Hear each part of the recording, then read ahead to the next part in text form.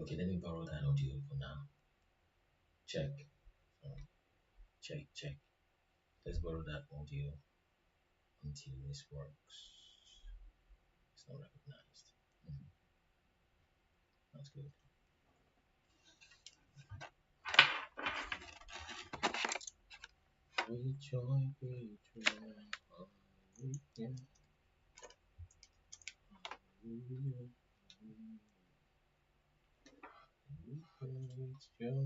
Okay, we have 3,000 likes. 3,000 likes, so we just about to.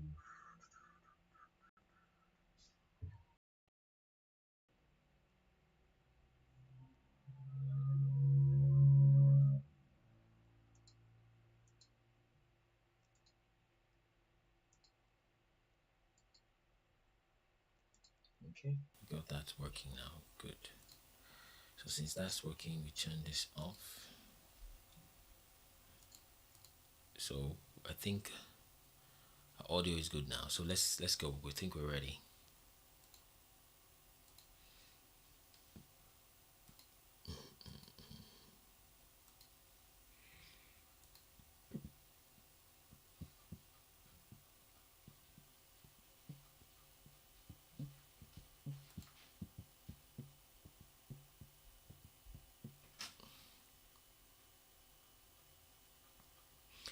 Okay, so let's do one chapter, then we fly.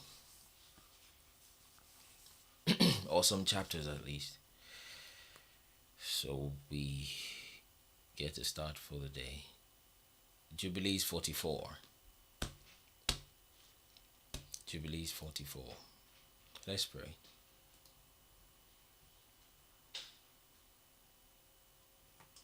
Let's pray. Can't start without praying.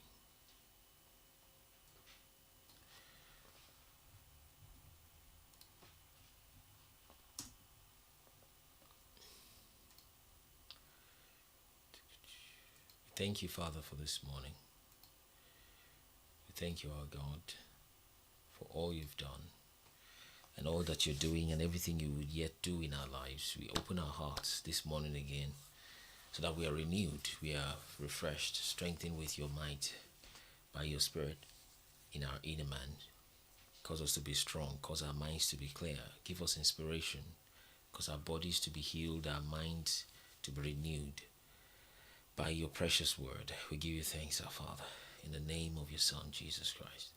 We've prayed. Amen. All right, Jubilees 44.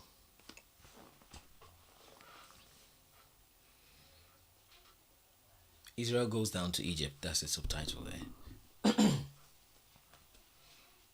remove the noise.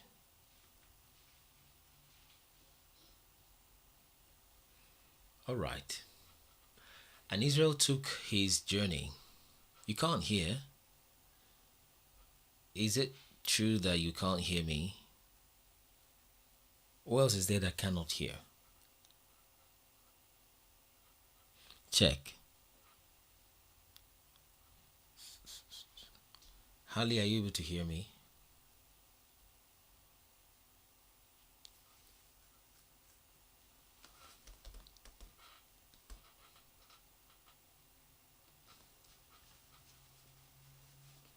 Okay, you can hear me now.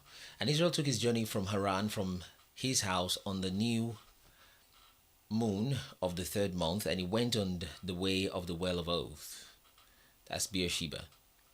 And he offered a sacrifice to Yahweh Almighty of his father Isaac, okay, on the 7th of the month, of this month. And Jacob remembered the dream that he had seen in Bethel. That's like could be over 20 years before then. And he feared to go down into Egypt. Oh, don't forget, it's more than 20 years actually. This is after they've told him that Joseph is still alive, and Joseph asked him to come visit him. So he was concerned of going down to Egypt. Okay? He was concerned about going down to Egypt. And while he was thinking of sending word to Joseph to come to him instead, that he would not go down, he remained there 7 days, if perchance he could see a vision. as to whether he should remain or go down. There's a way you wait on God like that. You wait on God and see if he's going to say something different. Okay? So he was waiting on God. Okay? And he celebrated the harvest festival of the first fruit with old grain. For in the land of Canaan there was not a handful of seed in the land, for the famine was over all the beasts and the cattle and birds, and also over man. The famine was serious, so he didn't even have what to sacrifice with. Yes, morning Gideon and Eagle Prince. And on the 16th, Yahweh appeared to him. Wow, that's good. So that was the 7th day, the 16th. This 9 days after the other one. Okay. And said to him, Jacob, Jacob. And he said, here am I. That's sounding like a literal physical apparition. If it was a dream, something like that along those lines, he wouldn't have need to say Jacob twice. Okay? Then again, they wouldn't have added, here am I. And he said to him, I am Yahweh, the Almighty of your fathers, the Almighty of Abraham and Isaac. Fear not to go down into Egypt, for I will there make you a great nation. And I will go down with you, and I will bring you up again. And in this land shall you be buried. And Joseph shall put his hands upon your eyes. Fear not to go down into Egypt. And his sons rose up,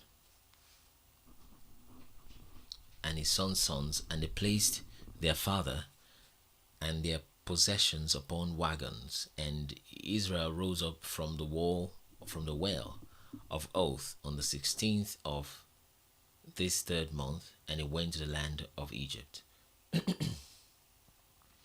16th. Wow, it's like the same day. Look at the way these men operated. They would hear things from the Spirit before they move like that.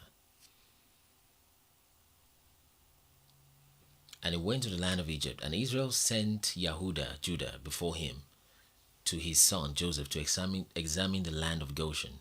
For Joseph had told his brothers that they should come and dwell there, that they might be near him, so that Jacob doesn't come and they're still trying to fix accommodation. He sends him ahead.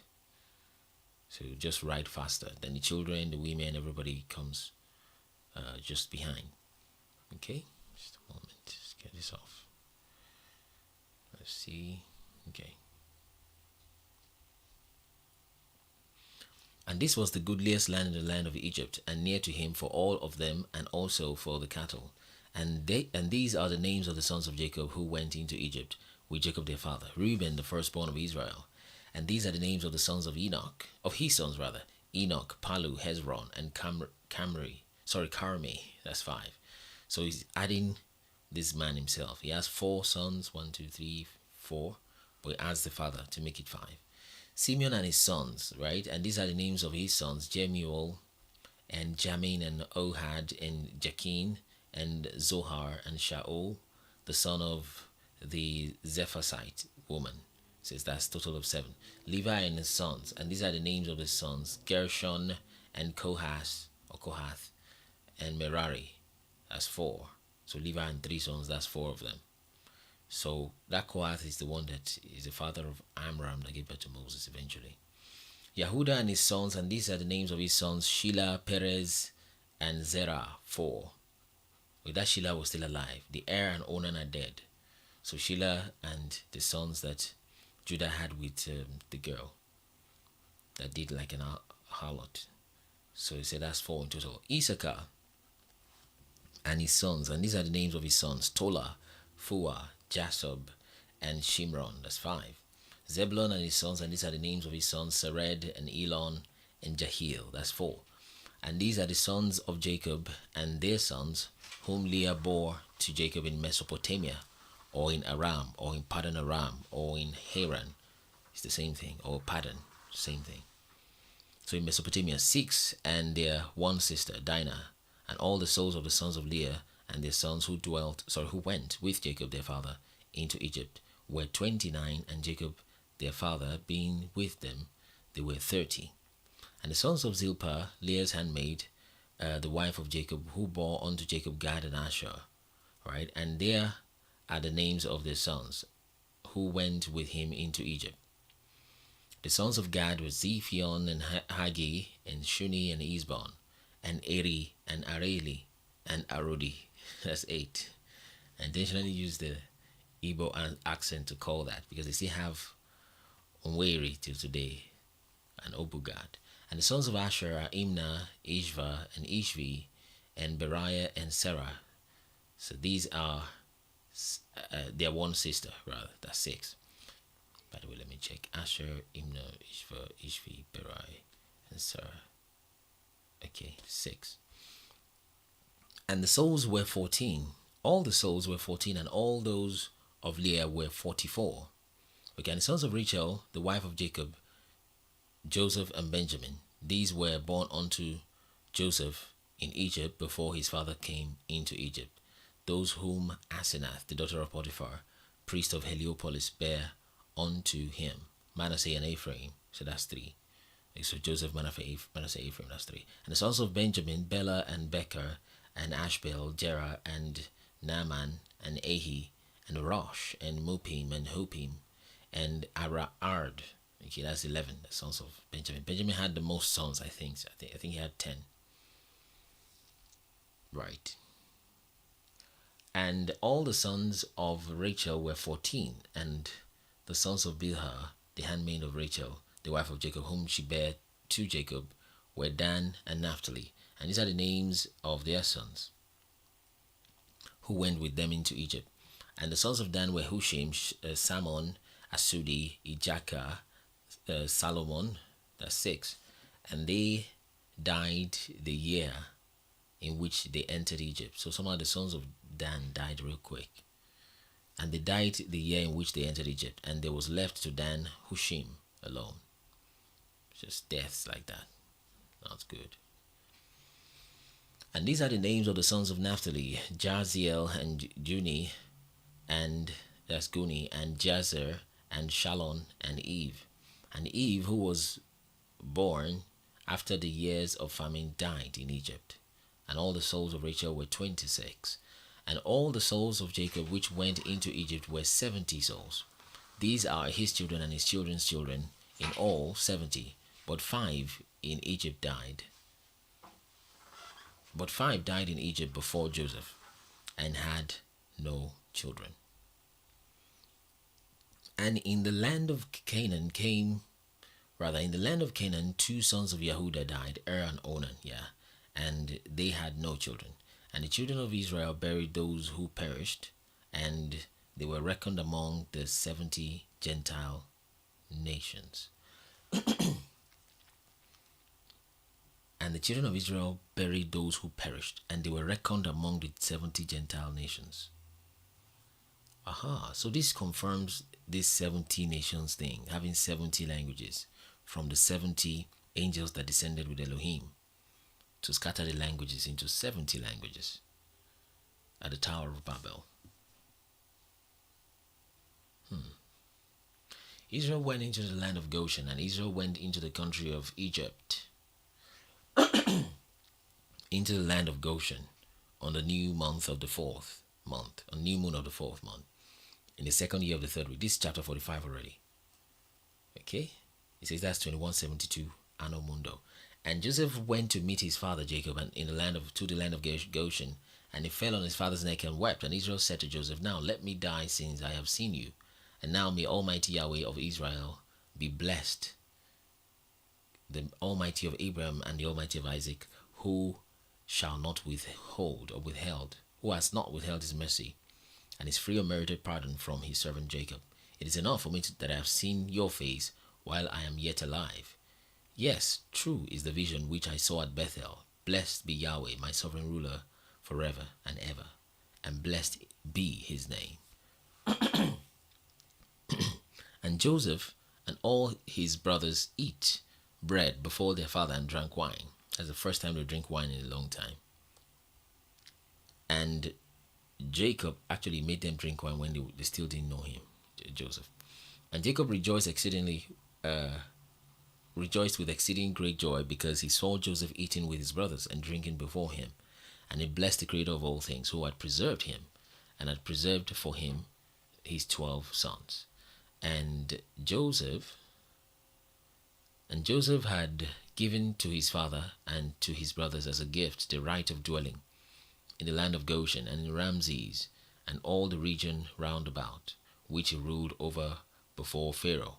And Israel and his sons dwelt in the land of Goshen, the best part of the land of Egypt. And Israel was 130 years old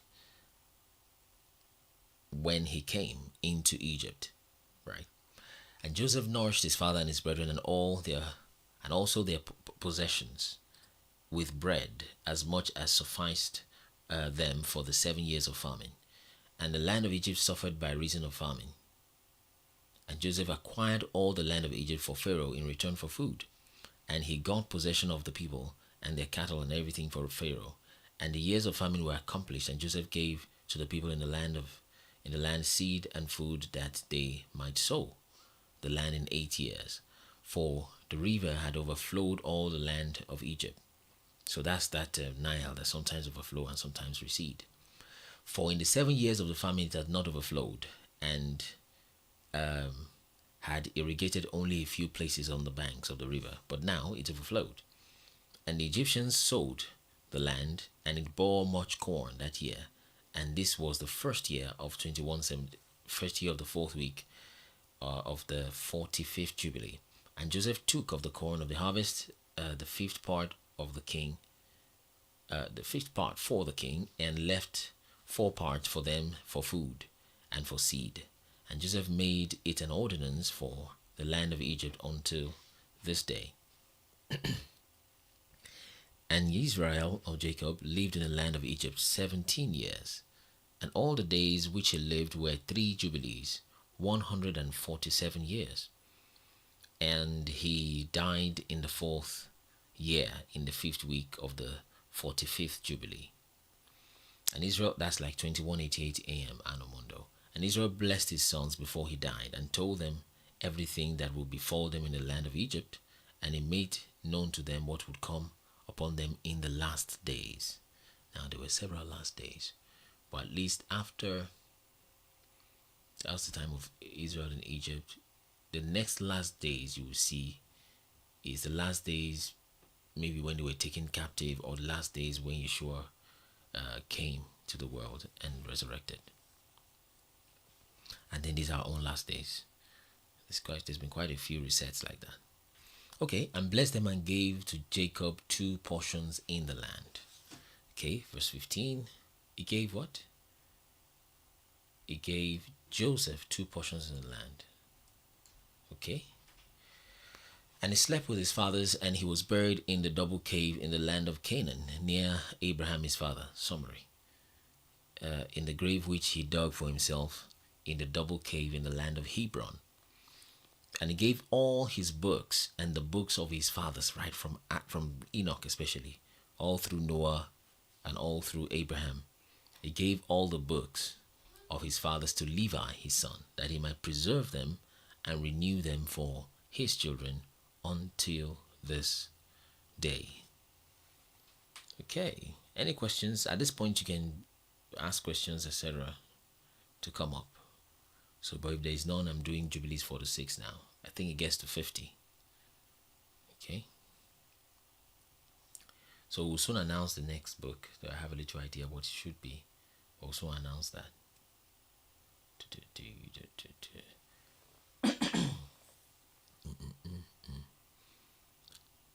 Questions later. Okay, but you have a question yourself, Shade.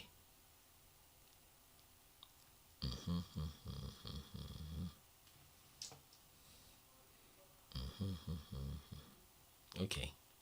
All right, so let's do 46 and questions. Because it's likely conversations will just keep going like that. Okay, and it came to pass, Jubilees 46, that after Jacob died, the children of Israel multiplied in the land of Egypt, and they became a great nation, and they were of one accord in heart. So that brother loved brother, and every man helped his brother, and they increased abundantly and multiplied exceedingly. 10 weeks of years, all the days of the life of Joseph. That's 70 years. 10 weeks. Yeah, that's 70 years. And there was no Satan, Ashiel nor any evil all the days of the life of Joseph, which he lived after his father Jacob. For all the Egyptians honored the children of Israel, and all the days of they did that all the days of the life of Joseph.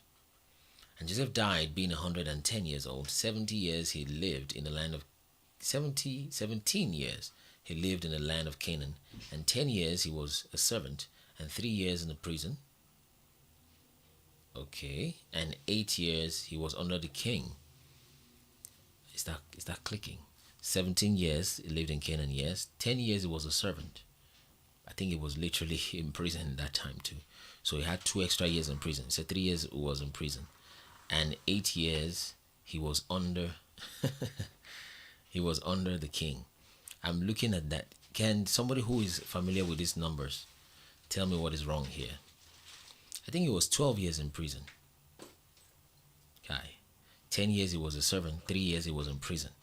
He was in prison for 12 years. Well, it says 3 years here. Can somebody tell me what's going on?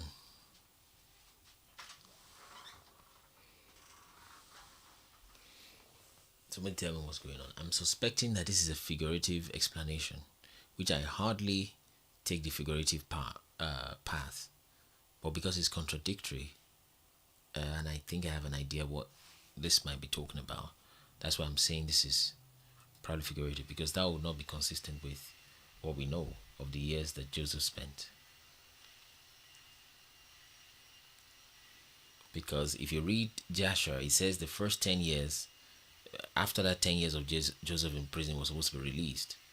But he then trusted in man by telling the butler, okay, to remember him. And he said because of this, God made him stay extra 2 years in prison. Okay, so I'm thinking that this angel who is quoting this to Moses considered that first 10 years in prison not really prison. Okay, and says he was a servant for 10 years. But then the 2 extra years that wasn't supposed to do, that's when he said he's supposed to be there. It's when he said he spent those years in prison. That's what I'm thinking. All right, verse 4. And he died, and all his brethren, and all that generation died. And he commanded the children of Israel before he died that they should carry his bones with them when they went forth from the land of Egypt. Okay, and he made them swear regarding his bones, for he knew that the Egyptians would not again bring forth and bury him in the land of Canaan. Right. For Macamaron, king of Canaan, while dwelling in the land of Assyria, fought in the valley with the king of Egypt and slew him there, and pursued after the Egyptians to the gates of Ermon. But he was not able to enter, for another a new king had become king of Egypt, and he was stronger than he, and he returned to the land of Canaan, and the gates of Egypt were closed, and none went out, and none came into Egypt. And Joseph died in the 46th jubilee, in the 6th week, in the 2nd year, and they buried him in the land of Egypt, and all his brethren died after him. So they more or less embalmed him and kept him somewhere. They were still going to take him out. And the king of Egypt went forth to war with the king of Canaan. And the 47th jubilee, says that's 22:63 a.m. in the 2nd week, in the 2nd year, and the children of Israel brought forth all the bones of the children of Jacob, except the bones of Jacob, save the bones of Joseph rather, and they buried them in the field, in the double cave in the mountain. And the most of them returned to Egypt, but a few of them remained in the mountains of Hebron, and Amram your father remained with them. Now he's talking about Moses' father. Let me read that again. And the children of Israel brought forth all the bones of the children of Jacob, except the bones of Joseph, that saved the bones of Joseph, and they buried them in the field in the double cave in the mountain. And the most of them returned to Egypt, but a few of them remained in the mountains of Hebron. So they stayed in Canaan land. And Amram, your father, Moses' father, remained in Hebron. Surprising. And the king of Canaan was victorious over the king of Egypt, and he closed the gates of Egypt. Right. And he devised an evil device against the children of Israel of afflicting them. Okay? And he said to the people of Egypt, that's the new king of Egypt now, behold, the people of children of Israel have increased and multiplied more than we. Okay? Come, let us deal wisely with them before they become too many, and let us afflict them with slavery. So preemptive attack. Before war come upon us, and before they too fight against us, else they will join themselves unto our enemies and guard them up out of our land, and their heart and faces are towards the land of Canaan. So it's like they like Canaanites somehow. It's just assuming that they like Canaanites, and that's because God, that's the land they came from, really, and God was going to give them that land of Canaan because Canaan stole it from the Israelites' fathers.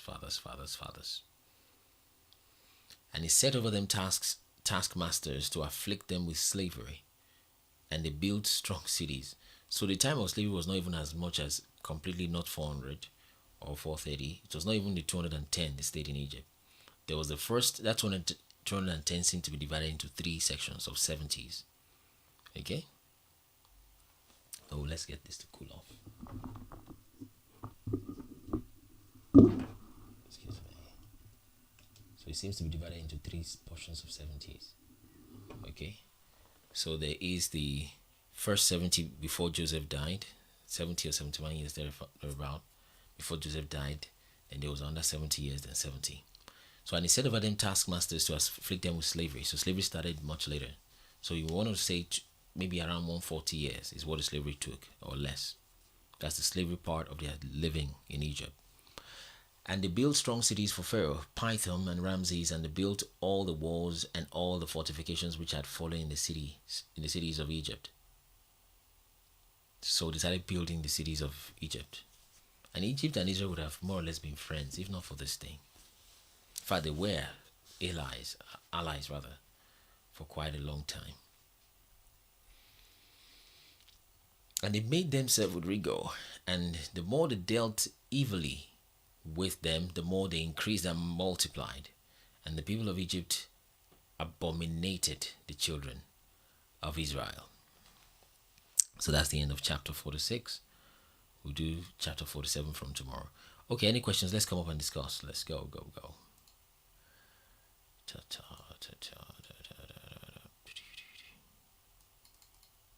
Chapter 47, we'll do that tomorrow. So it's likely we'll be finishing Jubilees tomorrow. Chapter 47 tomorrow. Any guests, any questions?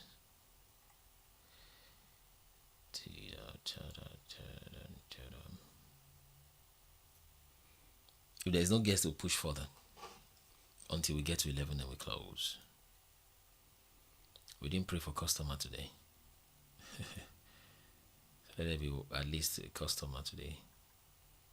Customer.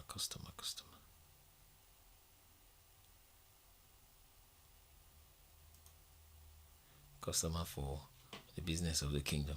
It was like Bronze Age, equivalent of Marvel Comics. Thomas, I don't get what you're saying. Black History. Good morning, Black History. How are you doing?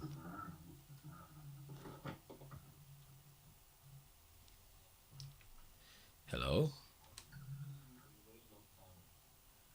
Sorry, I can't hear you quite well.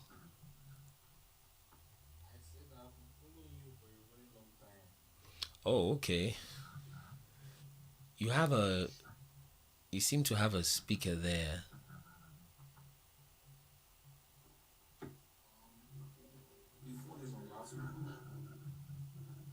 Why is there so much echo?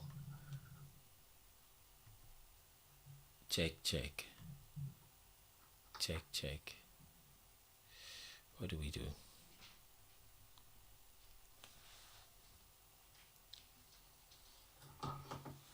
Okay, just go ahead.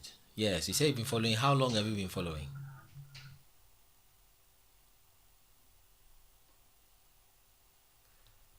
Hello. Why the most literate people at the time have no records of these events? Thomas, just come up so we can talk.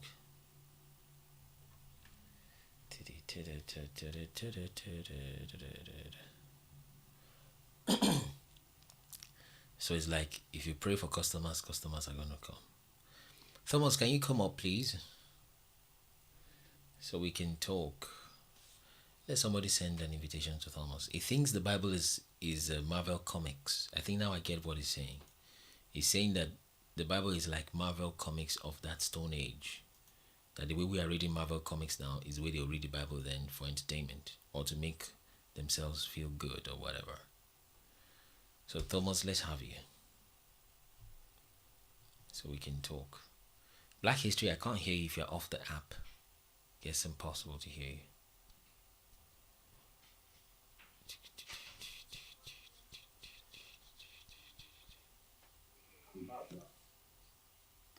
Hello?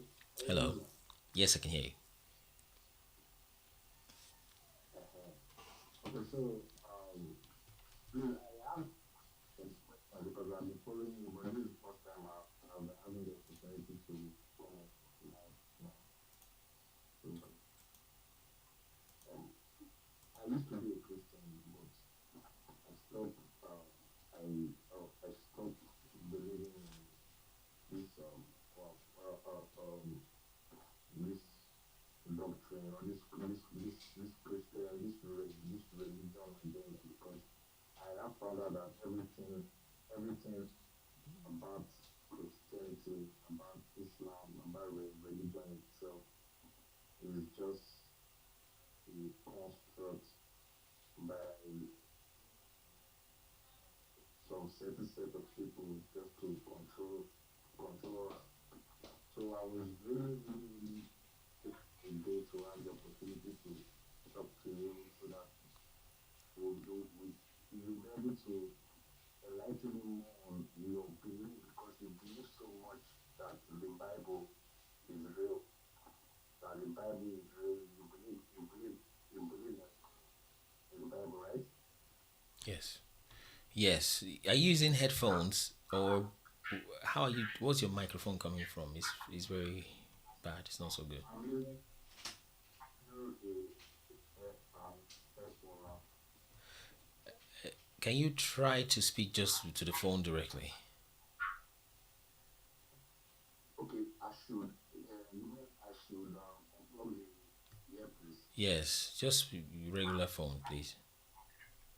Okay.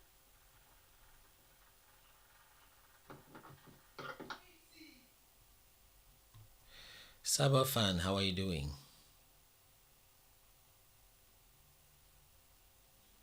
Seba fan. So can you hear me now? Sounds much better. Okay. So um concerning because I've been following because I know what I know is that this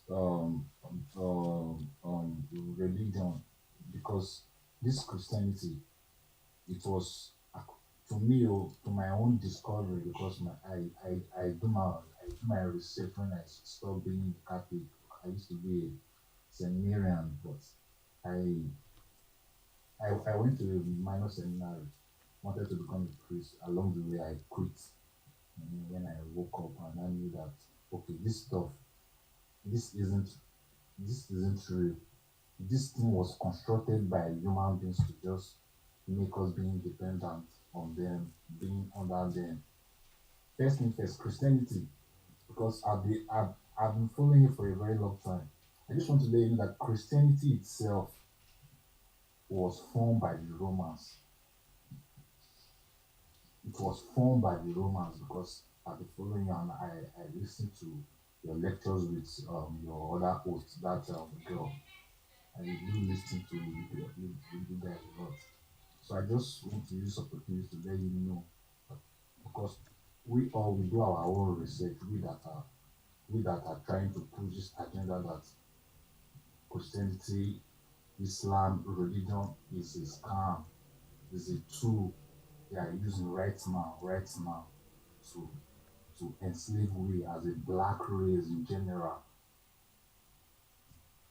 Yeah, as a tool because right now, right now, this person that invented the Christianities, if you check, because this if you go deep into Roman Catholics, the people that push this Christianity, because the first form of Christianity are the Roman Catholics. Yeah, quick one. They are the first sect of Sorry. Christianity. Quick one. Fit some. Do you agree with him? Fit some is the new guest there. Do you agree with him, Fit some?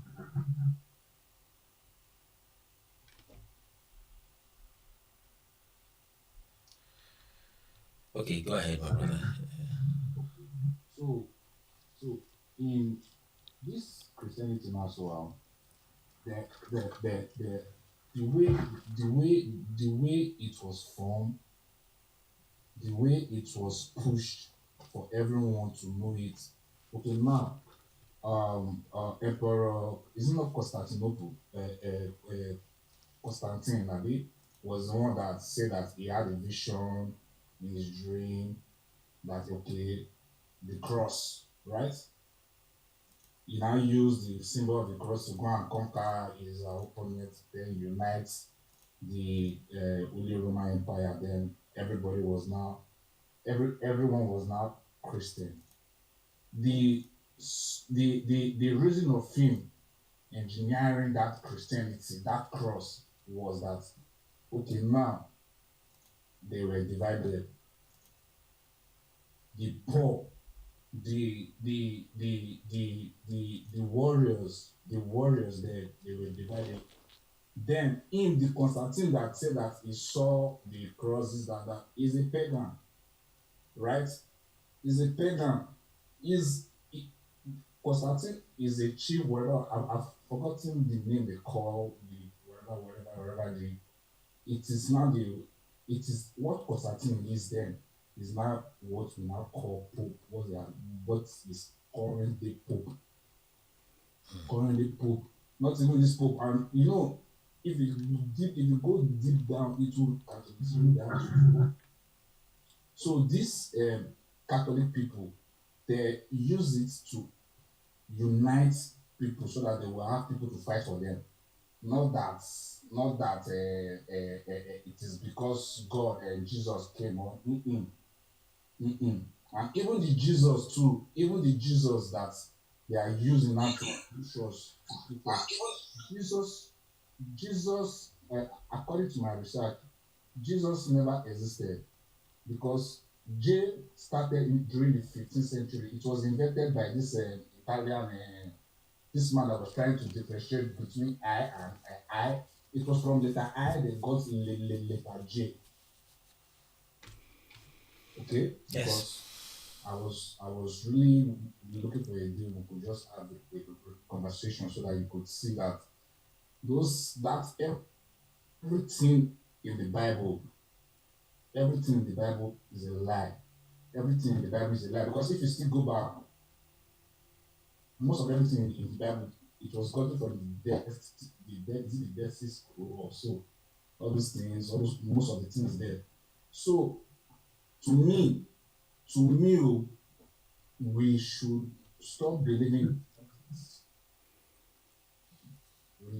religious stuff because the original purpose of starting religion was control. Check even Islam too. Even Islam, what Muhammad started Islam, it was still because of control. That is vision that allows all those things are fallacy. I don't do unbelief because if you go and change of the word believe, please can you help me check the meaning of the word believe? If you check the word believe, you will now know that we are just being deceived. We are just being deceived by I certain think set of people. I think you meant I think you meant the meaning of the word religion means to bind. That's what you're trying to remember. I'm just trying to let you know that the word religion, the purpose of religion itself, the purpose, this thing that we are all doing today now, that okay, I'm a Christian, I'm a Muslim, I'm this, the purpose, the origin of it, the purpose of it, I know, because most people don't, most people they are being blinded because when they just born us now, so that see that because they're Christian. So that mentality, we need extra, like we just need we need, is it common sense I will talk, or we need critical thinking to be able to know that this thing are lies, this thing are, check the Bible, the Bible do contradict itself, the Old Testament and the New Testament, everything. I don't believe in Jesus Christ. Okay. Mastery. I see mastery there. What do you think about what he's saying? Just 2 minutes. Obviously, I say 2 minutes. 20 seconds. Greetings, everyone. Yeah. Happy to be here. Thank you for giving me the platform. Excuse me. My brother Black is actually telling the truth because there have been so much misunderstanding, and it's disheartening that this young generation are not taught to question what they believe in or what they read. Excuse me. So let me say this quickly. Yeah? You can do your research. In 1455, Pope Nicholas V of the Roman Catholic Church gave a decree for the Portuguese and the Spanish to go on and colonize Africa using Bible as a tool. Now, you must understand that Bible is not a real historical fact. Bible is a metaphor. I am an Igbo man. In my language, there's something called Akokoiro, which means proverbs. Bible is full of proverbs. It's not to be taken literally. That's why it's full of allegories. So understanding that the most of the stories you read in the Bible about Jesus dying and rising has been told in so many ancient texts. I will stop here. Do your research. Thank you. Good. Thank you. There is another person at the bottom of the screen. I don't know if they came up intentionally, but I wish Thomas could come up. There's a young, I think it's a young man. The one who said Bible, Sumerian, Mesopotamian, Canaanite, blah blah blah, not African. I came up intentionally. I know Daniel. Just a moment. I wanna hear from some other. I think Daniel has been here before, so yeah. But just before that, there's Mr. Well, I don't think he's here for us, but his name is written in Mandarin. Is it Mandarin or Malayalam? Are you there, this guest, Mr. Indian Text? Okay. All right. Now, can we get Thomas to come up just a moment before Daniel? I know Shade is there. Shade, just be patient. Let's attend to customers first. See, you put that prayed for customers. Stephen. I see Stephen requesting. Is he gone off? Okay. He said again wants to come up. Okay, he's up already. Okay, Stephen, what do you think about what you've heard from Mastery EQ and from Black History? Stephen, Jamie is still loading, so maybe his network's not good. But I wish Thomas could also come up. So because if you keep spamming the message, it may not quite work. Thomas, can you come up? You're talking about Sumerian creation, the Enki Sumerian creation. If you can come up. Stephen, are you ready now?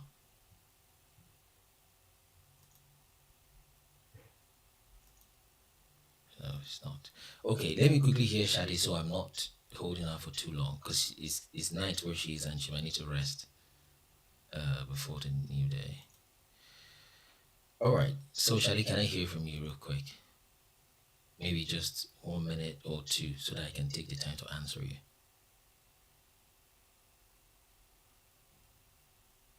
Shadia, are you there? You're muted.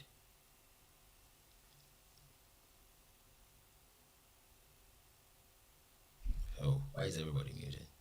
Okay. Now, let me hear Mastery. Mastery and Black, do you know each other? Mastery, can I hear you?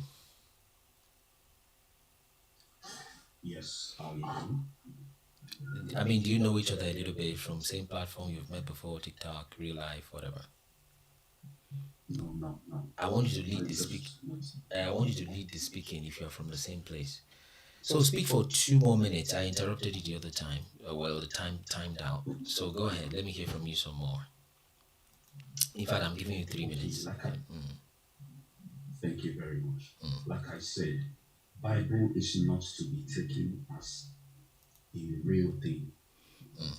From Genesis to Revelation, it's about a metaphor and how you and I can attain the intelligence in our physical reality. And the stories in the Bible have been mentioned in ancient texts. Someone mentioned most of them. We have Epic of the Gilgamesh. We have the Green Emerald. We have the Dead Sea Scrolls. All these are facts because they were part of archaeological discoveries. Now, you must understand that the story of Jesus has been told in books, texts that predates the Bible. So, all these texts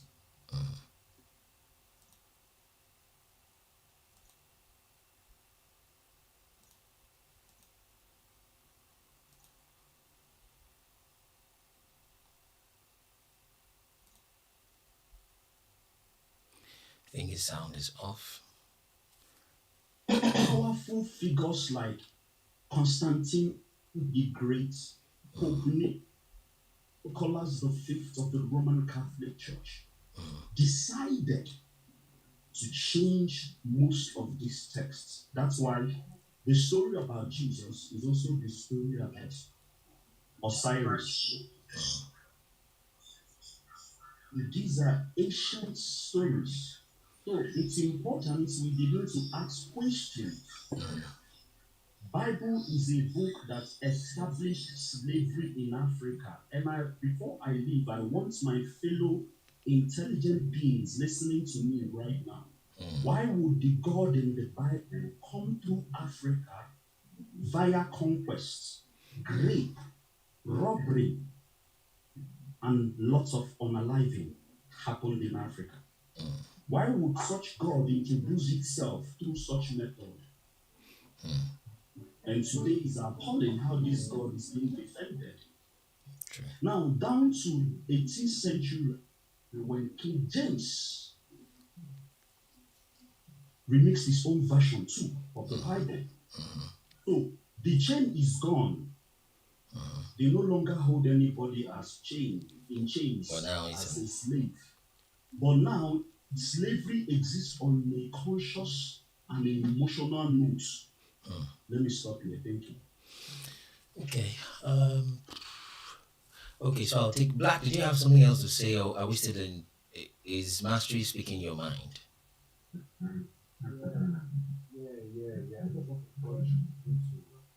Your headphones again is not so good. I want to give you 1 more minute, but headphones, we need to switch that, please. Then when they came with their religion, the ship they came towards Jesus, that's giant European slave ship. That is the name of ship there. The first ship that was sent for the Atlantic slave trade, going to European slave union ship. Okay?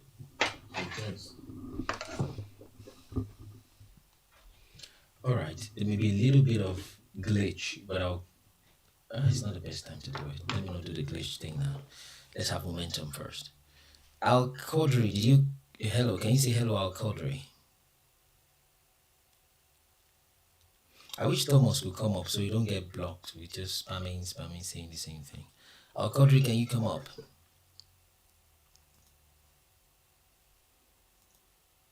Okay, so I don't think Al Qadri is ready. All right. Thomas, can you come up also? Finally, final request. Let me send you invitation to come up. These are things, rhetorics that started popping up just some years ago. And I knew when this thing was entering the airspace, these deceptions from hell, saying the Bible was copied from some book, right? But now let's try to approach it.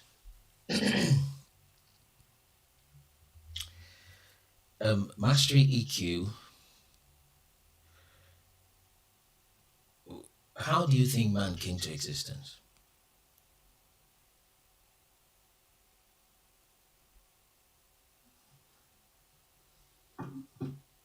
Okay, can you hear me? Uh-huh. Okay, how man came into existence. From what I know and what I'm still learning, I have come to understand one thing that everything is energy. Let me make it We simpler. are all Energy. Let me make it simpler. Is it Big Bang?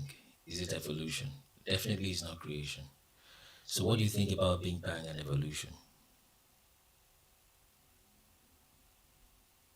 well, it's also part of the energy because when you say Big Bang had a history, the intelligence that began it, what do you call that? Okay, just a moment. Black, how long have you been following the channel? Like you say, you've followed it quite a while. Just a moment, my brother, Mastery.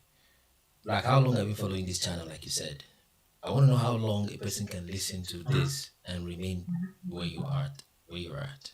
How long? I've been following you for let me say a year now because it's only last year. And you say you've been looking for an opportunity to speak with me. It's not that long. We've been going live every day, 10 o'clock in the morning. Is that how busy you are?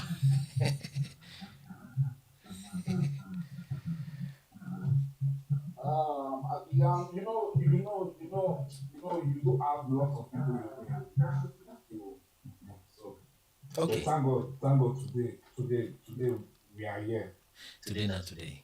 Okay, that's fine. Sorry, my brother. I'll come back to Mastery in a moment. You can mute Black. Aman, good morning.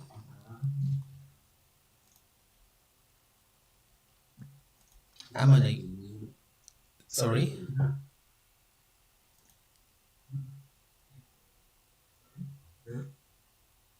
Are you here intentionally?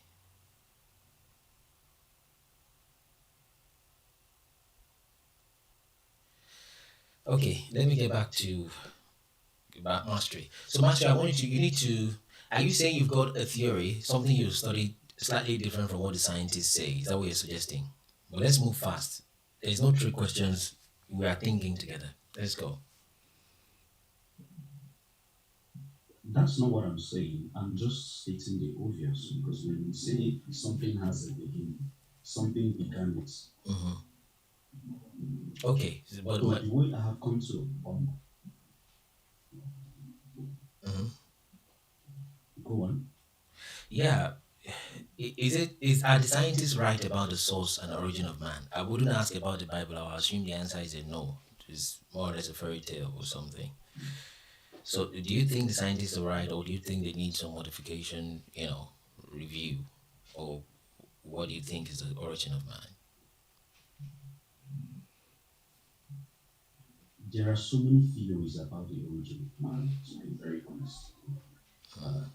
That's when we dive deep into this, we talk about the Anunnakis, It's not very deep, my brother. which is Just a moment. Allow me to interject you. Is it that we came from planet Nibiru and Anu, okay, was the father of Enki and Enlil? That's one. Science, that's one. God, that's another one. Indian philosophy, that's another one. Which one would you say you agree with the most? You think is best to you? well, I think I have my own sense of my own views. Can you explain it in 60 seconds how you think man came to be? You've said energy, right? Okay. Okay, go from there. Yeah, 60 seconds energy, yeah. yes, because everything is energy. We are just energies experiencing life in human form. Everything you see in this world is pure energy. I think it's consciousness. So consciousness is all what we are all connected to. We are all a part of a collective consciousness, experiencing life in a physical form. And it's also important to know that every human being does not exist on the physical reality alone. We exist on other multiple dimensions we cannot see. I'm talking about the emotion. I'm talking about these are energies that can be seen but can be transformed through thoughts, feelings, and then comes to physical reality through action. Okay. Can you speak more? Can you speak more like Okay. this? What's it? Yeah. It, it, In my own belief and my understanding of life is we came we, we, we, we came from the sun, from the woman, like the energy burst. When the energy exploded, it became a woman. A woman. That's why we all have this novel. The Immaculate Conception that they are talking about was done by the first black woman that came from the sun. If you check what is the sun made of, is what you are made of. Electron, proton, neutron. Am I am I wrong? Scientifically, that is what humans that is what we black are made of. What like they say you are a melanated human being. You are a melanated human being. What are you made of? What is this melanated human means? What does it mean? You do your own research. When they say 666 does not mean that bad thing in the Bible. Six means six electrons, six proton. that's carbon, right? Yeah, that is why if you check it, naturally, we blacks are supposed to be energized by the sun. If you are sick, if you are tired, anything, go under the sun. You will get charged of. That is our source. That is the battery. That is our charger. But but along the way, along the line, during when the first woman gave birth to us, evolution and the rest, when we are not multiplying, when we're not growing wisdom, because we blacks are the gods that created the whites that are now ruling us today. Let me give you a quick deep dive into this. Let me give you a quick deep dive into this now because okay, life started according to science, life started in Africa. Okay. According to me, life started from a black woman, from the sun. The sun is the source of everything here.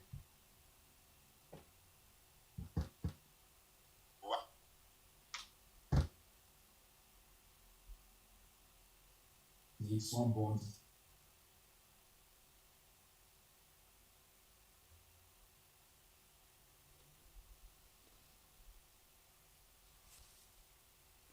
So we'll get him up after a moment. He's just feeling a little bit.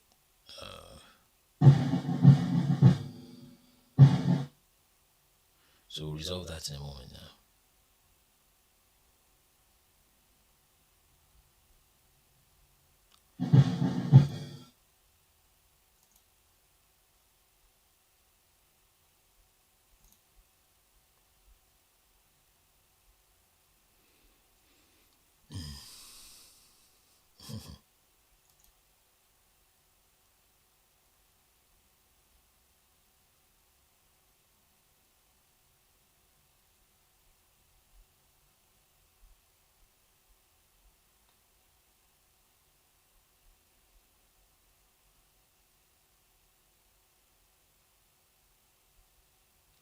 Still taking a while. We're just trying to reinitialize it. It's normally I should have plugged everything from the start, but when you plug something new, it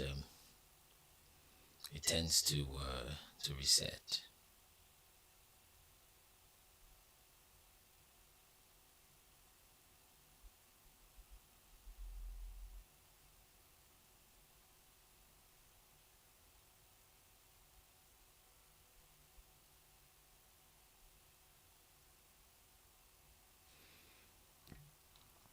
So let me. I think I heard most of what you said, Black history, but am I being heard now? Can anybody confirm that I'm audible?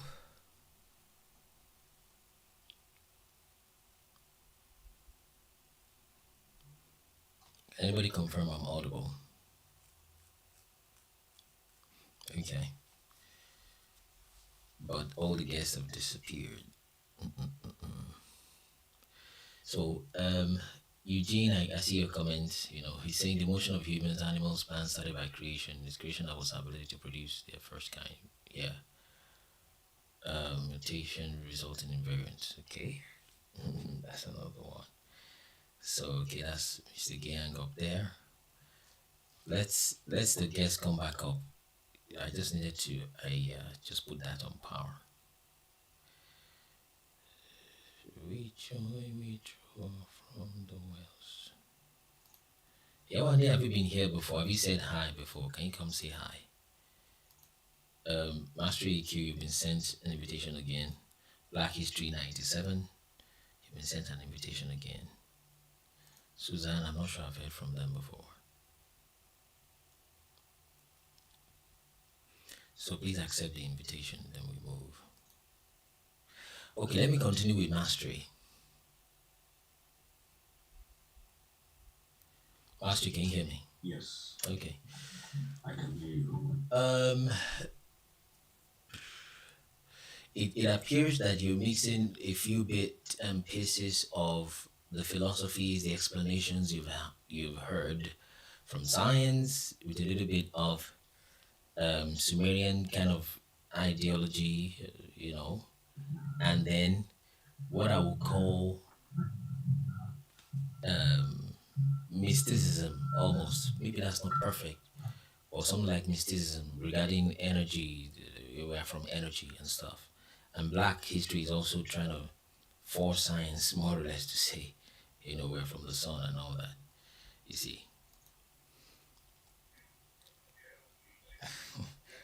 Hi Kamani, good morning.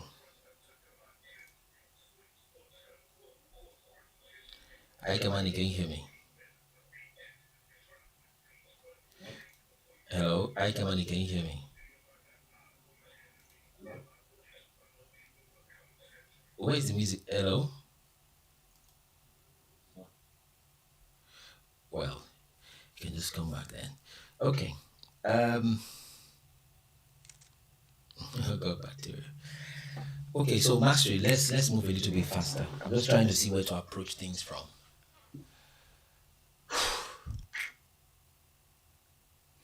Okay, where would you say the very first energy came from? The dense matter that became humans eventually. Where would you say that came from? Okay, you're agreeing with the sun idea. So do we know where the sun came from? Yeah, just mute. Let mastery. Okay, Black, did you want to say something? Okay. The sun, the sun as in here in this universe, the sun was not created. None was the rivers created, the waters. Let me tell you something. If you go to your Bible now, I want to use your Bible for you. In the first part, your Bible said the creation started. They said and the earth was Yes. There was no mention of creation of water, right? Is that your point? like please help me with that first part there, that when the spirit of God was roaming. Please help me with it again. I want to make it. Waters was mentioned. Yeah, waters were mentioned. Of God was spoke very Okay, water was not created. That's your point. It was already there. I The got your sun was point. not created. It was already there. I think the If song you was. use your Bible, when the Spirit of God from the was roaming, so from voice as in came out from, that was energy. That is energy. That is energy. Let me let me That it was a Sophia that created the I've forgotten the dragon head that was now roaming, that was not creating this one, creating this one. That one, all that thing na fallacy because all human being has a navel, and if you have a navel, you must have a mother. You must Okay. as far as you have a navel, you must come out from the womb. Yeah, of course. That That's womb, that womb is the mother, and the mother gave birth to the first human through the Immaculate Conception. And the mother came, that mother, so that mother is feminine energy. It came from the sun. As you are national, your energy, you have the feminine part, you have the masculine part. So that's why if you say you know the energy, why if you touch wire, you go spark. We are good conductors. We are good conductors. Scientifically, let us not be deceived by all these white people that feels that we are no. just a We moment. are we are we are Hey, good just a moment. conductors. Yeah, I got you. Now, let me try to set a little bit of a pace to explain because I've seen these before. I'm just allowing you to speak so I can hear you better and understand you better. In the case of black, it's like, of course, you you understand, which is good, that there seems to be this inequality between the way Europe has treated Africa for centuries, literally, right? And there seems to be a lot of history that kind of backs that up, understandable. Then from there, you seem to then begin to understand that hey, there's something about the black people that is special, and you've heard a lot of things regarding that to the point of just about equating the carbon atom, for example, because it has 6 electrons and all of that, to to man. But what you're then doing is you've created a philosophy and you're willing to use just about every Bible concept and story. Of course, Bible is from the white man, from what you've gathered. Then you're using that's your philosophy to explain the Bible. Every concept coming from the Bible, it has to be conformed to that philosophy you've held, irrespective of what the Bible itself says. You see, and halfway there is just about where I think mastery is also taking its own direction in the sense that, well, and some other philosophies like I've heard you mention Anunnaki, which we'll go into shortly, right? And when the Bible talks about flood, you say, hey, it's been spoken in many places. In fact, there was a flood in the days of this King Marduk in Enuma Elish, right? And they tell you, but the person is Noah. He said, no, the real name is such and such and such. You've read it from such and such book, right? They tell you, well, the first person was Adam and Eve, and the Spirit of God. They say, no, it's not Spirit of God. It is one spirit from one book you read.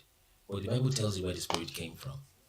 Because somehow the Bible doesn't mention literally the creation of water. You jumped on that and you said, you see, water was not created. And you mistakenly extended that to say the sun was not created. But the Bible tells you the sun was created. And what if, when it says the earth, what if water was part of whatever it means to say the earth? Let me mute Daniel. Okay, but you will not see it that way because you have a certain philosophy and you are determined to make the Bible say, to explain the Bible to flow with your philosophy. That's where the problem is. Okay? It's better off you read the Bible for what it says. In fact, call it a fiction, but leave it intact and complete than forcing. And scientists have done this. The so-called Enuma Elish guys have done this. They try to use, because the Bible is so powerful. Let's never not even use powerful. That's vague. The Bible is very detailed, largely. It has a lot of details. Okay?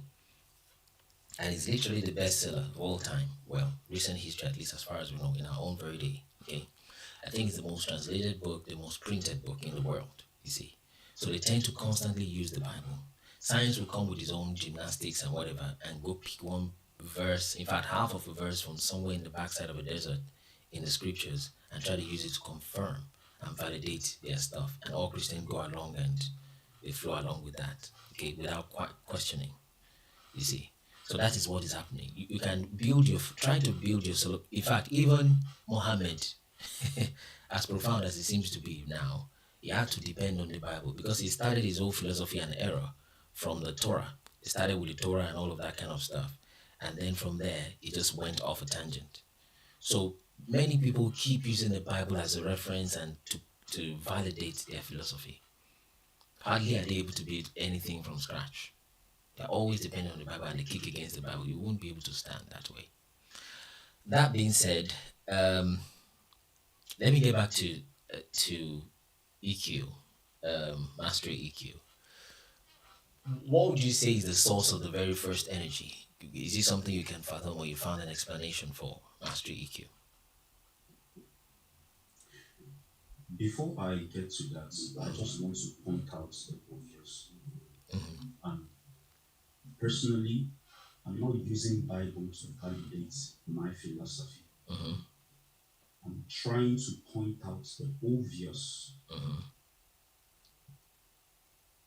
Because so long as I'm concerned, I'm stating my facts. Is up to you to decide. Can you tell me two? Can you tell me two of the facts you've stated, by the way? Because you're about to appropriate that word fact. Can you tell me two of such facts? The fact is, the entire Bible is copied from the ancient texts. Which texts? Books. Thank you. From the Epic of the Gilgamesh, the Babylonian texts. Sumerian texts. Dead Sea Scrolls, the Sumerian texts. Okay. Yes. Even the Ethiopian Bible. These are books that predate the Bible. Just a moment. Ethiopian Bible, do you know what is in it? I think the Ethiopian Bible is the same as regular Bible. It just has more books. I don't think there's discrepancy there. In fact, the Dead Sea Scrolls is mostly, let's say, Isaiah. These are Bible texts, just basically like photocopied, if you will, or just copied, literally, not like copying the concept. So you are all right with Sumerian text, Babylonian text, Enuma Elish, Emerald Tablet. I think that's a bit. I don't know if you get what I'm saying. I teach the Bible too. When? Where? Exactly, I'm coming to that. Okay. I teach the Bible not on a literal aspect. Oh, you mentioned you refer. I teach the esoteric aspects of the Bible, which is not thought, because at the end of the day, Bible is a code from Genesis to Revelation. Okay. Okay, just before that, so I wanted to quickly take that word back from you that you say you've been stating facts. It's not yet a fact to say that the Bible was copied from even Sumerian text. I don't think that's a fact yet. That's your position. Yes, because some of the stories that we read in the Bible now has been told on the text. Good. Just a moment. Can you tell me a second fact you've stated when you said you are stating facts? Because I just want to snatch that word or take that word back from you. Let's put it back in the middle. I'm not going to call my Bible fact even that yet. So can you tell me a second fact that that you've stated? Okay. Earlier on, I stated the fact that in 1455, Pope Nicholas V of the Roman Catholic Church gave a decree to the Portuguese and the Spanish to use this Bible as a tool to establish slavery in Africa. Okay, that sounds like a fact, you see. Just like King Leopold, right, of Belgium, the letter, right? Are you there? Sorry, say that again. I said just like the King Leopold's letter to the missionaries to Congo, something along those lines. Yes. Okay, that may be a fact probably, but again, that's fair enough. I'm not disputing that, but that does not mean the Bible they used is false necessarily. In fact, you need a good knife to stab somebody, but it doesn't mean knives are meant to stab humans. It should be for meat and for bread.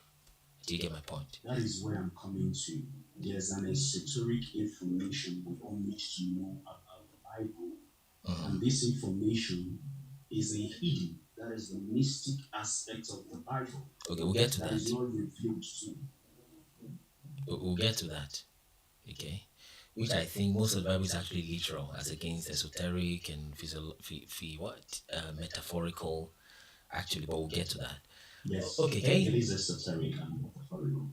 Okay, we'll get there. So the third fact, can you give me a third position? The first one is Bible was copied, okay, your opinion. Secondly, the Bible has been used to deceive people, okay, I agree with that part. I disagree with the first one, I agree with the second.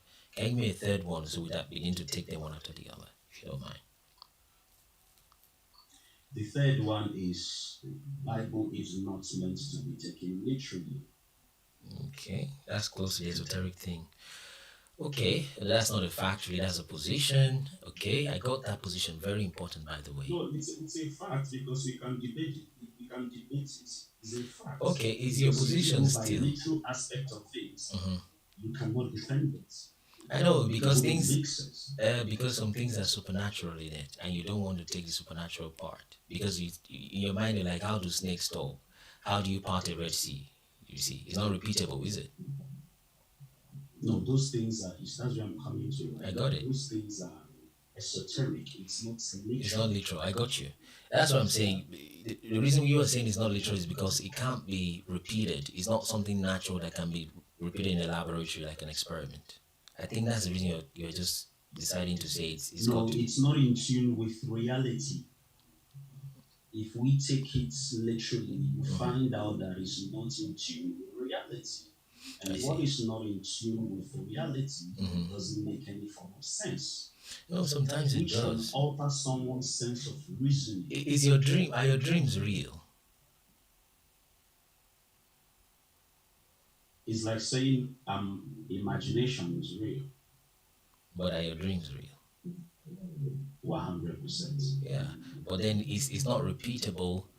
It's not real in the sense you can't even print it out, right? You can't. Someone would have to depend on what you've said to believe your dream was real. You see. So the fact that something cannot be fully repeated is not something that. Dreams can be manifested in the physical dimension. Truth, you said. Everything that is physical before you right now, first of all, existed as a thought.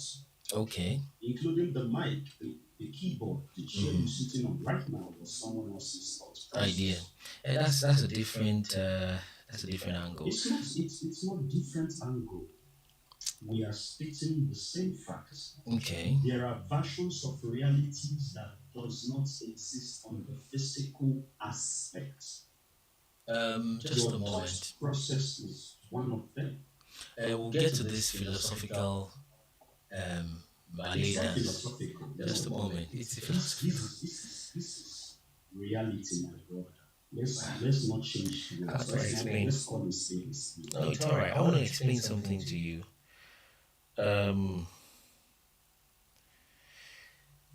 Look at this. Okay, let me use your philosophy just a little bit. I'll just borrow it from you. You're suggesting to me somebody thought about the iPhone or the Apple phone or the Android phone, and today I'm speaking to you. I don't even know where you're calling from, miles and miles away, and this is reality now, and it came from thoughts, correct?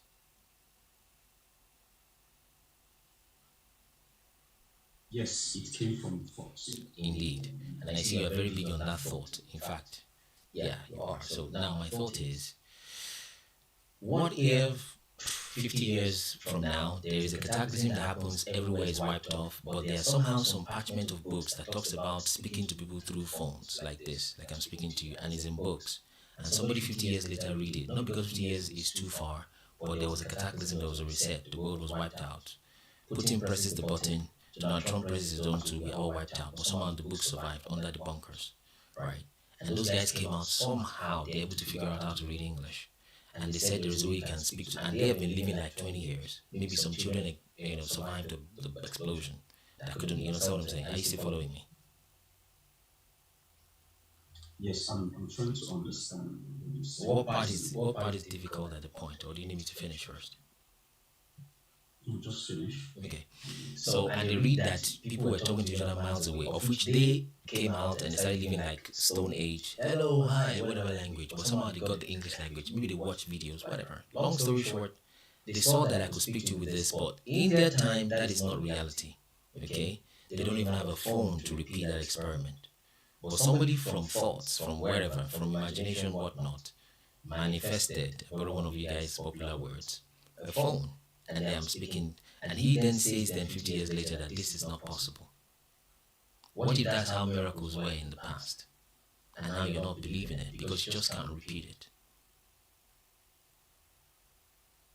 Okay, I'm trying to understand what you're saying. If you can actually make it simpler for me, I can be able to answer your question correctly. Two flows. Number one, thought to process created the phone and TikTok platform we're speaking on.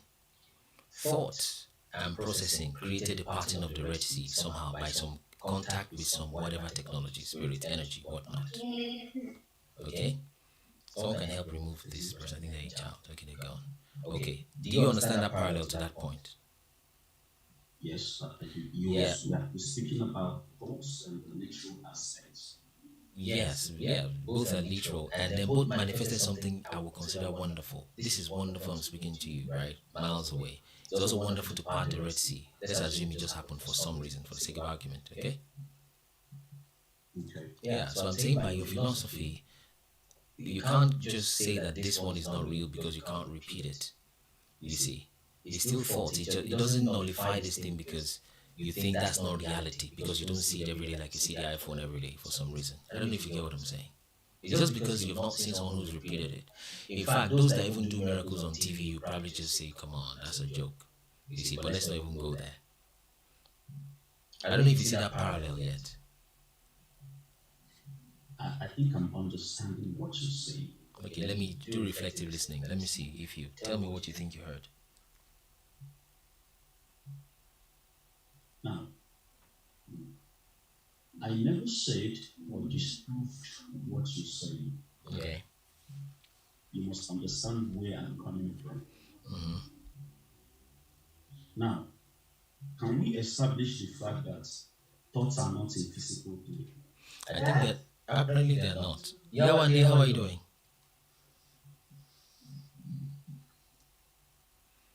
Yawande, how are you doing? Sorry, Mastery. Yawande, how are you doing? Good morning. Still morning here. Okay? Yeah, is this your first time? No, I've been on once before. Have you come up as a guest before? No. Okay, I just wanted to hear from where you're calling from. I see you've been consistent in a few days.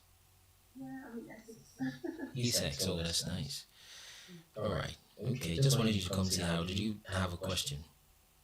No, not at all. I didn't even realize I joined the live. Yeah, we sent an invitation to you, so maybe you. Well, nice to have you off. Good morning. Thank you. Very interesting. Yes, you're welcome. Okay, so back to Mastery. Sorry about that. I don't know if you landed, but I feel like we should leave that. It feels like it's getting dead. I think I've lost my. I know, I can imagine you will, because it was not. But then, okay, let me reiterate to be sure that we are all on the same page. Those that are just joining. 3 positions he has. He's saying they're fact, but I think they're positions. Number 1 is that the Bible was copied from Sumerian text, which will soon go to Babylonian text, and Numa, Elisha, and the rest. It was copied because those stories are also in those texts. Okay. Number 2 is that the Bible. Is it the Bible? Do you remember the second one, Mastery? The third one is about esoteric. The Bible should not be taken literally. The second one is very close. Do you remember the second? I think the other one was. The other one was Nicholas V. Oh yeah, about the Bible. Yes. To establish slavery in Africa. So the Bible was copied from older texts and is now being used for slavery, used for terrible things. And number 3 is that the Bible shouldn't be taken literally. So those are quite along the same lines. You have a fourth one, so I'll make that the last before we start touching them one after the other. You have a fourth one that you think I need to know. The fourth one is there's an esoteric. That's still the third. Aspect of the Bible. That's still the third. But that's okay. I still see that as the third, So let's work with those 3. Now, this is what has happened, Mastery. The second point, which is that the Bible has been used to deceive people, to enslave people, Africans especially, okay? I agree with that. In fact, that's why we've brought this up. There's some people that will never hear you until you mention Bible, and we needed to do this, okay? But I agree with you on that. We can remove that, right? Why am I removing it? In the sense that, like I said, you can use a table knife meant for apples to stab a human being. You've unalived them. That doesn't make this knife a bad knife. I don't know if you get what I'm saying. So say that again. The second point is the Bible has been used to enslave Africans, okay? In fact, Africans use the Bible to enslave each other, aka some fake churches. They ask members to eat grass. I thought that thing was a joke, but I think it was real when I saw the video. So it's been used to do that. But I'm saying that's not sufficient to conclude that the Bible is a bad book, okay? I don't know if you get what I'm saying. which I know you have not said, okay, that the Bible is a bad book yet. You're just saying it's been misunderstood. Am I right? Am I on the same page with you? Correct, yes. Yes. So the Bible used to deceive people rather. I think that's a slightly different argument. I actually agree with it. Actually, okay. So let's keep it to the two. One copied from some text, which I will show you. I don't agree with that, and why. The number two is that the explanation has to be, in fact, is what you're standing on, has to be figurative, as against literal. Let me start from that one. We have studied the Bible as literally as possible, but we are finding very striking things that make sense in the literal sense. Okay? And that's how we came about this. If you study the Bible as literal as possible and take the figurative part as figurative, only if it tells you it is figurative, then you will come to this conclusion very likely. Do you understand what I've said? I'm not asking if you agree yet. Do you first understand? Yeah, I do understand what you're saying. I feel tempted to ask you to repeat it, but you may find that insulting. I do understand that you're trying to establish the literal aspects and the figurative aspects of the Bible. Okay? And I said,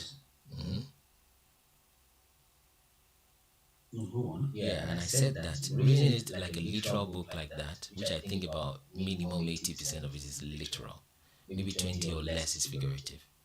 Okay? And I'm saying when you do that, especially the one you've called Ethiopian Bible, which I think is a more complete scriptures, if you will, but Bible is fair enough, you will come to this conclusion. We have been able to make sense out of it, and we'll discover that that history is African history, such that, watch this, now I'm about to merge the two now, such that, I keep saying this almost every other day, that history, aka the Bible, the bestseller today, some have used it to deceive, etc., is a history, and with common sense, especially combining science, mainstream history, that history does not fit any human beings on the earth today. The history does not fit any land today. Okay, so there's a complete history, and it has no land and the people to show for it. But watch this mastery. There is a people, conspicuous people, African people, very clear, and they have a very big land, which they are trying to grab, trying to shrink as though it doesn't exist. And they told us Africans don't have a history. Okay? At best, they try to give you Egyptian history, but Egyptians are more or less white today.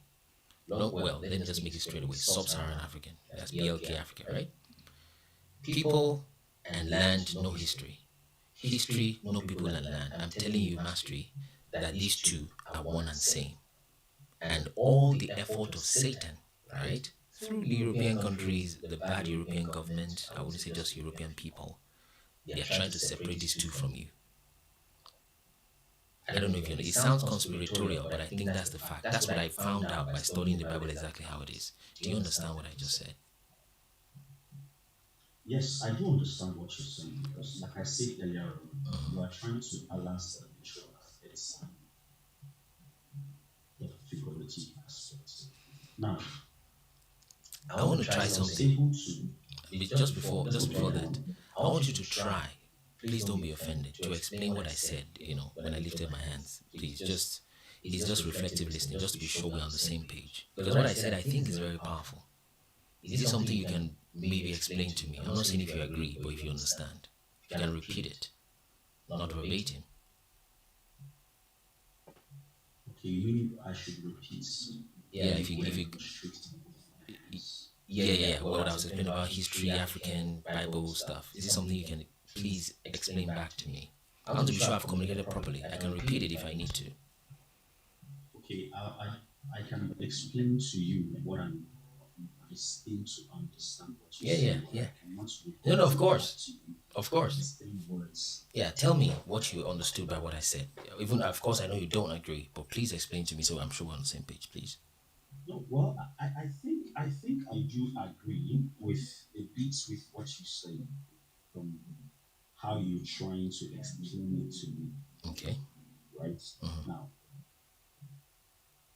we understand one thing from the course of history and how Just a moment, my brother. I'm sorry. Forgive me, I tend to be iterative and redundant. Okay? I speak to thousands of people like every week. Of course, maybe not one-on-one like this, okay? So I think If you see me repeating something, there's a reason for it. Just be patient with me. Let me explain what I said again. I think you've forgotten. Hmm? Are you there? Yes, I'm listening to you. Yeah. Let me repeat it again. Most people actually, I respect the way you've been respectful, and we call it SLR. S is sincere, L is logical, R is respectful. We can get even Satan himself on this platform if you can follow those three rules. Only that will bind him in the spirit because it's the spiritual aspect of things. But let's leave that. And you've been ticking all those boxes. Let me explain what I've said again. The Bible, which you have said is a Sumerian, copied from Sumerian text, well, it's figurative in this way, that way. That Bible, that's literally the bestseller in the world. It's got a history, but there's no people that can really fit into that history as far as we know, right? And there is no land. Even the Israel land cannot fit into that history. It doesn't fit, okay? Complete history, no people, no land. Perfect, not perfect history, but very, very detailed history. Some have even gone as far as calling it Marvel comics of the Stone Ages or something like that. That is just a comic. You see, that complete, very detailed history, no people and land to show for it, right? We are saying that is the history of this people and land in sub-Saharan Africa, right? Which they have told you don't have a history. You see, we are telling you is one and same, such that the conspiracy is for Satan to use Europe, right? The bad people in Europe, okay, and the Western world till today to disconnect these two from you. That's the plan, okay? So that you think there's just these African people. In fact, if they are to connect it at all, you try to figure out, but where you get, There's no devil anywhere. These are human. let's say Europe, forget about the devil guy. Let's say this is what Europe is trying to do. This is what the Western world is trying to do. Roman Catholic Church is trying to do. Roman stuff. I don't know if you get what I'm saying, Mastery. Yes. I will not try to make you repeat it so it doesn't sound like I'm treating you like a baby. You may offend some people. So give me your response to that first before I continue. Let's establish a fact first. From what you are explaining to me, then you know we are both on the same page. Can you hear me? Yeah, yeah. Okay, I think I can hear you too. No, I can hear you. Go ahead. Okay, thank you. Now, I'm saying, can we establish a fact that I need to understand what you're saying in order for us to be on the same, what is it called? The same point. Yeah, same page. Okay. Now, from what I'm understanding, you are trying to point out the systems, right? Now, if we go through the literal aspect, just like you said, most of these things do not fit into reality. Now, on the other hand, there's also the mental aspect, the figurative aspect. Now, and what is that? Which is not the physical aspect of reality. Now, you must, before you understand this whole thing, you must understand that we do not only exist on the physical reality, there are other dimensions of existence. We are all existing at the same time. So, this is where the balancing comes in from. By knowing that, okay, we've accepted what had happened, and how do we move forward to enlighten our consciousness? This is me and you thinking beyond what is written in the Bible and questioning what was written in the Bible, because that's the best way we can get answers. So I have come up to understand one thing. True, Bible said a lot of things that if we go by history and reality, it would never make any sort of sense. And I'm going to point out to one. Jesus walking on water. I can comfortably tell you that there's no such thing if we go by history.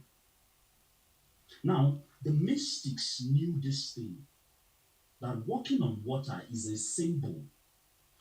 The story is not about Jesus walking on water physically. No, he's talking about... You're about to explain the esoteric part, which you have figured out somewhere.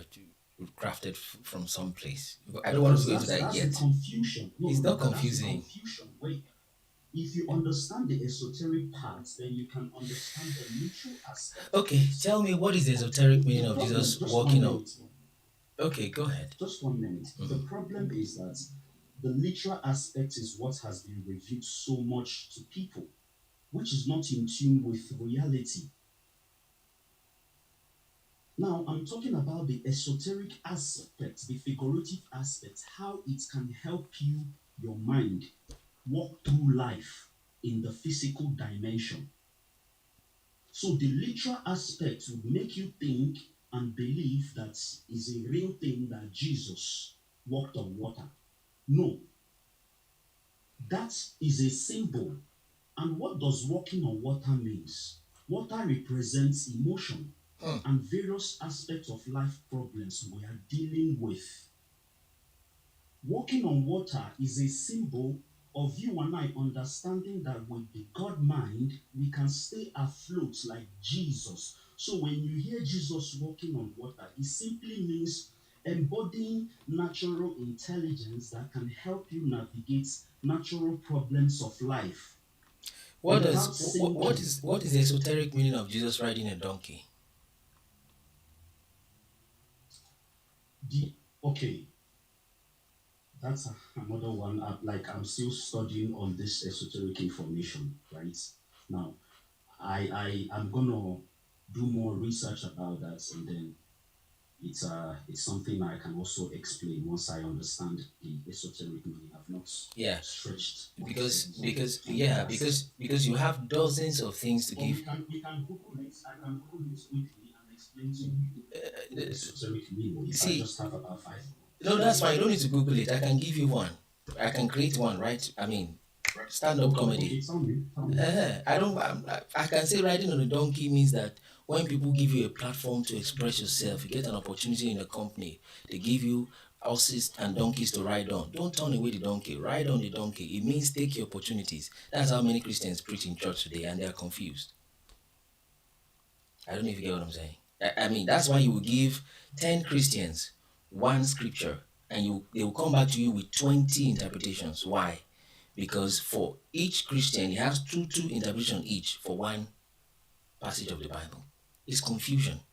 And I'm telling you, take the literal meaning. I have followed that through, and I came up with a conclusion I'm trying to show you. You see?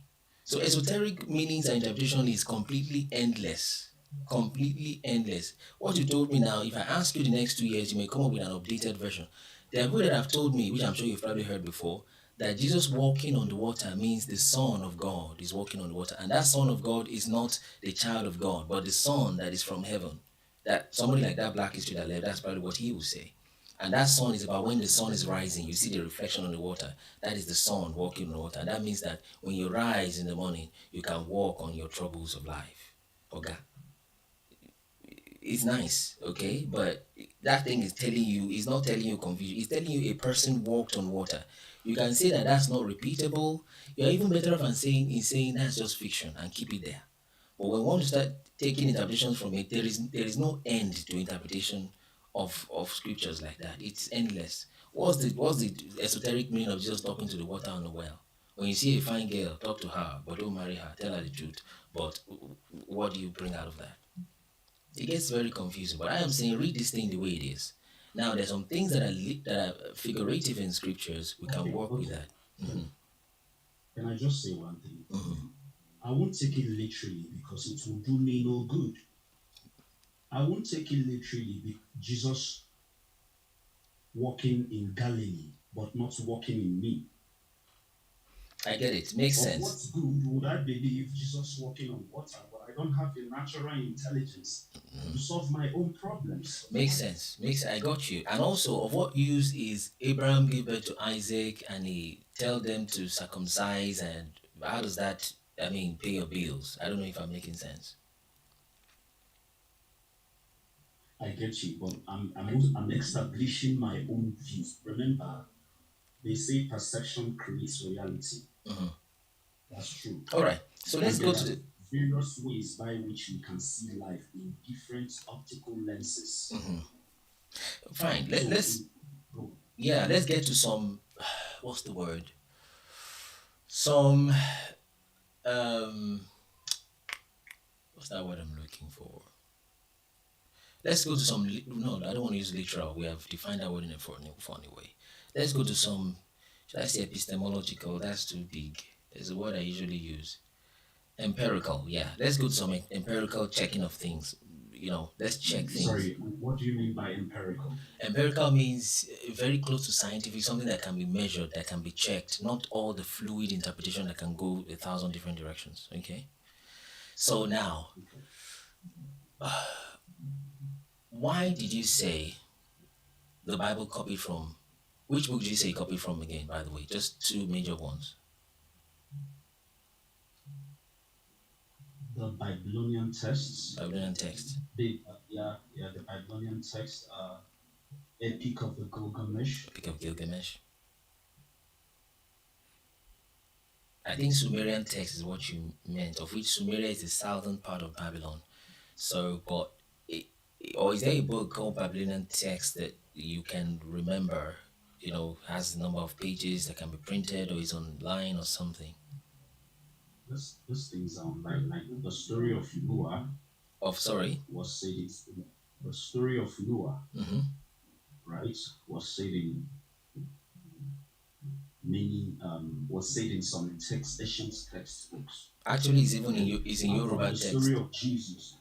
Yeah, from the story of Jesus, one man dying and rising has been told many times in so many texts. Of course. Yeah.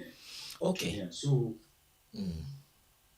Go on. Yeah. So, I know about Sumerian tablets. Let me give you. Did you know about Sumerian tablets a little bit? I've heard of it. Okay.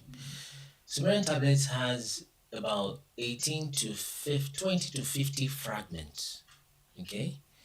And these are fragments, these are not books, by the way. That's the first problem. It's written in cuneiforms. I'm sure you've heard that too before. Sorry, when you say fragments, why would you say it's not book? Because it's Sumerian tablet. Tablet means, like a marble, like a tablet, right? That's been smashed into pieces. That's how it was. Stone-like stuff, slabs. Yes, so it was dug up, and it wasn't dug up as a complete stone. It's been fragmented, and you know what I mean. So the total of what makes up the Sumerian text is what they now call the whole thing. These are some things you may not know, but someone will tell you just from the top of the thing, and we'll run with that without digging a little bit. Okay, why? Because our mind is fixed. They've deceived me with this Bible. Anything that kind of has some credence come from professionals. What do they call this? They're experts, right? That discredit the Bible. We tend to jump on it. Christians do it too. Okay, requires a lot of emotional intelligence not to be that way. Long story short, this thing is made up of about 20 to 50 fragments. Number one is fragmented. Number two is written in cuneiforms. I don't know if you've heard of cuneiforms before. I'm not aware of it, but okay. I do more research about it. That's fine. Sorry, what do you call it again? Cuneiform, C-U-N-E, and forms, is a language. Okay? Okay. Yes. So, yeah, you can just write it down. So that's the language in which the Sumerian texts are mostly written in. Now, number three, the way they got the stories of the Sumerian texts is that, watch this, number one, they interpreted it, number one, they put pieces of 18 to 50 tablets, broken tablets together. By the way, there is no proof that all of them came from one book. This could be the quarter of page 1 of book A. This could be the 1/8 of page 92 of book D. They just put it together, okay? Now, that's putting together. Number two, they have to figure out the language they've not spoken before. Have to find, cuneiforms. Yeah, I think cuneiforms. That's a better pronunciation. So long story short, they had to reinterpret a language they don't speak. That's another large possibility of mistaking things, right? So, putting tablets together, broken tablets, understanding language you've not spoken before, then they use those two to put together these things and try to make sense out of it. Okay, this one says flood here, and this one says water, so there must be something close. A lot of work, I respect that. And they put those pieces together and they have a story, which kind of makes sense out of it. Brilliant stuff they've done, right? I'm not disputing that. But now they now said and saw some similarities between these broken tablets and saw some similarities in the Bible and concluded erroneously that the Bible must have copied from this. Now, there's a reason they made that conclusion. Do you know that reason? If this is true, you can go search it yourself. These 20 to 50 tablets and these cuneiforms, which is true, and they have to put it together by trying to make sense out of the broken pieces of a story. If that is true, which I think it is, right? Why do you think they then concluded that the Bible copied from these broken pieces? Any ideas? Okay, well, first of all, let's see it from this point of view. Okay. All of these texts originated from Africa. Largely. Because you cannot tell me that the Europeans introduced me to God as a black man. What's your point? Or introduced my ancestors. We are aware of these things. We are in tune with the universe. That's off the point. I agree with you, actually. No, it's not off the point. Okay. We are saying the same now. After explaining all these texts to where it came right now, how it has gone from hand to hand. Remember, as we age, stories get they get to change. But just a moment, my brother, we have missed the point. I'm not sure you remember the question you're trying to answer. But let me ask it again. I'm trying to explain your position for you. The books you said the Bible copied from, you don't even know the language they're written in. That's the cuneiform. And I just basically told you that, right? So I'm trying to explain your position for you. My question to you before I started explaining it to you was, how did you come to the conclusion that the Bible copied from Sumerian texts, from Enuma Elish? How did you come to that conclusion? That's what I'm trying to explain to you, and how they came to that conclusion and told you. And you started parroting what they said. I'm pushing you back now. Okay, because this book, first of all, it predates the Bible. Now you're talking. Good. It predates. Good. And not only that, Okay. Archaeological discoveries. We found out new archaeological discoveries. New? Did you say new? Huh? Did you say new archaeological discoveries? No, I said through Go ahead. archaeological discoveries, we are able to know. You are asking me how we sum that up, right? Now, it's common sense that is plagiarized. Okay. Now, if you check the word, anything called version is not original. Okay. Check the etymology of that word.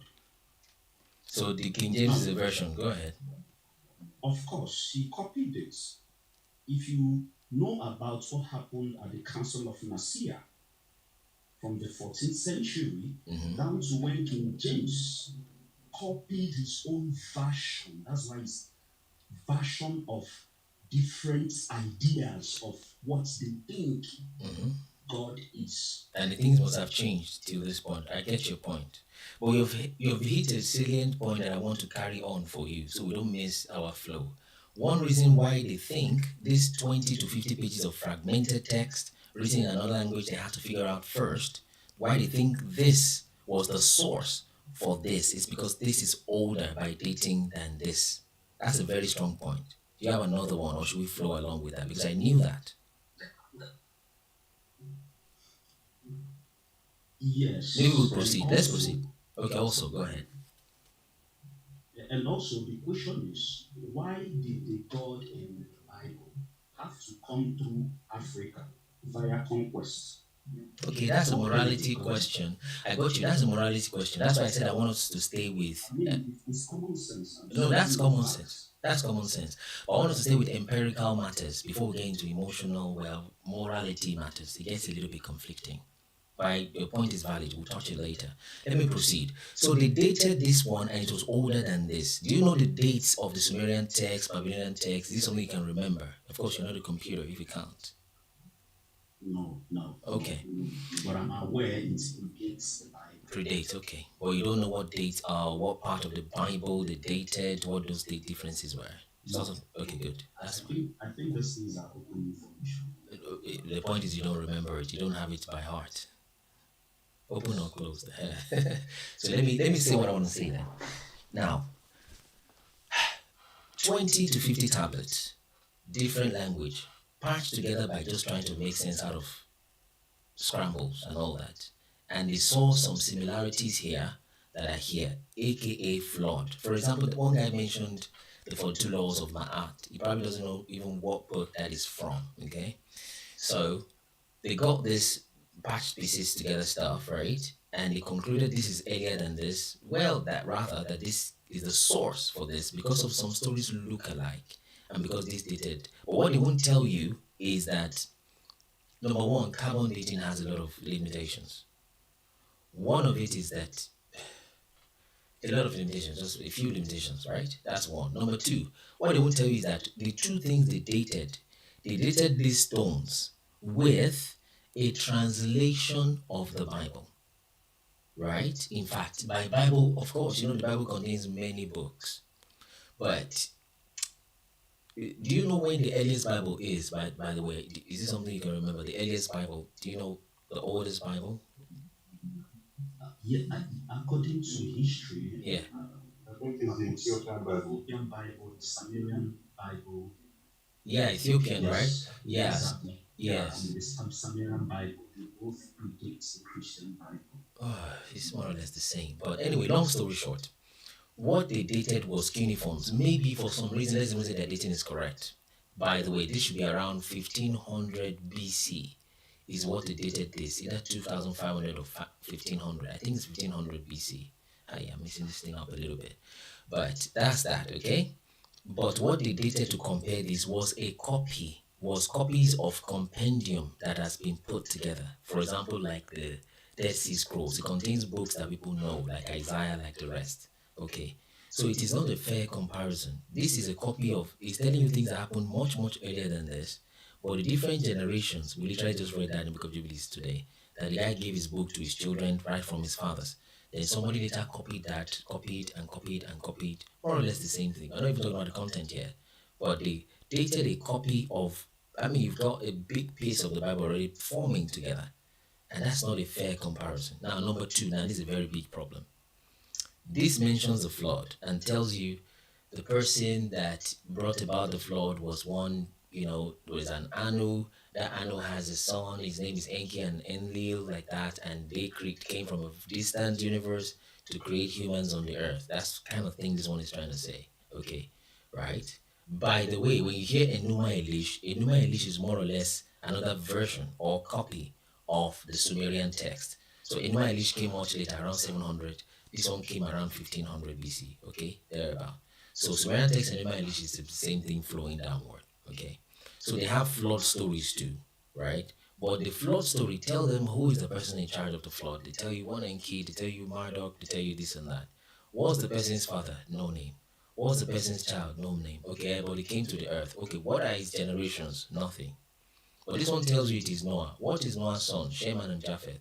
Sons of Shem. There is Elam, there is Ashur, Arphaxad. It tells you the name. It tells the names of Japheth, names of Ham. I don't know if you're getting my point, mastery. Now, if you convert the Sumerian text into a PDF, it's going to give you about 150 pages. I think I can remember that right. By some standard, bring it to English, factored in all of that. Conversion from cuneiforms to English, long story short, into a book, it gives you about 150 pages. The Bible, standard Bible generally, Genesis to Revelation, gives you about 1,500 pages. How did a 1,500 page document copy from a 150 page document? That is broken pieces, we haven't even talked about that. Cuneiforms in another language. Ask this one, who is the father of the person in the flood? He will tell you. What was his age? He will tell you. What was his children? He will tell you. This one will just tell you it's just this one is clearly mystical, right? What's the word? Fictional, right? Clearly, okay? But this one gives you genealogy. There is no book that has this much detail, like I used to say, up to 77 genealogies from the first man to Yeshua at least. You see?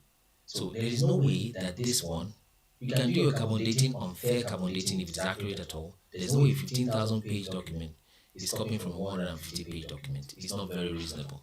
Two people came out of an exam, and one person had 15 pages, the other one had just one. And he said the 150 page copy from the one with one page.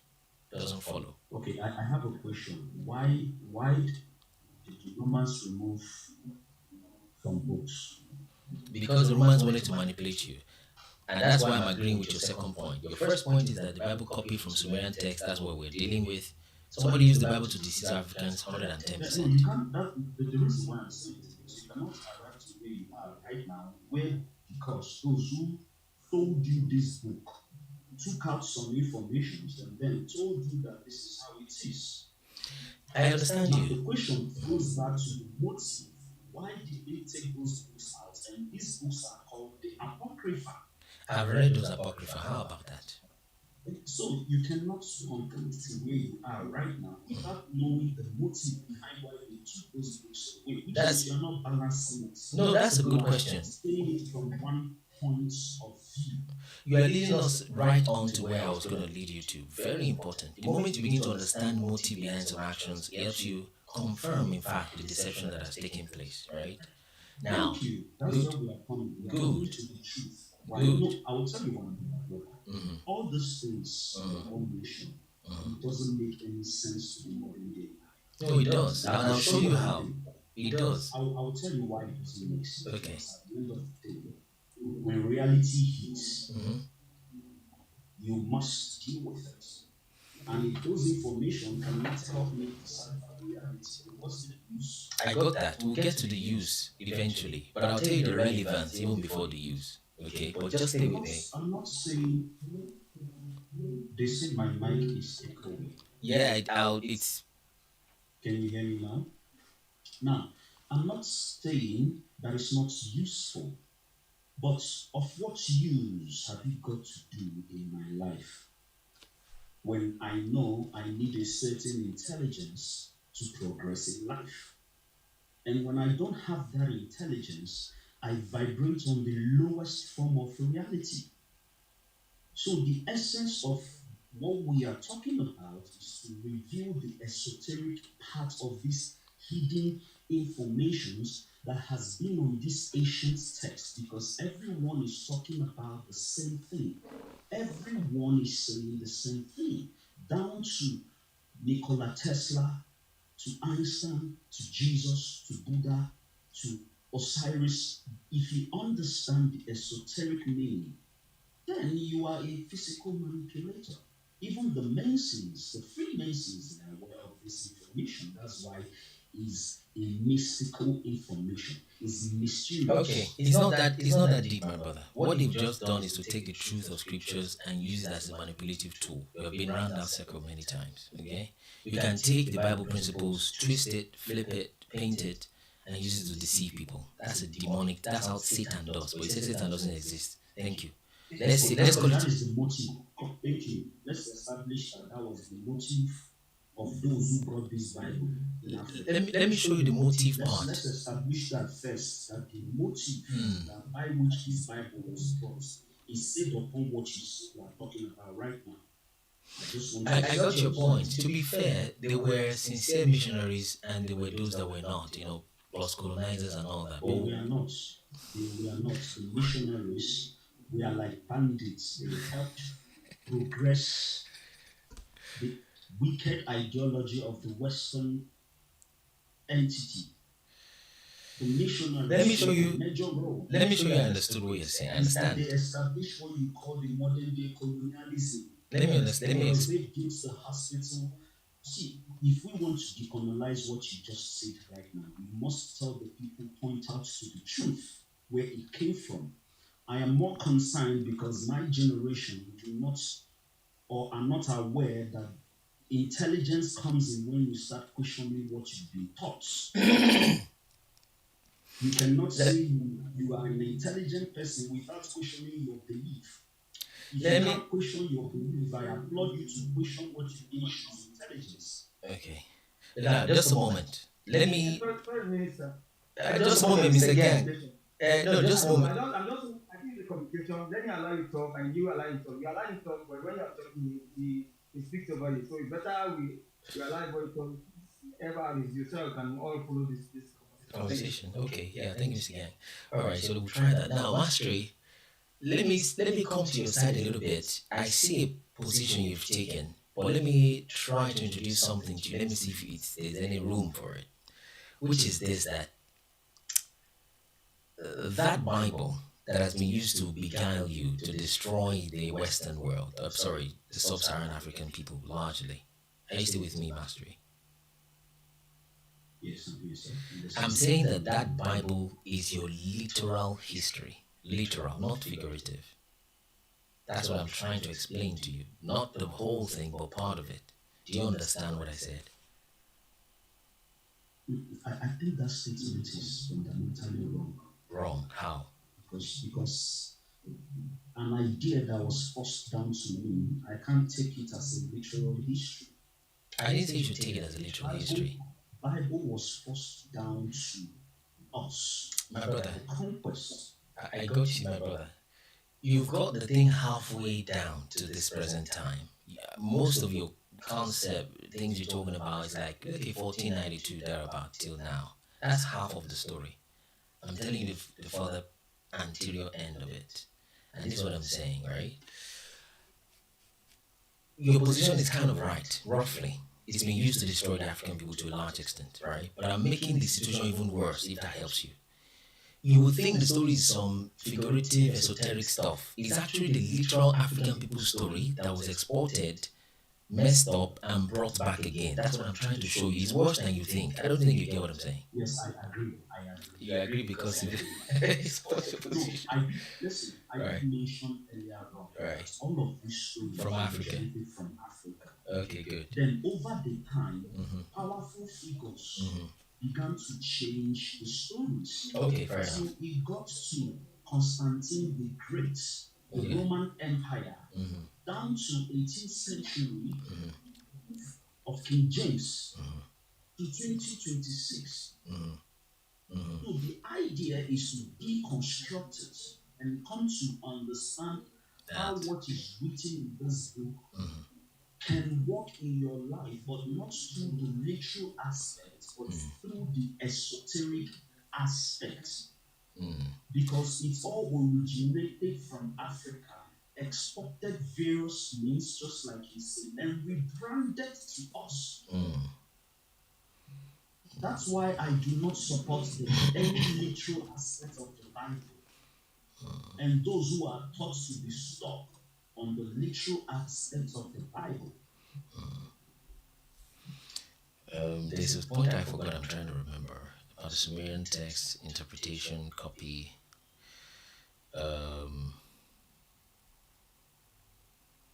Okay. Okay. Okay. Anyway, I got you. It's a good start. But I was gonna ask you, which you are beginning to shift grounds, to be fair, which is fair enough. Abraham didn't come out of Africa; he came out of Mesopotamia. Okay, you are far away. You need to come up. So, it's a good start. Is this the first time you're seeing our page? I don't think so. First day you're coming in contact with this. It's the first day. And I got intrigued by what the guy was saying. Okay. The guy who spoke about the sun and everything. Okay, I got it. Okay. Fair enough. Fair enough. Good morning, everyone. Just a moment, Solid. Just a moment. All right. Sorry about that. Take time to watch our interviews. Let someone post it for him. Let him go watch that. Then maybe come back. He probably won't. That's talking about Mastery EQ. Go watch the interviews. Since you say you've not. I want you to watch that and come back. I want to come back to watch that and come back. Watch my interview with 91 podcast. You can write it down, then watch it and come back. Okay, yes, thank you, Mr. Gang. It's posted it there. So watch that and come back, because let me just give you one more point, and I think I'm ready to let you go. Which is this: that the story is literal. You've kind of shifted grounds again. It's from Africa, but it's still esoteric. It's not literal.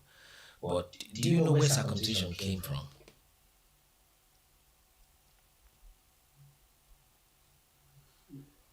Well, it's people's culture. I'm an evil man. The Bible didn't show us how to be circumcised. It has been existing in my culture up until this time. Now, which also agrees to what you said, that it was taken away from us, rebranded, and then brought back to us. Okay, let me show you something. If I didn't bring this up now, maybe you'd have taken this position that I'm about to say. If I had asked you what circumcision meant, you would have told me it's esoteric. But they do it literally in Africa today. What can you say about that?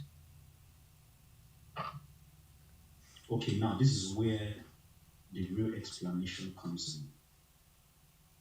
You must understand, like I mentioned about the physical dimension of existence, there is a physical dimension of circumcision, which has to do with the organs of a man, right? Just a moment. I want to quickly clarify so you don't go far. I missed my thought, was why I paused for a long time. And allow me to interject you so that I can hit it. The Bible was brought with circumcision in it, but we have been circumcising before then. Even in Yoruba land, in Swahili, they do it even all the way South Africa. Yes, in Igbo, Africans have been doing that long before. Do you note that Africans actually do it on the 8th day, especially in Igbo and Yoruba land that I know, which is when they told Abraham to do it on the 8th day. So that's spot on, isn't it? This is the physical aspect. There's a mental circumcision too. Just a moment, my brother, before you go into that. So who taught them to do it physically and literally? It wasn't the Bible. So who taught them that literal part before you jump to the esoteric part? Where did they learn it from?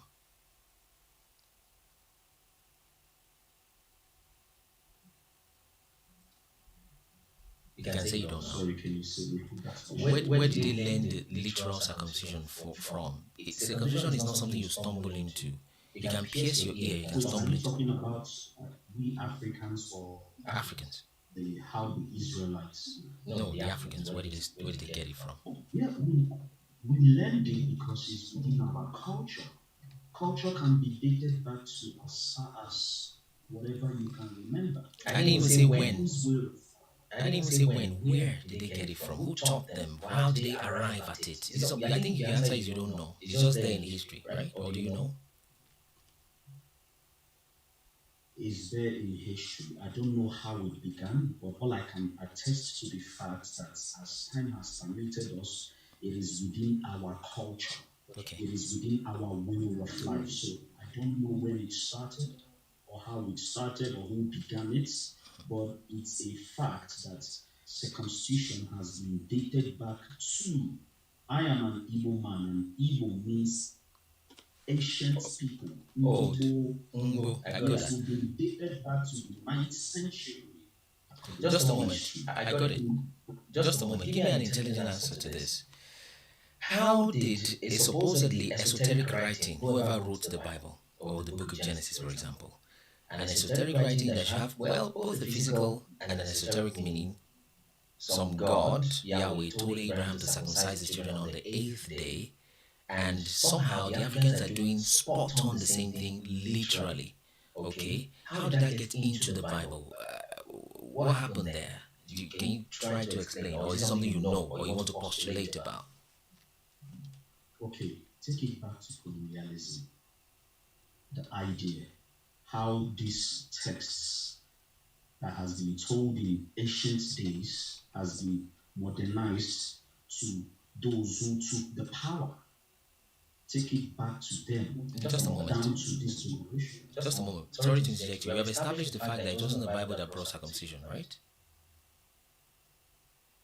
Yes, it wasn't the Bible because it's been existing in our culture and they took part of what they observed within the way people live and then they put it in a book. Good, you are getting So there. that's why I said, take it back as far as how this book was brought into, because this is a copied culture of Africans. Good, quick one. Let me repeat what you've said, reflective listening. Potentially, I'll still say potentially to give you some leeway, some loose room. Potentially, they studied Africans and saw that they circumcised, and they did it on the 8th day. They paid bride price. They did, kinsman redeemer, right? And they put it in the book, correct?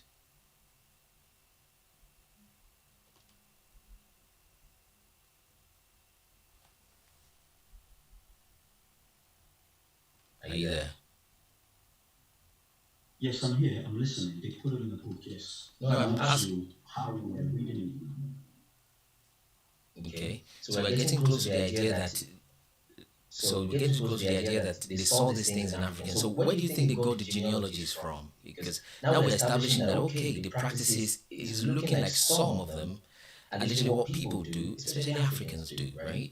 So where do you think they got the genealogies from? How did they formulate that? Because this one is literally copy and paste looking like. Because you don't stumble into circumcision taking your 8 day old, exactly 8 day, you don't cut his ear, you don't cut his hair, you don't cut anything else. You cut exactly the foreskin and exactly on the 8th day. You pay bride price, you that's the dowry, you do kinsman redeemer, you do many of these Hebrew practices, a lot of them. So they must have copied that verbatim. The probability that they both stumbled into that in different parts of the world is almost zero. So they copied that. Where do you think they got the genealogy from? Abraham, Isaac, and with details, with names. Literally 70 people moved from Israel or Canaan into Egypt. Where do you think they got all those names from? Let's reason together. How do you think they came up with those? This fictional book they've written. Okay, I don't know how they came up with that, but I know one thing that long before Western world forced Bible to us, my ancestors have been practicing circumcision. Okay, so I want you to spend time to think about it. It's probably not something you've thought about before, but the Bible is very detailed. There's too many details. See, one almost a principle of You cannot. Now, okay, just not that I'm taking words out from your mouth. I just want to establish this. What has been existing long before you came and introduced your own opinion to me doesn't make any much difference if we are being honest. well, Because down before you introduce that, it's just like waking up to tell me brush your teeth and take a shower. I've been doing that. that is Within yeah. Sorry, my brother. ethics of existence. My brother, those are practices. We have found our practices in this Bible they've copied potentially from us and giving them back to us, established roughly. My point is, where did the names come from? You have told me you don't know, and I wanted to build on that, which is a good answer, by the way.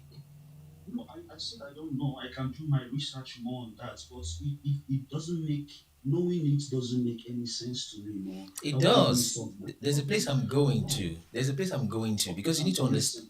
listening. I'm listening. You need to understand problems before you can solve them. There are some roots of the problem in Nigeria today, right?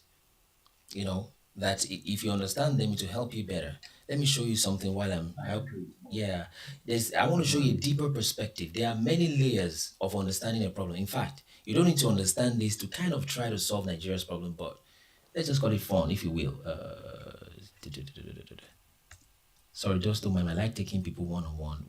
When there is too many people, it gets a little bit to go off tangent. It even happens when it's just two of us, so it gets a lot worse. There's multiple people. So I'm showing you deeper perspective to what is going on. And the key to that perspective is to take the Bible as a literal thing. But anyway, so we don't know, or you don't know, where the names popped from. And the names have details. In fact, I was going to ask you also about the ages of the people. And to a large extent, those ages, they square out. They tell you this one lived from this age to that age, gave birth to this.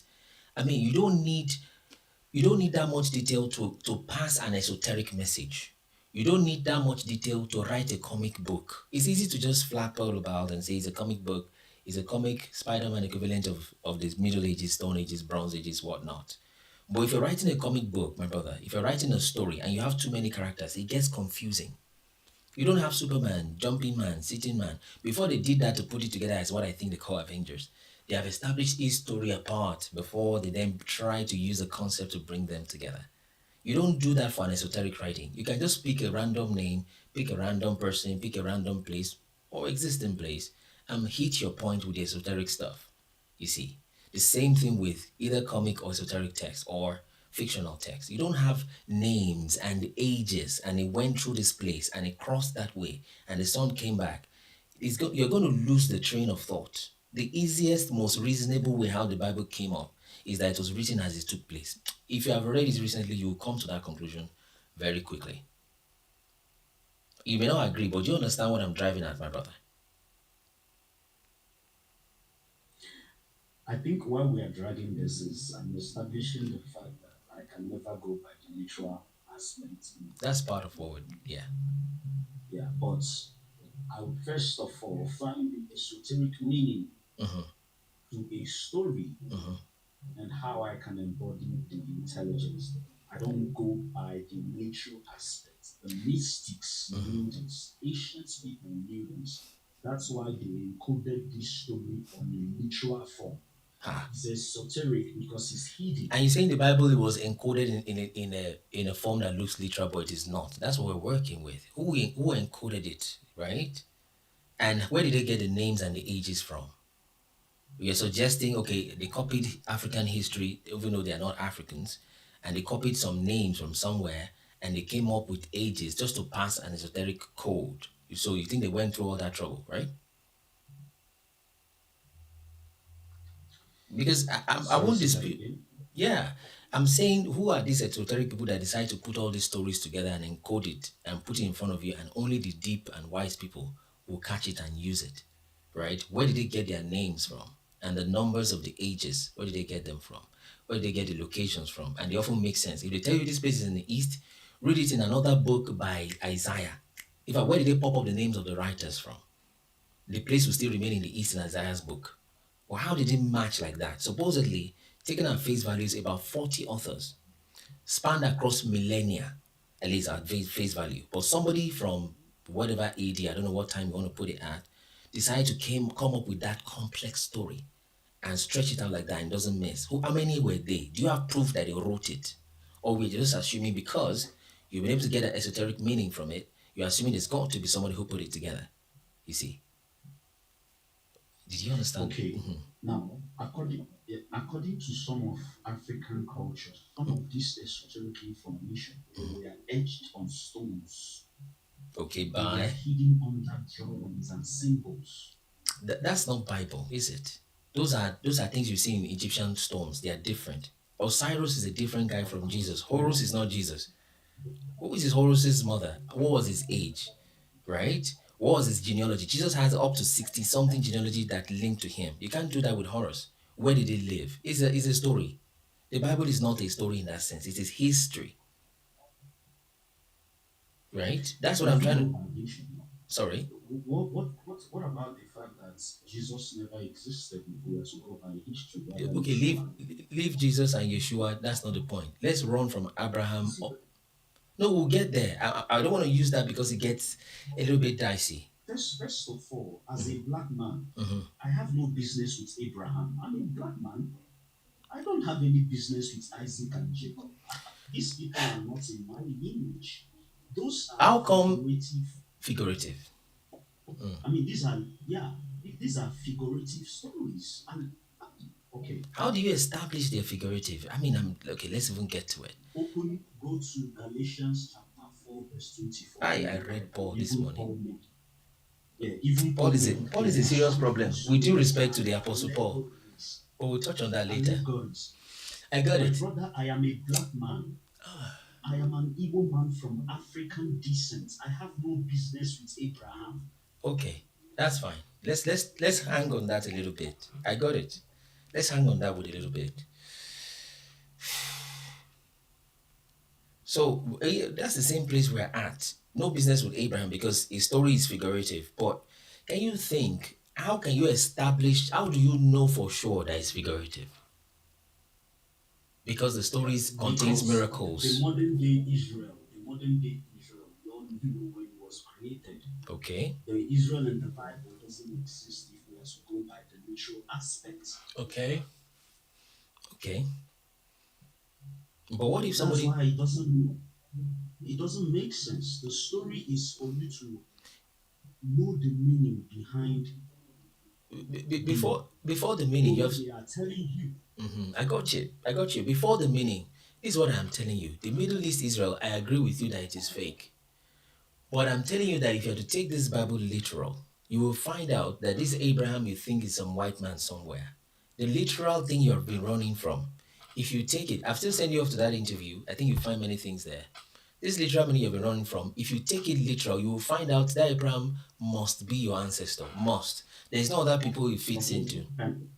No, maybe your ancestor, not mine, because it doesn't make any logical Bro, my sense. brother, as let a me black hit you. man. Let me hit you. You are circumcised or not? No, bro. You didn't answer me. Wait, I'm circumcised physically. And Leave and esoteric. other aspects of my Oh, life. you are an esoteric man. I'll change your name to esoteric now. Leave esoteric. You are circumcised, period. But my brother, it doesn't make any logical sense as Who- a black man to say that Abraham is your ancestor. That's what I want to make sense to you. You said it's not joke. possible. I know what you're That saying. is a joke. It's a laughable thing. Relax now. You can laugh even if you need to. Then we talk after. Biologically, naturally, Yeah. in all forms of existence Yeah, in life, it doesn't make any sense. Why? Just a moment. Because you see the fake Israelites. You have called them fake. Yet you keep comparing the Bible Abraham to them. Why? Yet you said it's fake. What if it is your story they are trying to impersonate? Have you heard of impersonation? Have you thought of that possibility? Can you open your mind to it? Because Okay, I think I see where you go. okay, Right? I think I see where you go. I'm establishing the question. which you ask. Casolese, after this I'll let Casolese speak. Go ahead, Mastery. I just want to ask a question. Okay. Okay. Master, please, I want to ask you a direct question. Please, which part of Igbo are you from? I'm from Anambra State. Where in Anambra, please? No need, my brother. Just I'm from Anambra State. Tell him I what can you. tell you where I'm from. Because me, No, too, no. I'm from Anambra State. There's a reason I'm asking you. Solid, please, no press, I beg. There's a reason I'm asking you. Me, I am from Anambra State. I am from Oka. And my village is Umurioka. Okay? Now, that's why I'm asking you. The reason I'm asking you, there are some things I wanted to just point out. So, tell me how those things came about. Is that okay? Yeah, it's okay, but I won't go into details explaining mine. Okay, it's fine. Now, the reason, if you don't tell me where the village where you're from, it might be a bit difficult to put the things No, he down. probably will know the places you want to mention and practices, I He think. will know. He knows. He knows. If he's from Anambra, he knows. He knows a lot of places in Anambra, just like I do, right? Now, we have a village in Oka. Okay, I'm not talking about other places in Oka called Umu Eri. Please, do you know where Oka is? Yes, I know where Oka is. Do you know anything about Oka people? Do you know at least some villages or anything about them? Yeah, I know Ifite, Amoabia, Omono, the Oka, them sites. You should be familiar with what I'm talking about. Yeah, no, that's where my house is around that side. Now, in Oka, we have a village called Umu Eri. Okay. Okay? Now, in Bible, Genesis 46, the sons of Jacob, the grandson of Jacob, one of them is Eri. Is there in the Bible. And here in my village, those people, I'm sure a lot of them don't even know anything about Bible. And their name is Umu Eri. And you and I know what Umu means, right? Maybe it's a coincidence, right, Mastery? Yes. Right? Mm-hmm. Now, apart from Oka, we move down to what the Uyi local government, Anambra East. We have a place called Umueri as a town. Yes. Umuiri, yes. Right? As a town in that place, in that Anambra East. Now, in that same Anambra East, you also have a place called Agulu Eri. Yes. Umuleri. Now, Agulu Eri, Agulu means Agulu means like a place where people gather, isn't it? Okay, I'm not aware of it, but I would do more. Where is that Agulu? in Igbo language. Okay, I'm learning from you here. Go. Yeah, it means like where a place where people has brothers, people gather, right? And you have a place where they call Agulu Eri in Anambra East. What means where the people of Eri gather. Now, Master, okay. now, how did that come about? Because those people they've been existing before the Bible, before these Europeans brought the Bible to us. Okay, and this thing that these Oyibo people brought to us, those names are there written there in that place. And those people, I will tell you because my childhood friend, right, is the person that was supposed to be his father unalive. His father, younger brother, married the woman that gave birth to him. So I'm not telling you something that someone tell me, this is my friend that I grew up with. Okay? And that same practice is in that Bible. That same practice exact. And That it's thing not was and it's not one off. Someone is trying to remind you, Kasolese, and it's not one of Obugad. Obugad. Do you know Obugad now, mastery? even in Uguleri, they have Obugad, where they say is Obugad. That place has been in existence. If you know or louder the piano, because I've read that book, right? That book explained that when they gave him Bible, he noticed that the things that was written there is the same practices his fathers, ancestors were practicing that was in that Bible, right?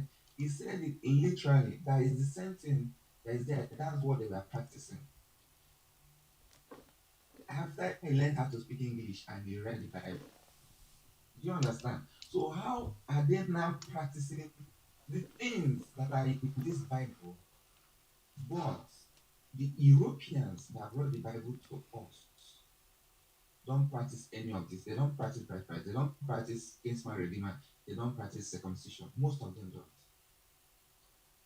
That's what we're not trying to make you believe. We are just trying to let you know that this is what we found out. Yeah. Believing is up to you. Okay? And that's where I want to stop. Yeah, thank you so much. Yes, Before Solid, sorry, I don't know if I can. before Solid, I won't ask you to respond so he's not overwhelmed over, just a moment, Master. I mean, sorry, Solid. Sorry about that, Giangzi. I know they have a lot to say. So, Master, do you understand what he's saying, or do you have a response to that? I do agree. I understand what he said because he laid emphasis on historical facts, what has been within our culture, and some of the places he mentioned. I am aware of it. Okay. So I understand where he's coming. I understand where he's coming from, and also attest to the fact that is true. Okay. Which also takes it back. Okay, go on. Please finish. Which also takes it back to earlier on why we started this argument, right? That historically speaking, all these ancient texts originated first of all from Africa. Now, through colonialism, it was rebranded because of power tussle. Now, that's why I said in the Bible, right, we all know that Israelites, we the Israelites that's written in the Bible, we know for a fact that it's not the modern day Israelites. Now, many people would misunderstand that without knowing that these are stories created hidden under the information the last brother said right now. And what is esoteric? The full meaning of esoteric is knowing something that is hidden. Because if people are aware of this information, why did we open our arms to it? So that's why I'm saying it's important to question what you believe. I'm not saying that Bible is not literal. I just don't want to go by the literal aspects of Bible. You are shifting grounds, which is good and understandable. Okay, you're shifting grounds, and it's good, right? What I was expecting you to do before was to say maybe the Eri was coincidence. Then how come the God that was the father of Eri, exactly what you have in the Bible, is also the father of Eri there, right? Okay, let's say that's also double coincidence. How about the circumcision? Another coincidence. Kinsman redeemer, another coincidence. You see, the Bible says Solomon It's said, not a it's not a coincidence. It's not a remember. The Bible is copied. What is the meaning of copying something?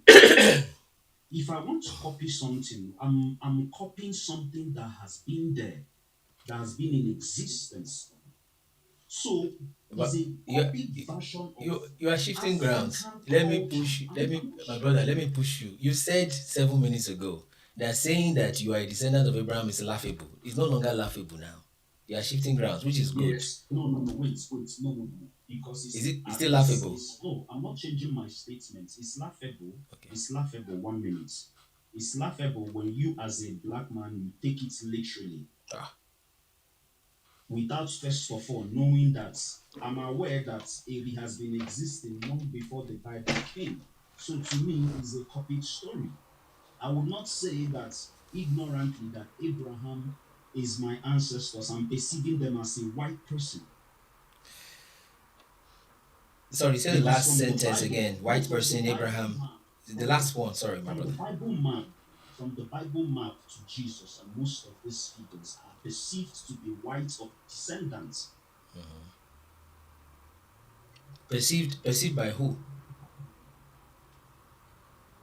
By What you. image of Jesus Christ? No, what image of Jesus Christ do we have right now? No, Even with Russia released my brother, you're their own shifting grounds. security. Let me let Solid. Sorry to interject you. Let me let Solid say what you wanted to say like past 30 minutes now. Solid, go ahead before I let Gang Z speak. 2 minutes, Solid. Sorry, my brother. Yes, good morning, everyone. Sorry, my network is quite laggy. I'm not sure if I'm being heard, but let me go on. Okay, so I want to comment on the esoteric understanding or translations of like some text in the Bible. So, and I want to link it to the African spirituality. So I think Mastery spoke about emotions when he was referring to Jesus walking on water, and that as an esoteric meaning. Based off African spirituality, I think emotion basically is like the spiritual currency. I That can is I why can hear I you. do believe Solid, that. just a moment. It has time delay. Someone's audio is gone. Sir? I want to confirm you can be heard by others before I let you continue. Okay? So I think those on the guest can hear. Okay, it's back now. I think it's your network. Please continue with spiritual currency, but I'm gonna Yes, give you I think so. 1 or 2 minutes. What do you want? One or two? All right, I will be fast with it. Okay, so you know how you know how emotions basically is how spiritual works move. So you it's just the same way like someone saying a layman cannot go to an herbalist and try to run charms from Dangote. The reason why it would not work is because there is no shared emotional connection.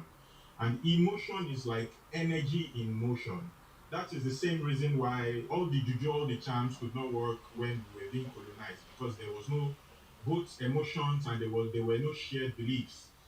Okay, so emotion mastery basically is you can look at it as like the state of Christ consciousness where you can bend your physical reality by mastering emotions. I mean, you can literally manifest things if you do it the right way. If let's say now this thing they call karma now. Okay, let me just move past that. You know how African spirituality believes that we all are telepathic. Everybody most likely has experienced situations where they would be in a gathering discussing about something, and probably they could be like four, five, six, seven people, and probably you were there, and what you wanted to say, it's already in your mind, but it just happens that that exact thing you want to say, someone else says it the exact same way you say it. Is because we are all telepathy, we Africans. Okay, so emotion mastery now. Let's say nobody can actually hex you, like run charm on you, if they do not share emotional energy with you. That is why when they say them they follow this one, them they follow this one, it has been village person, in village people, most likely his family members, people who he has allowed into his energetic field. That's or So that is why when you cannot even African spirituality, in African spirituality, I think you cannot even send harm to somebody who is a stranger. There is no connection. That charm would not go through. It would not work. There have to be an energetic connection, an emotional connection for that charm to work. That is why 100 people could go to church, and probably two out of them would get their prayers answered. It is because most of them, they are not praying the right way. When you pray, you are meant to channel your emotions into your manifestations. That is your emotions is like a spiritual currency. Is what you use to pay for what you want. Okay. I That is think why there are like a lot of poor people in the church, because they do not know the real way to pray. That is why sometimes when you are doing praise and worship and you get in your feelings, probably you start some people they tear up, for some people they get so energetic, they start prophesying with full belief, because it is the emotion, that's what which is your energy in motion, that you use to exchange for your manifestations. I think I And got. again, But sorry, I also want just a to moment. so I think somebody mentioned something about Hebrew. Just before the, So can you hear me? He has time delay. Just a moment. I think I got what you're saying, right, but what we are trying to get our brother from, we're taking him further, deeper inside. Okay. I mean, there's quite some fact in the things you've said. Some, of course, a lot of sense, by the way, in it. But that's not quite the direction of what we're going. Okay. Right. But I'll let Mr. Gang speak. So, Mr. Gang, please, did you have anything to say at all before we try to wrap up with mastery? Yeah, thank you, Minister. I asked Master a question much earlier and he hasn't answered me, so I just wanted him to still answer me. Much as Casolese had brought it home, because I think Thomas in the chat was talking about the fact that Abraham was the Bible told Abraham came from. He's Sorry, interjected you. Abraham came He's asking you to ask the question directly. Maybe he's, I don't know. Just ask the question again. Yeah, I will. And Thomas was saying that Abraham came from Iraq, and I've asked him to give me the Bible scripture that say Abraham came from Iraq. I'm still waiting for it. He hasn't given me that Bible scripture, so I'm just still waiting for him to say. Yeah. So what I was trying to, when Mastery started, he had said that we came from energy, and he said that from our thoughts we could have living things were created from our thoughts. So I was asking him, he should give me an example of a living thing that was created from our thoughts, based on what he has known, so that we can establish that yes, energy and thoughts could create living things. So I wanted him to tell me, okay, what living thing have we able to create? One example of a living thing that our thoughts created. So this is just what I Oh, wanted to ask. okay. The question is clear. Although, again, I can't remember him saying that verbatim. Okay. Uh, what I think he was saying, maybe No, Mr. it was in the chat. We were Chat. chatting with him. I copy It and was a chat. paste. That one don't Yeah, that one don't cast without it was way. a chat. Mastery. They said you said living things can be, maybe our children can be created from thoughts. Or see, once things get esoteric, it gets very fluid. That's the river this man was following, solid. But yeah, let me let you answer. Mastery. There you go. Thoughts are things in the physical reality. You speak louder. Now, example of these things are called idea, mental vision, When you think towards your purpose, that's in an energetic form. It's Just actually existing on the invisible realm. aspect of life. Just a moment. If I heard Mr. Gengra, sorry to interject you. His question is, how can you create a living thing from thoughts? I actually don't feel that question is taken us the right way, but let's still work around it. How can you create a living thing from thoughts? Or did you not say that? I think his question is how can thoughts be a living thing? Mr. Gang, was I, that I your was the question? one who said that. I was the one. So it was on the, Sorry. it was on the chat, right? He had said that Yes. living things can be created from thoughts.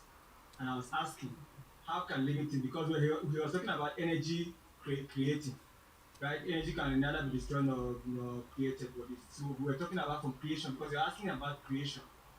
How when you start asking, okay, how we come into creation? You say it's an energy, that the sun is the source or whatever, and that living things were created from thoughts. So I asked, how does an example of a living thing that has been created from thoughts? That's what I was asking, but he didn't answer me in the chat. That's why I came up. So Okay. then he maybe answer me how a living thing can be created. I'm not talking about being in the realm of the spirit or being in the invisible realm. That one is ideas and things are in the invisible realm until they're going into the physical, right? But to say a living thing is created from thoughts is what I want to know how, or an example of one that happened. So because I was talking about why is energy not still producing humans today? If energy produces us from the beginning, why is energy not still producing humans today?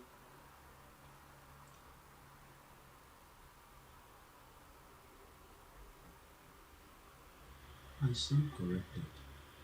What I meant is thoughts creates things in the physical reality. And that's what I'm trying to explain. An example of it is like an idea. In your imagination, your thoughts, the image you have of yourself, these are images existing on the invisible form of reality. Yes, and Now, that's what I that thought he said really, because I remember him mentioning keyboard, chairs. Maybe he said living thing, yeah, in the text, but that part is easy to just escape from in a sense. But I'm sure he's not trying to No, escape. but now he has clarified, so I'm okay. I understand what you're trying to say, but All based right, on my question. own perspective, what Good okay, question. yeah, but again, I think basically for me, right, when we go through stuff, when we read stuff, because there are a lot of indoctrination and manipulation that has happened to us, especially with the blacks and Africans, that we need to first of all deconstruct and then begin to uh, relearn, unlearn and then begin to relearn. And because of that, quite a lot of us are carry the anger of the things that we have read and understood. And because of that anger, we have allowed emotions not to allow us to look at things logically and truthfully. So we try to override everything with emotion because it's coming from the white, so because it's from the white is evil, because it's from the white is bad. We are not looking at sitting down to look at okay, this thing that they brought to us. If you read the Bible very carefully, there were certain things that they couldn't change, right? Much as they try to make us, manipulate us with the word and the Bible and everything, told us that Jesus was a white man, all of these things have now been debunked because they didn't colonize Ethiopia. Ethiopia has a Bible already. So which one are they bringing? You get it. So if Ethiopia had a Bible and Ethiopia was not colonized by them, which one would they take it to?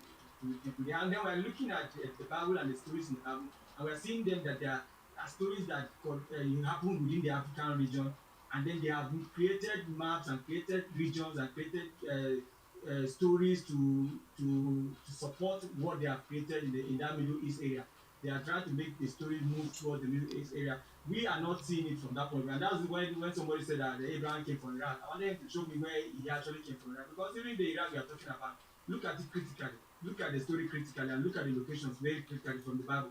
Try to reason at them out. You'll notice that all of these stories were happening within Africa. So if you read the story, even from where he came to before he got into Egypt and left Egypt again, and the direction he took when he left Egypt and all of that. You look at it and try to look at it from the geography. Which direction did he go to? Which side did he face actually? Forget what the mainstream has said and what they have put on ground. Where are these things? If you look at it reasonably as a person, read the story and try to write it down and see where does it lead to.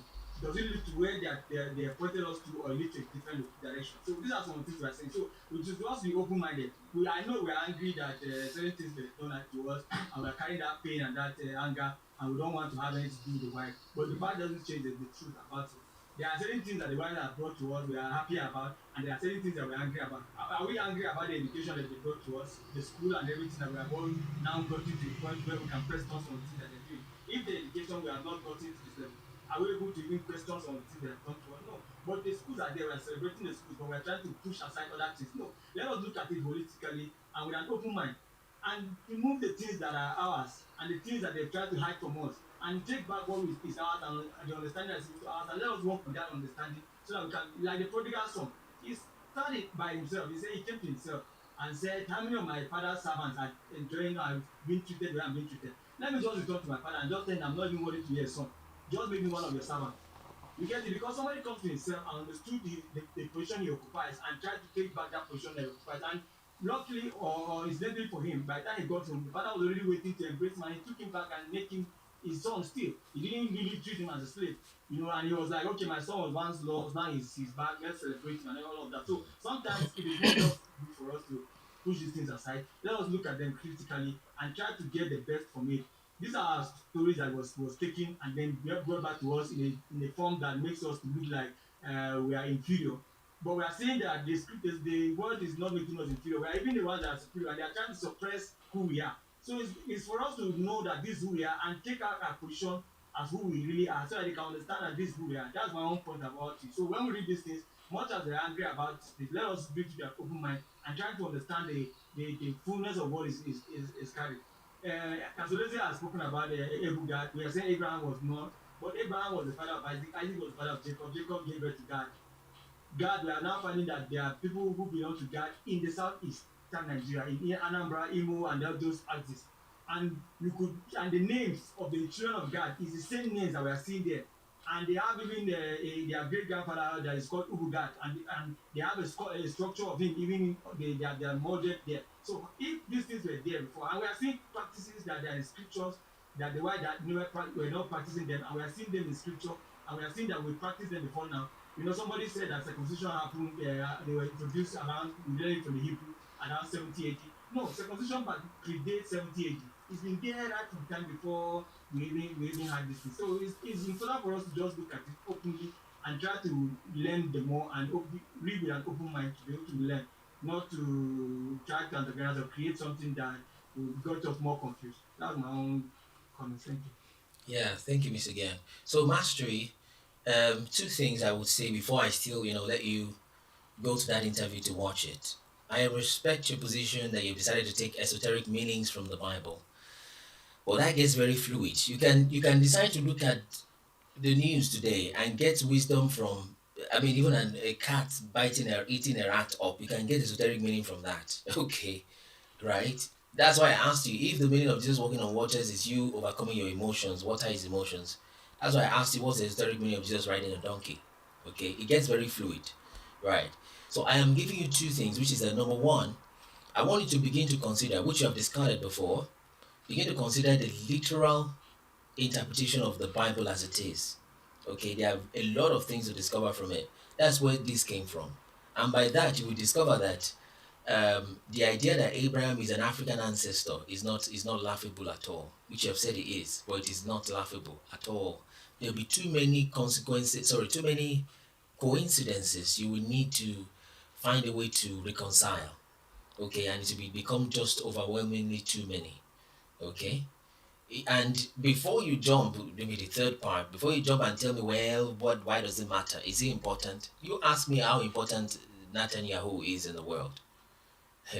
Tell me how important it is to be a Jewish people in the Middle East that can get scholarship even in American universities that some Americans cannot get. Right? So it is very important to understand. Most times, someone like you that tends to shift grounds, that's probably where you would get to and you tell me, well, okay, now that I know, and so what? How does that help me? It does help. It does help. If you know how much billions if a sum of taxpayers' money goes into sponsoring Christian politicians, now I'm saying this a little bit roughly, I've not checked the details, but goes into sponsoring people to Jerusalem. That is a fake land, right? You see, so consider the idea, watch the interviews, begin to think about taking these things literally, okay? And with that, you will understand some things, and they are very important to understand. Okay, Father of all nations, of many nations. So I don't know if you get my point, Mastery, or do you have something to say before you go, or you still have some other things to discuss?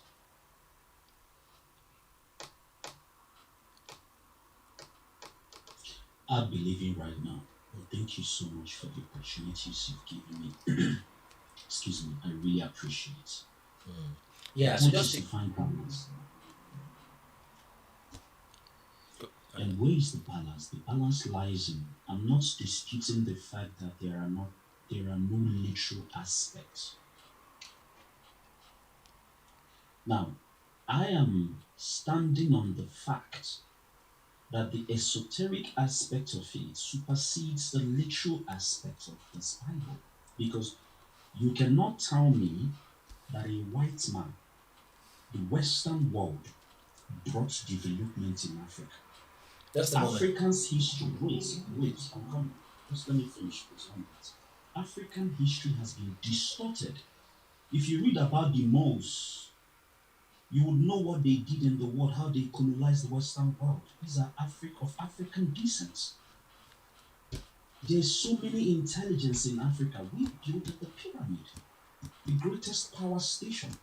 And it's of a fact also that civilization began in Africa. So why are we contradicting ourselves, telling me that a white man, if not the fact that they did A, B, C, and D?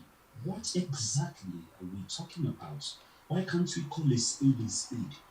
Before white people brought their medical experience, my ancestors has been far advanced in medical field because we were more in tune with the universe.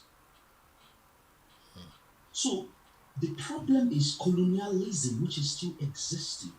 Slavery is no longer in chains, is on the mind and the emotions of people hiding through beliefs. Okay, I got I'll you. stop there. Yeah, that's okay. Like I said, yeah, someone that shifts grounds, which is good. So, but I'll let you to that interview now. I'm not shifting anything. I am balancing the equation. You are settling more on the natural aspect, and that is the psychological problem we have because Oh, really? theologians, preachers, and pastors are not telling people the truth and how they can embody these miracles. 70% of, in fact, if not 80% of Christians are in church today praying to an external intelligence they think exists somewhere without knowing that the same intelligence you are looking for, whatever you call God, is a representation of your own consciousness. And you can only attain this level of understanding through the esoteric information. So if we keep emphasizing, that's why I am taking it back to you. Of what good would knowing the literal aspects? Of what good knowing that Jesus walked in Canaan but cannot walk in me? Of what good does it do to me that Jesus walked on water, performed so many miracles, but I am not performing miracles by changing my negative circumstances to positive circumstances? I am not ready to carry upon any information that will not actively heal me from what I'm carrying. It's a useless information if I'm going to use this world. So at the end of the day, I'm not digressing or changing anything. There should be some level of balance in life. And if you're not balancing, you are not in tune with nature. Until we become aware that colonialism distorted a lot of things in Africa, that's when healing starts. And if we begin to develop the natural intelligence that can help us begin to question some of these things we are reading, we will go far in life. Thank you. Okay, I got your point. It's a fair point. To be fair, um, it's okay. In fact, how would I put it? It's okay. It's fine. It's because people need to act physically. Really, at the end of the day, that's just about where it will end. Okay. One of the reasons we stayed here on this topic, because sometimes I ask people that, okay, let's say you discard the whole Bible thing and all that, how can we change what we're going through now? Okay, and I see that that's just about where you decided to stay, because I'm trying to show you other things that, to be fair, you may not even need to change some things physically. Okay, but there's many people who are going to need it. Okay, there are two wings controlling our people, right? One is the political wing, the other is the pastoral or religious wing. You see, the people that are under this pastoral wing, they need this, okay, a whole lot more, right? So I'll let you keep, stay on your path, and things you're saying is going to lead to things like protest, like contesting, protesting, doing whatever you need to, which is fair enough to be. My brother minister, Mhm. I teach the Bible too. Bible is a book of self-image psychology. SIP. That is the hidden meaning of Can I say something? what you read. It's a book of self-image psychology. Okay. Now, it can only be understood through the Christ consciousness. Okay. So I'm not against it. I am of the fact, can we also enlighten people on the hidden meaning of what the Bible is talking about, how we can use our natural God-given intelligence to control or to be the God of our physical reality. The metaphysical aspect of existence is what Bible is pointing at. Now, remember, the ultimate creative principles of human existence begins on the mental plane. You talk about the mental, you talk about the emotional, you talk about the physical. So Bible explains the utmost part of human creative intelligence. But based on the fact that most people are not ready to receive the truth, it was hidden under allegories. My brother, you have gone back again. I'm just You have gone back again. I wanted to leave you in peace before. We have gone back again. the same way you are Please, dragging can I the say something? individual aspects, the same way I'm dragging the esoteric aspects. Let Mr. Eze say something he wants to say to you. Bros, Mastery, one day, see, I understand, we understand what you're saying. Like me, I personally understand you, right? I understand that it's painful, the things you went through, the docility, everything that's happened to us is being painful, right? But these ancestral things we are talking about is actually not our language. So if you want to explain it to a village woman now, how are you going to explain that to a village woman that does not understand what you're speaking? Sorry, say that again. I said these esoteric things we are talking about now is not our language. What does esoteric mean in Igbo? Now, if you want to explain it to elderly woman in the village, how are you going to explain it to her that doesn't understand English? Okay. I would use the word hidden information. The word esoteric is something. Ito ikawalia ni Igbo na how? Okay, that's what he would. I'm a man, nobody hiding. No, I'm not saying I just spoke Igbo so that you understand that me, I understand what I'm saying. Like if me I want to explain to an Igbo person now, elderly woman, about Eri, right? In poor village, I'll call villages and I will call Abraham and I will show her and I will explain it in Igbo. But this esoteric thing now, which basically deals on imaginations and all these things, how are you going to explain it to a village woman or a village man that does not understand English, that does not know what esoterics is? So how are you going to explain it to that person, to that person's understanding? Because Okay, and I I get see what and you're I see saying. Mr. Eze's point. Go ahead. Yeah, first of all, I'm defining the word esoteric, what it means. Because if you can understand the word, then we can understand what the hidden information is about. Now, when you hear esoteric, it means something hidden, not known by too many people. Hidden to some aspects of people is a mystery. Now, mystery is something secret or something hidden. Now, the way I'm going to explain it to an elderly person, I have first of all defined esoteric. Let me explain to you the hidden story behind this, the meaning behind this story, and what one can take from it. In my Igbo language, there's something called akoko iro. When we were much younger, as we were, akoko iro means fairy tale. When we were much younger, we were told of so many fairy tales. Why a turtle fell from some certain place and cracked its back.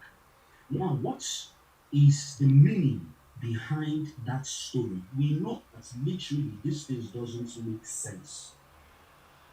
But there's a hidden meaning. Even when you watch Peter Pan, we know it's a fiction. There's a hidden meaning in Peter Pan. The same way I will explain to them this is how Bible is. It is full of akoko hero. It is full of fairy tales that shouldn't be taken literally. Yeah. But the only way you can understand the message is the hidden meaning behind that particular story that makes it esoteric. Okay, my brother, I know Kaswezi will have a response, but what I'm telling you, we are not arguing with the So, possibility of. I'm responding to the question.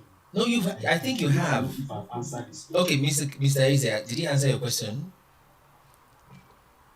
Yeah, but when you're talking about Akukoi right now, you're using it to compare the Bible. It is not very explainable because Akukọ Iro in Igbo, right? Let me tell you, Akukọ Iro is actually what our grandparents, our forefathers used to teach us what Morals. this not morals. This English has run away from me. Now, Culture to and teach, tradition. no, not culture. We talk about it. Hey, like what we are learning now, reason and learn, right? Okay. So there's what they call it in English. Ah, why is this thing now disappearing from my head? It's not our language, that's why. Critical thinking. Critical Okay. thinking. So Yeah, yeah. Akukọ is actually used to teach us critical thinking because after telling you the stories, the fairy tales, they will ask you questions. Why do you think this happened to this? Why do you think this happened to this? Why did this happen? That's what happens to us. That at least me, growing up, I heard these things. My parents told me. Our my our uncles, elderly ones, they told us all these things, right? It's majorly for critical thinking, so that you will learn critical thinking. It's not about and that doesn't have any connection with the Bible because the Bible have a place in existence in our land. Akukọ Iro does not have a place in existence in our land. It only has teachings that will help you to think. Okay? Teachings that will teach you morals as well. So they are not the same thing. Yes, and that's what I'm trying to tell Mastery. You cannot put Akiko Iro, which is fairy tales, on the same pedestal as Peter Pan, on the same pedestal as the Bible. It's not true. And somehow you are vehemently against that idea. You want to force it to stay that way. And I'm saying it won't fit because you don't have that level of detail in Akiko Iro. You could even try to argue that, well, Peter Pan has London in it and London is a real place. But who is Peter Pan's father? Who was his children? Okay. There's a girl Peter Pan will follow in that cartoon for those that know it. Her name is Wendy, I think. So who's Wendy's daughter? Okay, Wendy has a daughter, her name is Anne. Okay, who is Anne's grandfather?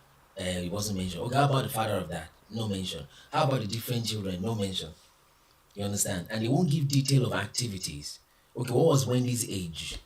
At what age did Anne or did girl Wendy get married to?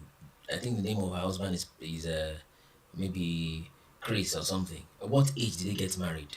When did they get pregnant of that girl? Why did they get called the girl Anne? Those are the details you don't see in fairy tales. But it's in scripture. But you have blocked your mind from the literal interpretation because you're like, this book was meant to deceive us. Da, da, da, da, da, da. You don't put so much effort in an akoko hero like that. You don't put that much effort. The easiest, most plausible explanation is that somebody sat down to create all of that, which is not very likely, or rather, the events were written as they took place. And I'm saying these events are your history. If you're not open to that at the moment, you can leave it as it is. Okay, work your esoteric.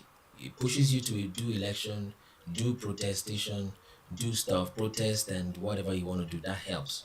In fact, to be fair, we are trying to get Bible people to get into a place where they take action for their lives and understand how far they've been deceived. Almost the same end. But you cannot say Abraham being an African ancestor is laughable. It's not. Okay? Not if you've seen the things we've seen. I don't know if you're following mastery. Yes, I'm following. I'm following. Right. 100%. Yeah. So it's okay, go ahead.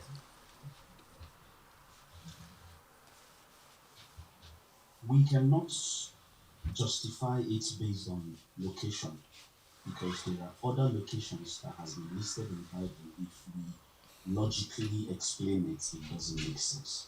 It's And because that you have not is it's so because you have not read it, my brother. If you take okay, maybe I send you off to go watch the interview. It's a story.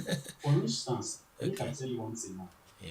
It be like you dey some kind of situation now. You dey read the story about David, for instance. Now, let's take it in a literal form, right? Now, let's assume it's literal, and why you shouldn't take it in a literal form. But I'm explaining the literal aspect right now. Now, we all know that David somehow wrote the Psalms, right? Now, you are reading, let's say, Psalm 35, this dangerous psalm. On your enemy, someone maybe you perceive to be the reason behind your problem.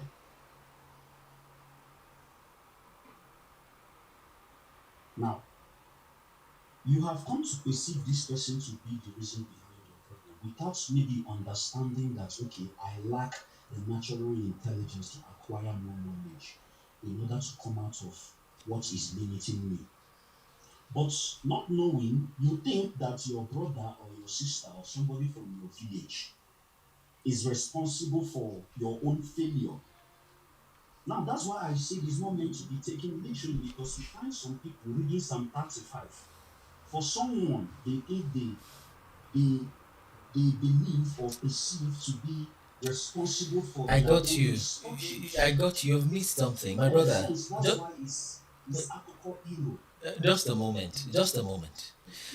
Let's say your name is Mazi, I don't know your real name, and you were born in Lagos, you later went to your grandparents in Anambra, and then you got married if you're married at age 30 and you have 5 children, and that is your story, is in the book. I now read that story and I take your story and I say, oh my God, Amadioha, my God, whatever my God is. As Mazi has 5 children, let me also have 5 children. And he fails. He's not even trying to propose to any girl to get married. And he fails. Does that mean your story is a fairy tale? Or somebody misinterpreted your story? That's not sufficient to Sorry, I conclude. lost you there. Can you ask that question again? Your genealogy, I can read it in a book and apply it wrongly and start to pray that what happened to you happened to me, and I don't do what you are doing. And the person fails because they have misinterpreted your true story. Does that make your story false because they misinterpreted your story and applied it wrongly?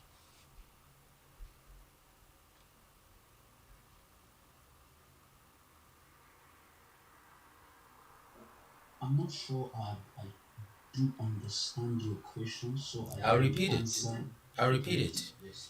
The story of your life, let's say your name is Mazi and you got married at a certain age. I mean, a lot of details. They tell us where you were born. Let's say you had 5 children, currently have. Okay, let's say they wrote the story after you're gone, whatever. And somebody takes your story and reads it and say, the same way Mazi, which is mastery, has 5 children. My God, me too, I'll have 5 children. And he take the paper of your book like this, of your biography, and put it on his head and refuse to have wife. And he's waiting for children to drop from heaven. If he of course he's gonna fail, okay, right? The fact that he fails in misinterpreting your story, does that make your story a false story or an akuko iri? I mean a fairy tale. Okay, remember, Well, that's the question. it doesn't See, it is bound with my personal experience. Remember, I gave an illustration. That's That's why I used yeah, David but you didn't answer as my an you example. didn't answer my question really. I'm coming. I'm Okay. coming. Your question is not really a direct question. I'm trying to explain that to you. You're explaining my So question listen. to me. No, The answer is I'm not no. as if I want you to you say are the no answering. first. The question is a direct question, first of all. Imagine somebody carried your story, you have five children, right? In years later, someone is reading your story, reading it, and now the person is not married like you did when you had five children. Person did not marry, right? So no woman, first of all. Then after the person finished praying, the thing did not happen because first of all, the law of nature, which is get married, then you have children, right? He didn't do that. He didn't get married. That's the foundation. Now he didn't get married. Then after praying, the thing didn't work. Does that mean that you that have five children, your story now becomes fairy tale? That is the question. Yeah, very So it's straightforward. either yes or no. No, no, it doesn't. But you wouldn't subject it to that because my sense of conversation is not pointing to why you are asking me this question. I got it. I Right? thought okay, let's Yes, go back to from the Psalms. positive, wait, yeah, I'm from the positive aspect, of course. Good, even in my language, we have words like good things is important to be emulated, right? Now, of course, is my experience, and I could tell people how I intelligently come out of this situation. Positively, one they can try and try to apply in their daily lives. Now, what I am talking about is the not taking the literal aspect of Bible. Now, for instance, right now, I am wealthy, right? Just a moment. You're missing something. I hope you're sincere. I mean, at this point, your position is not that there is a literal aspect to the Bible. Your position is that it doesn't even have a literal aspect. It is all mystery. I mean, what's it called? Myth. There's no literal aspect to it. They're the one trying to No, force it to be literal. no, I listen. No, I never said that. If you weren't listening, I said that it's important to balance it. Bible is a book that was, in fact, let's say it's less literal. I won't point Okay, you let me even interject to you. We've been this. on 1 hour on this matter, and you've been. It's like you're changing positions multiple times. Is it I'm not changing okay? position. Let's In try. fact, Sorry, mystery. I'm maintaining what I've been saying from That, the that, start of this I got conversation. it. Sorry, mastery. One thing. Let's try this. Was Abraham a real person, or is not, or you don't know? How I apply that is a different matter. Is it that you don't know or you're not sure? Is it a real person, or you're not very sure, or you are sure it's not real, or you don't know? That's an option. Okay, from what I know, I would say it's not a real person because the story of Abraham has been told in many ancient texts. So it's not a coincidence that we are repeating what has been told in ancient texts. So So to me, I have come to know that it's not a real person. okay, so your answer is Abraham is not a real person. Established, okay? Okay, now, what ancient text? Are you sure Abraham is written in many ancient texts? Are you very sure?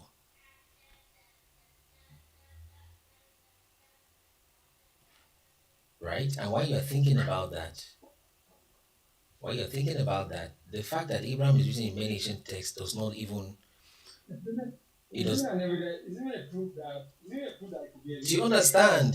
It's not to me, it's not sufficient. In fact, if anything, is supporting the possibility that there was actually a real story that became many stories. And in fact, I don't even remember any other ancient text. From the point, if you are explaining the fact that the story was copied from Africa, to that point, yes, it was copied and remixed by so many big powers like the Roman Vatican, Emperor, that's the fine. But British that again Empire. destroys the first position that it is not a real story.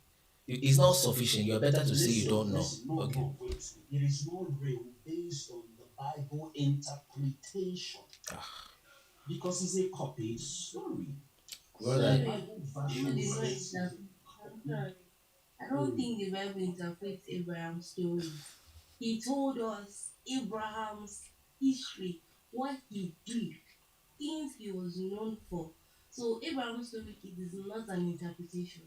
When you say that the bread like somebody hearing it and he told us who Abraham is, who Abraham was, what he did at his time. And the Bible, it's recorded, like documentary tells us that these stories were originally transmitted orally. Like there was no initial written form of it from the beginning of time. It was gradual process that people began to reason that, oh, this man is like a living legend. He did something remarkable throughout his days, which helped the Christian faith go at that time. Now, why they decided to even write down Abraham's story was because elders of the community there, elders in the Jews community, were dying, and they needed this understanding, this man's legacy to live on so that people could learn from, not be like him. Learn from. We are meant to learn, not to be like him, because okay, no two persons can be the same. People okay, to learn from. So his story is not an interpretation. It's more like a it's guideline to learn detailed. like from. Okay. Yes. Actually, I think Nuraya is on the same position with mastery, but she's using a slightly more clean logic to approach it. I think she's on your side, by the way. I think I've seen a comment from her. She also doesn't think that it's African story and all that, right? Nuraya, or do you think Abraham is an African man? It's not an African one. Uh-huh. It's So is African. she's in along with your position, but she's showing you a little bit of fault in your logic. But I hope you have seen it yet. But let me ask, well, it's getting redundant, right? Okay. If people have interpreted But Abraham's checking story a certain way, they've please decided to do stupid things with it. Minister, please Okay. start checking the story of Abraham, which Mhm. was originally Abraham, appears in several ancient texts and traditions, not only in the Bible. Just a moment. Assuming that is true, maybe you've It's on, gone. it's on Dead Sea Scroll. Wait, it's on Dead Sea Scroll. It's on the Hebrew Bible, the Old Testament. It's on the book of Jubilees, the Apocalypse of Abraham. Come on, man. These Okay, texts I got it. predates the Bible. I got it. So you Okay. cannot tell me that what reduced, maneuvered, removed, and Okay. put a lot of things to tell you and you believe that without question. That, That's what that, I'm talking about. that's okay. Sorry, sir. Sorry, sir. Noraya, just a moment. Noraya, I'll get on you just a moment. I wish you had like 1 hour. I still have 1 more hour at least just for Noraya, because I guess she's like, or if there's a she, around 20 something years old, maybe even younger. But just a moment, Noraya. So, mastery, you're not getting our point. The fact that it is written on, in fact, the more books you are able to find that the story of Abraham is written in, especially when they are disconnected by demography, it almost suggests that maybe he's a real person. Almost, Story, yeah. yeah, almost suggests that it's probably a real person that is started formulating the story.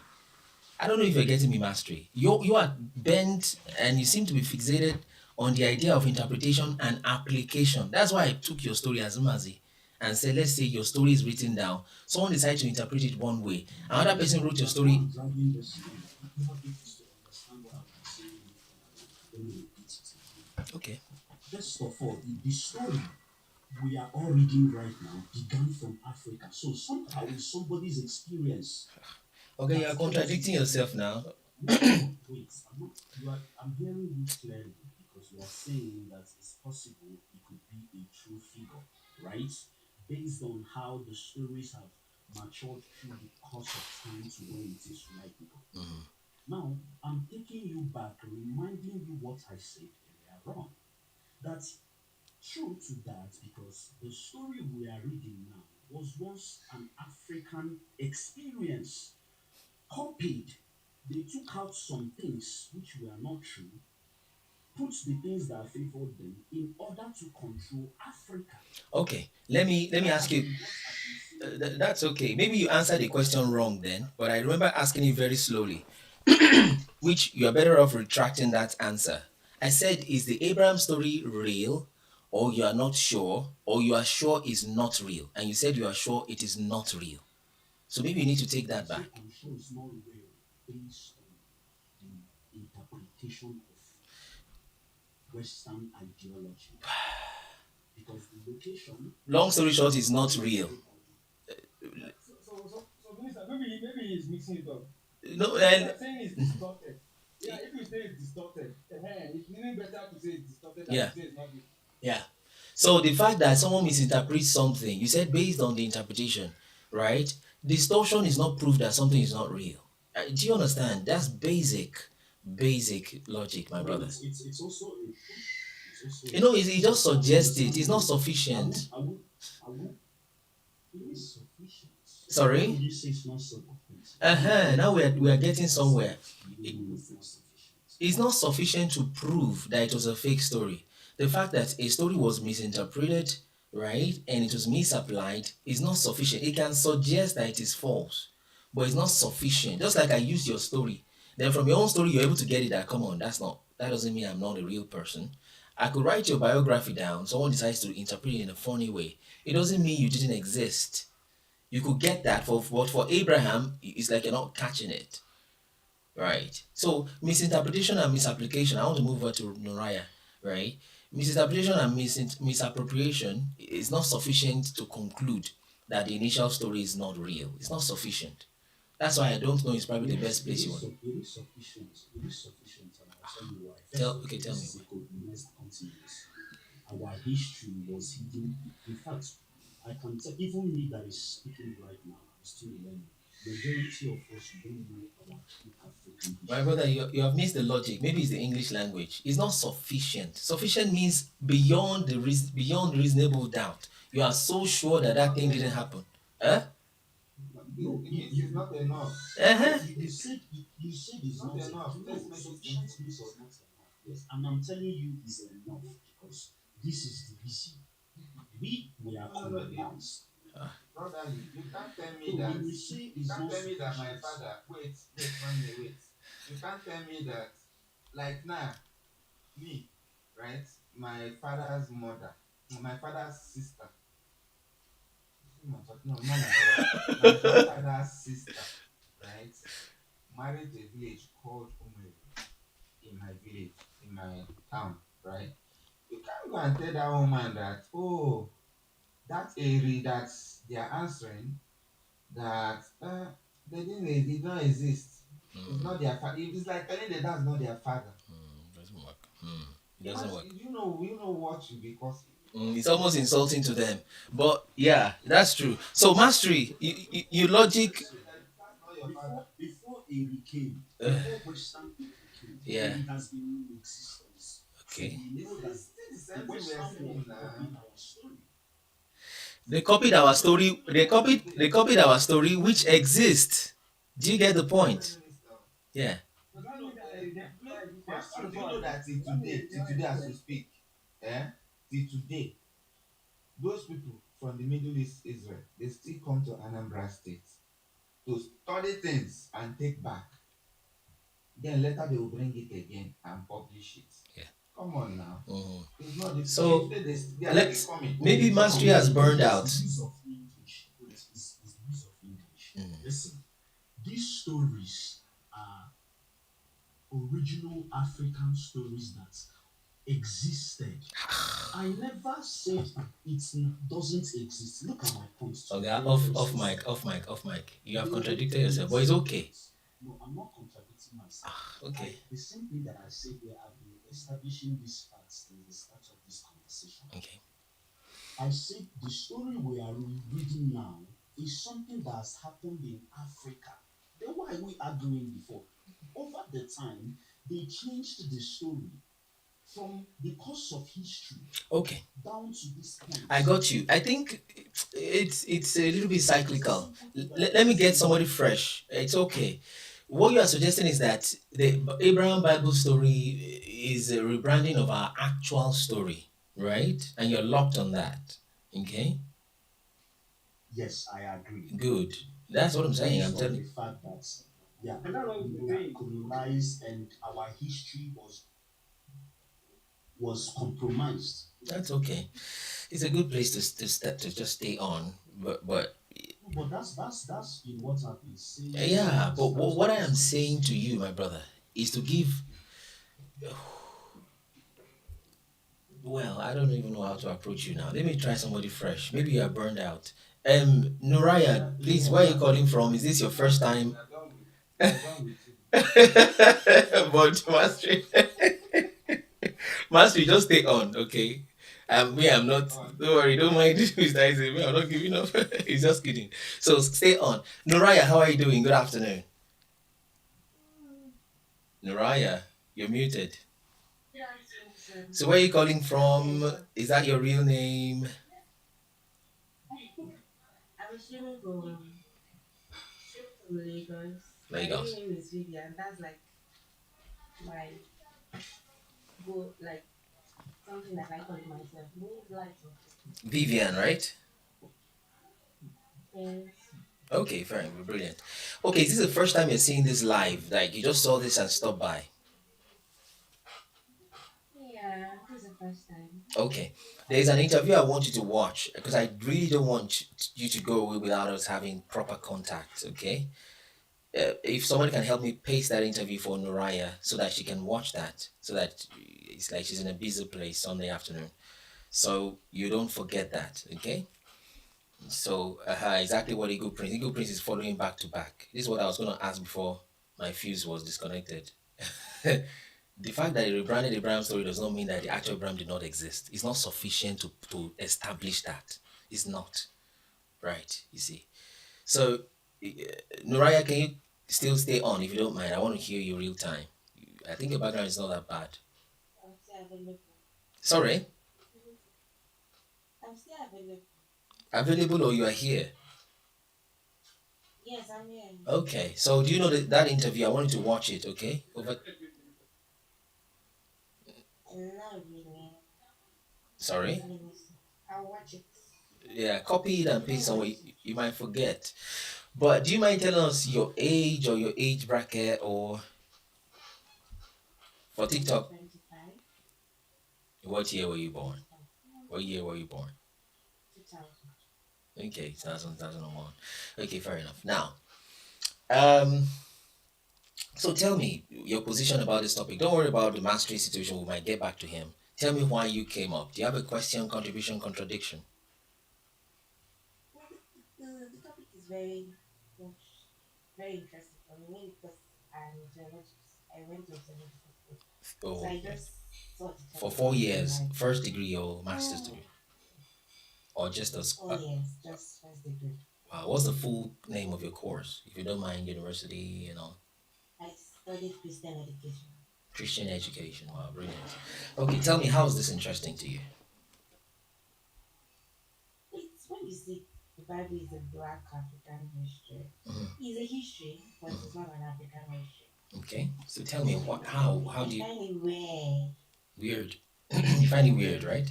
Like when you call it black Africans, when you call it black African history, what you're trying to do is like you're not this first of all, these men were men, Mhm. human beings, Mhm. but not African.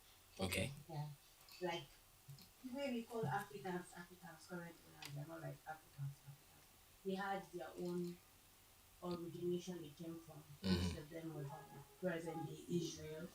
Most of them were back days Rome, Philip, Ephesus, Corinthians.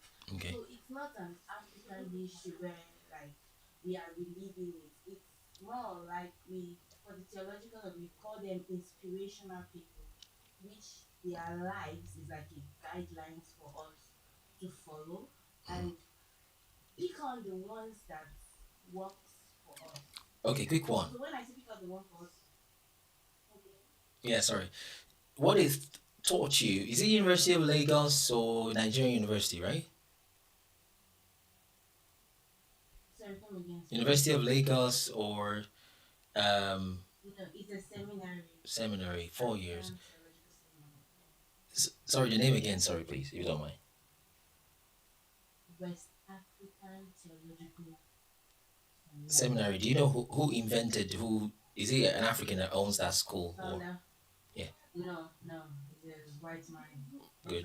Professor Gary Maxon. Gary Maxon from England, Scotland, America, Netherlands. Netherlands, in Europe. Okay.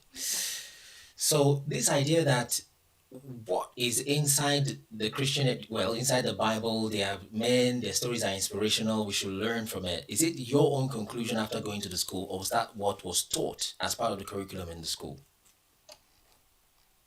That was what was taught actually. Oh, so what is These are inspirational God, that we should learn from. right?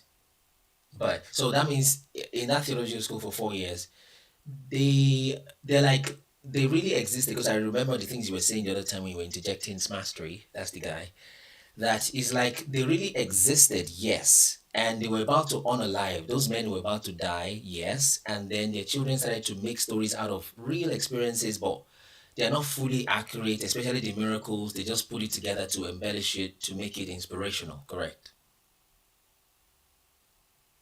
They really existed, yeah. Right? Mm-hmm. And as I said, these stories were told orally before. There was no written document originally about this man. Okay. So the reason why they started to write about this man was because people that actually had first-hand experience, like seeing this man, Past. knew about them, we are now going, dying. So they needed their story to like live on. Just like we have stories of Wale Soyinka going about. So they needed Written. yes, so they got people that had first-hand experience with these people to document The document, their story. the documentation, were they real? Were they eventually accurate? Did those miracles happen? Did somebody stretch a rod and the water parted? Yeah, somebody did. Okay. So the fact that we did not see it, we Okay. don't get witness, Does not mean it doesn't happen. Okay, so at least they acknowledge the supernatural in your theological doctrine. Sir, come again. They acknowledge the supernatural events in your theological curriculum. Yes, they do. Okay, fair enough. Okay, all right. So you were going to add on top of that, or is that what you wanted to say? So I can. Okay, I wanted to say something. So when we talk about, when we talk about documentation, if you're not the first-hand receiver of that information, you will not put it the way it was given to you. Okay. For instance, like if you tell me the chair looks like a dog, From oral to I might verbal, probably not pass it. Yeah. there's discrepancies. The same way. Okay. Yes, I might not pass it down to the same way to the other people. Okay. So, the documentation might not be Super 100%. Fair enough. It has set things that most of the things written in there happen. And we had translation going on. The Bible has been translated from Hebrew to English. There are still certain big words that they have not known the meaning. So Okay. the Bible was translated. So when you translate from one, translation is a whole lot. When you translate, when you talk about the translation, there are words that they will have to see it from different perspectives, different angles, and know what it actually means. Do you understand Yoruba? Translation might not be known. Do you understand Yoruba language, Vivian? What language do you speak? No. I'm a Netherlands person. Netherlands. Northern. Northern. Okay. North. Okay, in the north. Okay. Let's talk about this then. Of course, the Middle East guys that are there today, what do you think? Do you think they are really the descendants of Abraham, or have you thought about it? Or does the school talk about it? Personally, when you ask me, I'll say we are all the descendants of Abraham, not just them. Okay, that's fair enough. So maybe they're kind of just trying to take it for themselves only, and that's not quite right, isn't it? Yeah. Did you the Bible calls Israel. Sorry, the Bible calls Israel personally because back in the olden days they were known as God chosen people. Okay. So specifically, just Israel alone, the Jews alone, they were considered God's people. So at the coming of Christ, everybody Okay, that's theology. that accepted Christ Became God's people. became part of God. Okay. Yeah. I almost forgot my question. Sorry. Yeah. So, okay, fair enough. I forgot what I wanted. So, would you say that they are just trying to make it look like they are the only chosen people, and that's not true, right? Oh, I remember my question now. When we look at it, I remember my question. Sorry, this is not. I hope you're not feeling pressured. no, Okay, we're trying to learn from someone who's literally. I've not been to a theological school myself, not for 4 years. Okay, right. So, my point is, did they talk about the Jewish in the Middle East, Jews in the Middle East in your curriculum? You remember? Sorry. they do. So what did they say about that? When we talk about the Middle East, they consider themselves more closer to God because they have the important figures we read in our Bibles today. They had Moses, they had Elijah. They had important. All were gotten from them. They had important what? Sorry. Figures, like Figures. Okay. the important men we read From the scripture. Bible, So yeah. Yeah. we all had them. Yes, we all had them coming from there. So when they talk about it, it's like they have the more understanding. Like they will put it like they have the more understanding Mhm. of what these men have done, Right. what they are, Did which of those men? what they look like. Which of these Bible men came from Africa? None really, is there? No. None. Okay. How about Ham? Christ was born in Africa. Born in Africa, was taken to Africa, to Egypt. Yes. Right. Okay. Let me go straight to the point. Let's talk. What you hear when we're talking about circumcision? The people in your lineage, in your ethnic group, do you know if they circumcise? Are you, if you don't mind, how's right? Or They do. you do? What day or 7 what? days after birth. 7 days after birth. Yeah. What part of the north, if you don't mind? Every part of the Everywhere. Every. Everybody, every Northern person circumcised 7. No, I 7 don't days think. after I don't birth. think so. But that's fair enough. So, why? How did Africans learn circumcision? Are you aware? I don't. I've not really thought about that, but Right? Because really, and I've well, not where really did thought about how we learned about it. yeah, where did it come from? Where did We know circumcision? that circumcision happened in the Bible. It Okay. happened in the Bible, Okay. where Christ told, where God Yeah. told Abraham to cut off the foreskin of his son Isaac, Including his own before- foreskin. Now, by the way, go ahead. yes, and all his male servants Right. to be accepted, So, to be pleased, also be satisfied before his sight. yeah, eventually. So, where did Africans learn that from? Who brought it? Is it Abraham or is it? Have you thought about that? I would say God. Yeah. God, but hey, Because that was like a direct instruction coming from God to Abraham. yeah, but how did they? Did he? Okay, maybe God told Abraham and told Africans some other time, maybe. No. Okay. No, it's not a. It's not a trick question. It's not a sarcastic question, actually. If we're really thinking from first principles. Christianity. Okay. Christianity came to Africa Good. very, very much later than it came to the Western. And they first received Christianity, the message of the good news, before we did. Okay, so maybe The the maybe. Western brought the good news. So I would say they made us have that knowledge of circumcision. Good. That's a smart one. So it wasn't. It's not a trick question. But let me now tell you flash news. Did you know that the Africans were circumcising before either the missionaries or the colonizers came? Are you aware?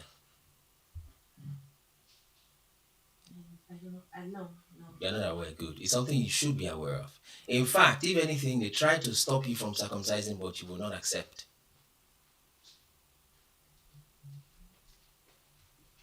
So if you knew this then and you asked your theological lecturers, they wouldn't like your question because it's disturbing their salary. Come on, are you telling me I don't know what I'm saying? You see. So they used to give bride price in Africa. Where did bride price also come from? That one is more common all over the place. But it's an instruction, it's a Bible thing. Right? There is yeah, isn't it? It is. Yeah. And they gave bride price in Africa before colonizers came.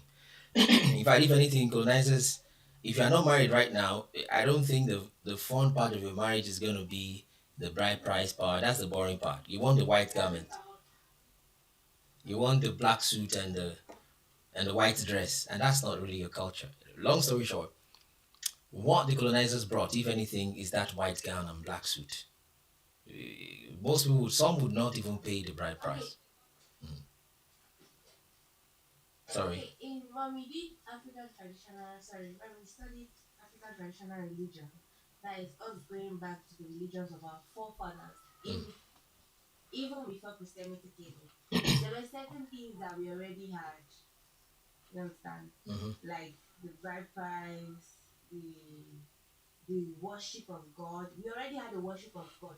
Oh, we were not worshiping God Almighty. We were probably worshiping trees, stones. No. There's a name for God in your language. You know, It's not a stone. Now, there's some that worship stones, to be fair, okay? But there are names for God in African culture. One God, by the way. They can be a little bit of, yes. yeah, But in our language, they call him Oludumare. Do you understand Yoruba language? It's like you spend time in Western Nigeria. A little bit. So there is something called Chuku. Chineke is not a rock or a stone. It's a person, being that created us. Yes. Miss again. Yeah, so what they did for us was, Okay, go ahead. so what they did for us was give us a broader understanding of what we did. They built on what we already had and Okay. make us see it from another shade of light. That's why I say some of us already worship stone. Like I know a part of the Yoruba people that worship iron or Ogun or It's one of the idols. You're right. Mhm. Actually, that person is probably a person that Yeah, they deified. You're right. Uh-huh. But then, What they made us believe is Mhm. instead of worshiping that person, why don't you just go straight to God? I see your point. But there were names, there were people that were monotheistic in that sense, that were not polytheistic in Africa. In fact, Africa is more, if anything, because all those gods eventually, even those that worship stone, which they shouldn't, right? They still have the monotheistic person who's on the top, you see. And it is African warriors that have oftentimes been deified and become idols. But bride price has been existing before, right? And circumcision has been existing before. I don't understand so much of Hausa language, just a few. I would have shown you Hausa words, and I have a few, Yoruba words, and Igbo words that are inside. She's not a Hausa. Yes, I hear about that. I'm from that part. But what part? I What's can explain the words. yeah, but what part are you? So I don't call you Hausa. Are you Fulani? Are you Fulbe? I'm she's from from Kebbi outside. State. Kebbi State. From your side. No, he might have got your accent. Zulu. She's Zulu. I'm from Kebbi State. Zulu. How do you know? Maybe your name. What do you mean? What do you mean? No, not the name. Because, like I told you yesterday, I was talking about the Middle Belt, Right. right? So we have Christians from Kebbi, Sokoto, who are the Zulus.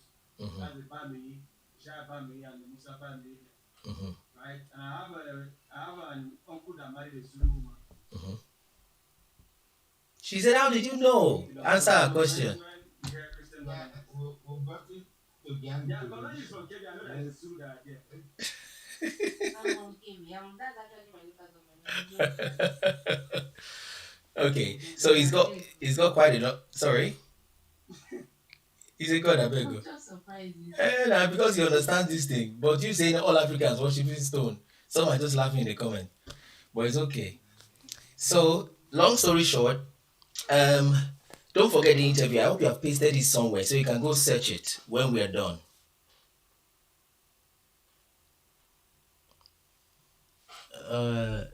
Nuraya, are you there? I'm hearing nylon as if she's bringing out pop from inside nylon to chop. Nuraya, oh, Yes, sir. hey, are you busy? No. Uh-huh. Press my mute button. Yeah, it's okay. So, watch that interview. I hope you have pasted it somewhere you can go Google it or YouTube it and watch. Hello. Okay. So one of the problems, or one of the reasons we're bringing this is Africans, some worship idols. Okay, unquestionable. Okay, but there are some that actually know the true God, the one true God, right?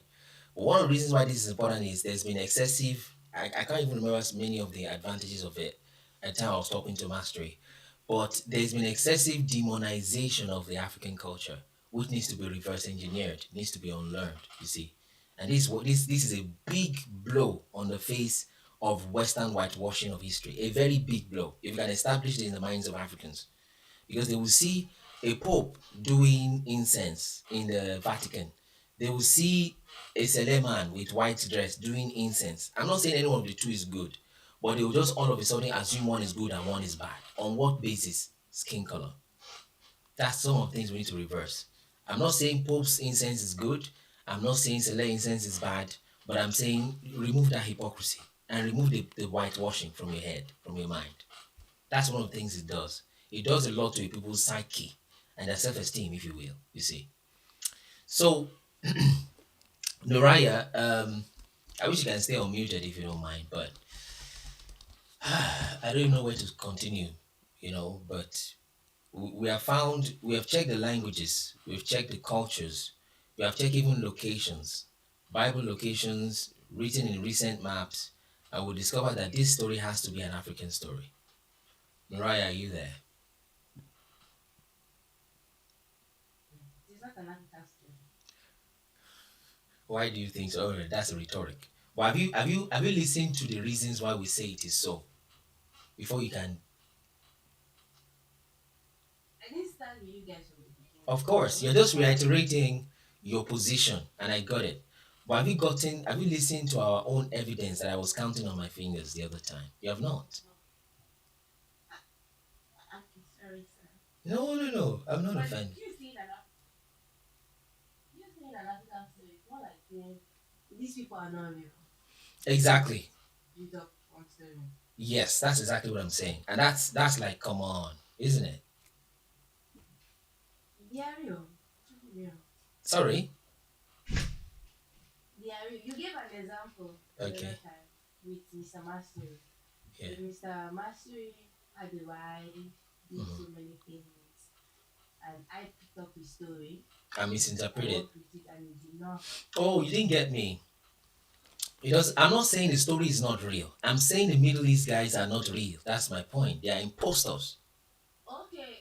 That's the, yeah, we missed that. So let me ask you more questions and more things that you didn't know that I can tell you. Now you've learned at least one thing today, that Africans circumcised before the Europeans came in any way, at least not in this 1400s, right? They circumcised before then. They did bride price before then. That's a new one. Something to think about, isn't it? Yeah. Okay, good. Let me look for another one. Can someone help me? It's like I'm tired. Some of the points, something she might not have known. It's like I'm actually tired. Hey, you're driving now. Yeah, I'm talking about. I don't enter the car. Ancestry. What? How many of this are? Day one or two? Because I don't think the northerners are worshiping those. They are many monotheists.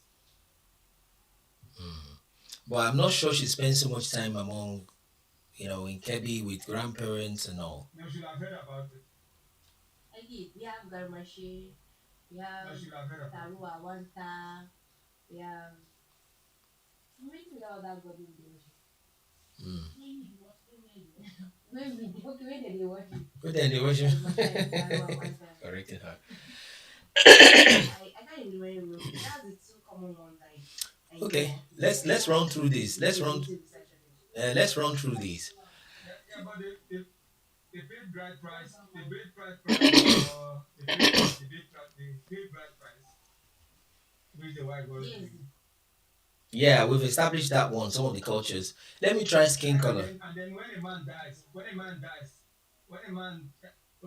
unalives, his brother can take over his wife.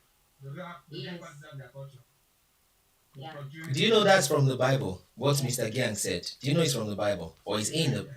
It's in. Yes, that is so much from the Bible. Right. Do you know it wasn't the Europeans He that also taught us? practiced. No, and he was practicing before No, they came.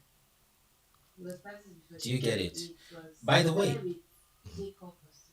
Jacob, even well, at Not least Jacob, Jacob. at least Jacob. Actually, you're right.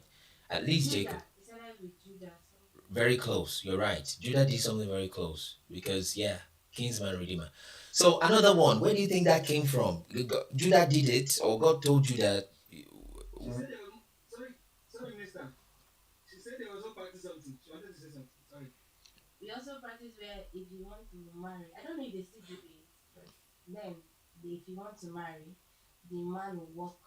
If you want to marry me, for instance, if you were a traditional worshiper, you would walk on my father's farm now for a specific amount Oh, of time. like payment for that dowry in form of working, right?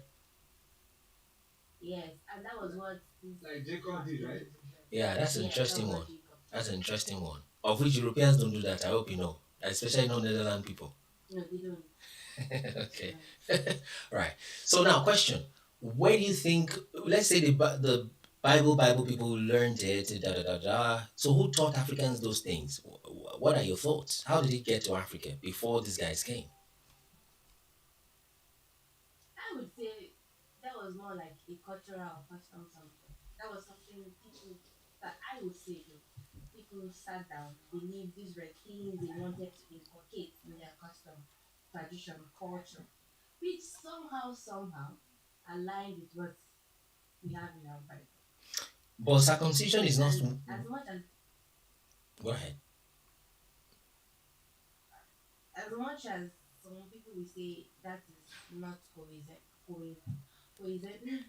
Coincidental. it just yes, it just like maybe Africans copied it or like we would say Christianity is a black man culture. Okay. But Mhm. yeah, Let me make it tighter. Circumcision is very difficult to stumble into. If you want to cut a child's skin for any reason, God told you, you think it's hygiene, you think it's spiritual. Okay, let's say someone you cut foreskin. How come they are doing it on exactly the eighth day? I don't think you can stumble into that. What do you think happened?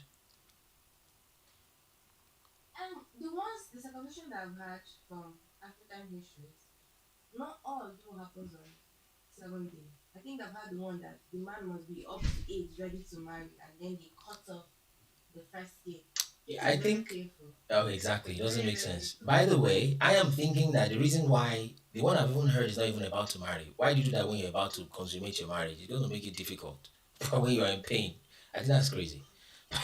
But I think what I hear in Southern Africa and deeper inside Hausa land or northern Nigeria is that they do it around 14 years old, which is just about the age that Ishmael did his own. And in fact, I think we from that place are actually from Ishmael. Age 14, thank you, Nubian King, even before I said it. That is just too coincidental. Just too coincidental. Right? So think again. How do you think those two cultures were doing it? Just think. Fresh idea.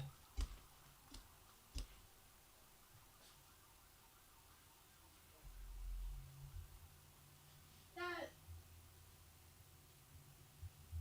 on a more sincere note, I've never thought about circumcision because I know that I always believe before you say it, I always believe circumcision was brought to us by Christianity.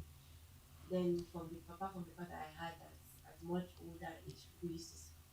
But if I were to think about it, I would probably put it this way. Now, Africans are known to be high-minded, culturists and traditionalist people. No, not like practice traditionalists, but we have a very high standard for tradition. We believe that everything has a rule for it.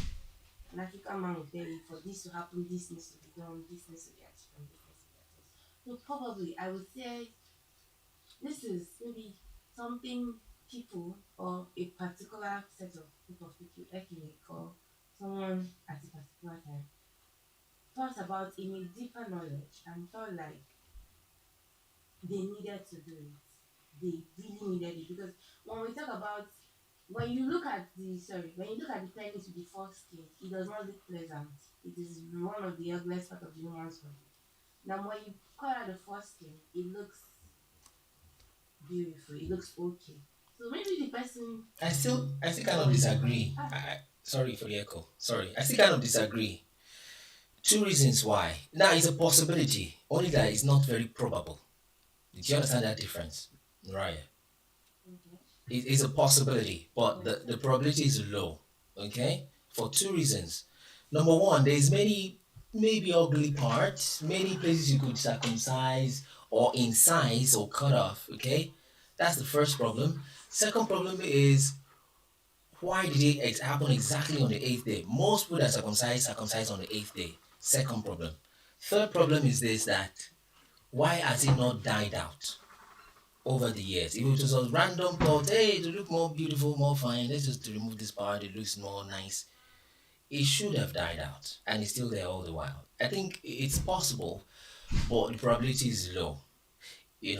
That's what I think. But let's move from that a little bit. It's something to think about. By the way, my answer to that is that Abraham was an African man, right? And it's a story that was exported, our story that was exported, rebranded, not too much really to be fair, okay, and brought back as a religion. Abrahamic religions. I don't know if you got my position.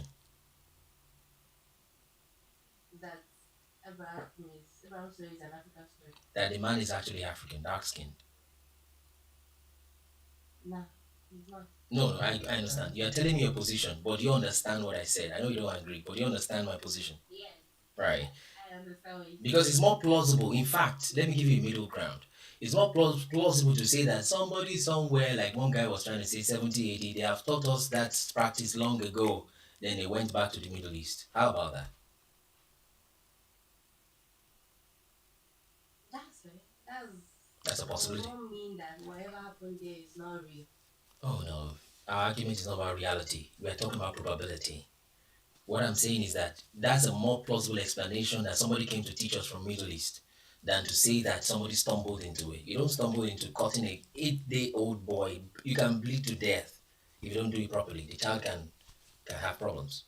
So I'm saying it's more probable that somebody came to teach us, right? And we continue doing it without knowing the reason than to say that somebody stumbled into it. That's more probable. Do you get my point? It's just more probable. Yeah. I don't know if this is going to make any sense or Yeah. going to connect something. Yeah. But just to say, at the initial part, Mhm. the world was speaking one language. Brilliant. We all said from the creation of the world, God gave us one language. Mhm. We lived one. There was no division. Mhm. At the time of building the Tower of Babel, Scattered. we scattered. Yeah. At the time of Abraham, there were other people Mhm. who did other things who were from different parts of the world, but we still spoke one language. Mhm. It was at the time of Babel we divided into different languages to not be able to understand ourselves to be able to build the Tower of Babel.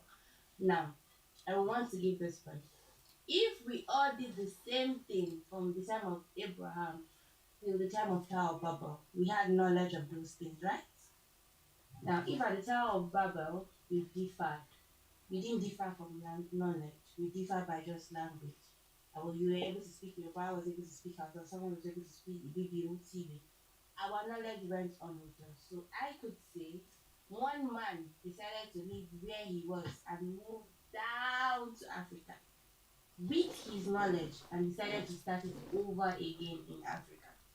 I got So it. it's still, Uh, I would want to say that if one man could carry that knowledge from Israel, cross ocean, seas, mountains down to Africa, it could still be like that. Or if one man could just sit down in his salon and decide that I want to cut my shine first thing at the 80 after it depends. And people believe in it. Yeah, that's a more plausible one. But if we are staying on that, that wouldn't apply to circumcision especially. Why? Circumcision was introduced after the tower. That's if I had to use that, but I get your logic, right? And that means what you're saying, after the man left, he came uncircumcised and he continued that way, which was not the same. Yeah, it was God that told Abraham as the first. But Well, let's. all of them were not circumcised at the time. Mhm. No, when God told him he circumcised himself, his child, and all his male servants. Yeah, that's And it exactly. was a continuous practice. Yeah, They that's didn't stop people. But then the Tower of Babel happened. Oh yeah. you see. Yeah, that's what he's saying. He understands that timeline is in his mind. Let's move to skin color. Do you have 10 more minutes, or you got to run? You've got some things to do. I'm still here. Are you enjoying the conversation? Yeah. Have you paid your gate fee? I have set my heart. I don't know if you have seen it. Don't worry, I'm just kidding. All right, skin color, real quick. Moses was before Joseph. No, Joseph was before Moses. Now, the impression you have, Hebrews are like this, and Africans are like this, Egyptians are like this, right? Yes. Do you know the Egyptians are actually black before these recent Arabian-ish Egyptians, Yeah. right? Originally they are black. Yeah, brilliant. Now, if Joseph is supposed to be like this and his brothers should be like this, and they went to Egypt where they look like this, how come Joseph was thought to be an Egyptian even though he was whitish? You know, in fact, and there's no confusion. I mean, these are his brothers, not like some random people. And they thought it was an Egyptian. In fact, they told their father, this Egyptian king, Egyptian king. How did an Egyptian king look like this? And they couldn't tell it was not Egyptian. That's a thought. So you're asking, okay, if I should get you correct, so you're asking, Joseph was black, Joseph was white. His brothers He were went also, to Egypt. and he went to reign amongst these people. But From your own perception. from your own perception, I'm trying to work from your position. I want to change your position. I'm trying to show you new perspectives. This guy and his brothers were like this. In fact, they sold a white guy to Egyptian country, right? To be fair, in my mind, let me show you my position so you're not mixing it up. I think both of them like this are like this. Both Egyptians and Hebrews are like this. That's my position. But let's work with yours, okay? Are you I there? don't actually know if Hebrews are white or not. But we are told, or we are seeing. Yeah. We don't treat skin color. But from seeing them and what we've had, they are believed to be white. Fine, that's okay. Let's work with what you believe in that sense, or what they've shown us on TV, right? It's not against you. They It's are believed to be whitish. I got it. Jesus is whitish guy, long hair, blue eyes, right? Oyinbo guy, isn't it? They didn't give us a description of Jesus. I'm telling you what mainstream tells us. That's exactly the point why we're here. Do you get my point? Okay, yeah, Jesus is white. Yes, I get it. Yeah. What we see, what we hear. Exactly. Even though the Bible, That's the same. right? Do you get it? White, Yeah. blonde hair, soft. Calm looking, kind of guy, taking a sheep on his shoulder. Are you still here? Yes, sir. I am pushing it further to tell you Jesus is like this. That's what most people are not bold to say, but that's what I am telling you. But now I've got to prove it. You see, some people are in the middle and saying we don't know, but whitish people are saying this is white. You are trying to be diplomatic. We don't know. I am saying it's black. So watch this. How did somebody who looks like this went to reign among people who look like this, and his brother were calling him an Egyptian? How did that happen? Let's move to another one. That's confusing. Is that confusing, by the way? I just want to say no. How people that the sun in Egypt is very hot, sir. Okay.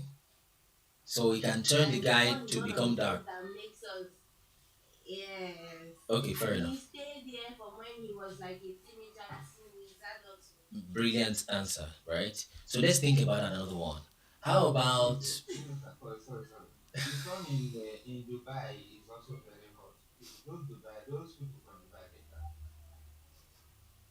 Sir, Dubai lives a very luxurious life. The No, average no, poor but the person sun here is is hot. our The sun average is rich hot. man here. The sun Yeah, there. the sun is actually hot. Fair. Yes, and But- it's not all of them that are living luxurious life. There are some that are living inside deserts that are doing and they are still white.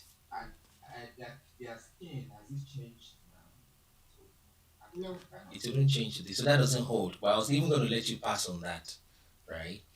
To move to Moses, but you might use the same logic for Moses because Moses was coming from Egypt when he helped Zipporah, and Zipporah told her father Bethuel, right, or Jethro, that an Egyptian helped us. Do you remember that text? Yes, Right? Yes, I remember. Let's move to another one.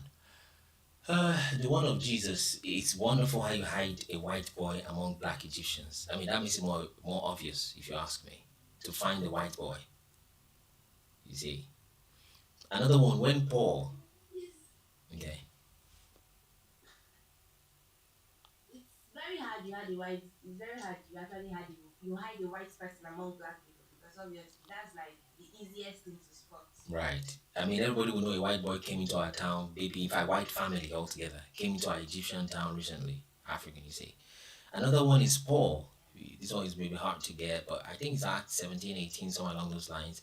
When he was causing troubles with his preaching, etc., right? They said that, when he was taken arrested, I mean, everybody can see him. But this guy was like, oh, I thought he was that Egyptian that was causing trouble some other time. I didn't know he was a Hebrew. Do you know they said that about Paul? Maybe you've not seen that part. But they said that about Paul. They did.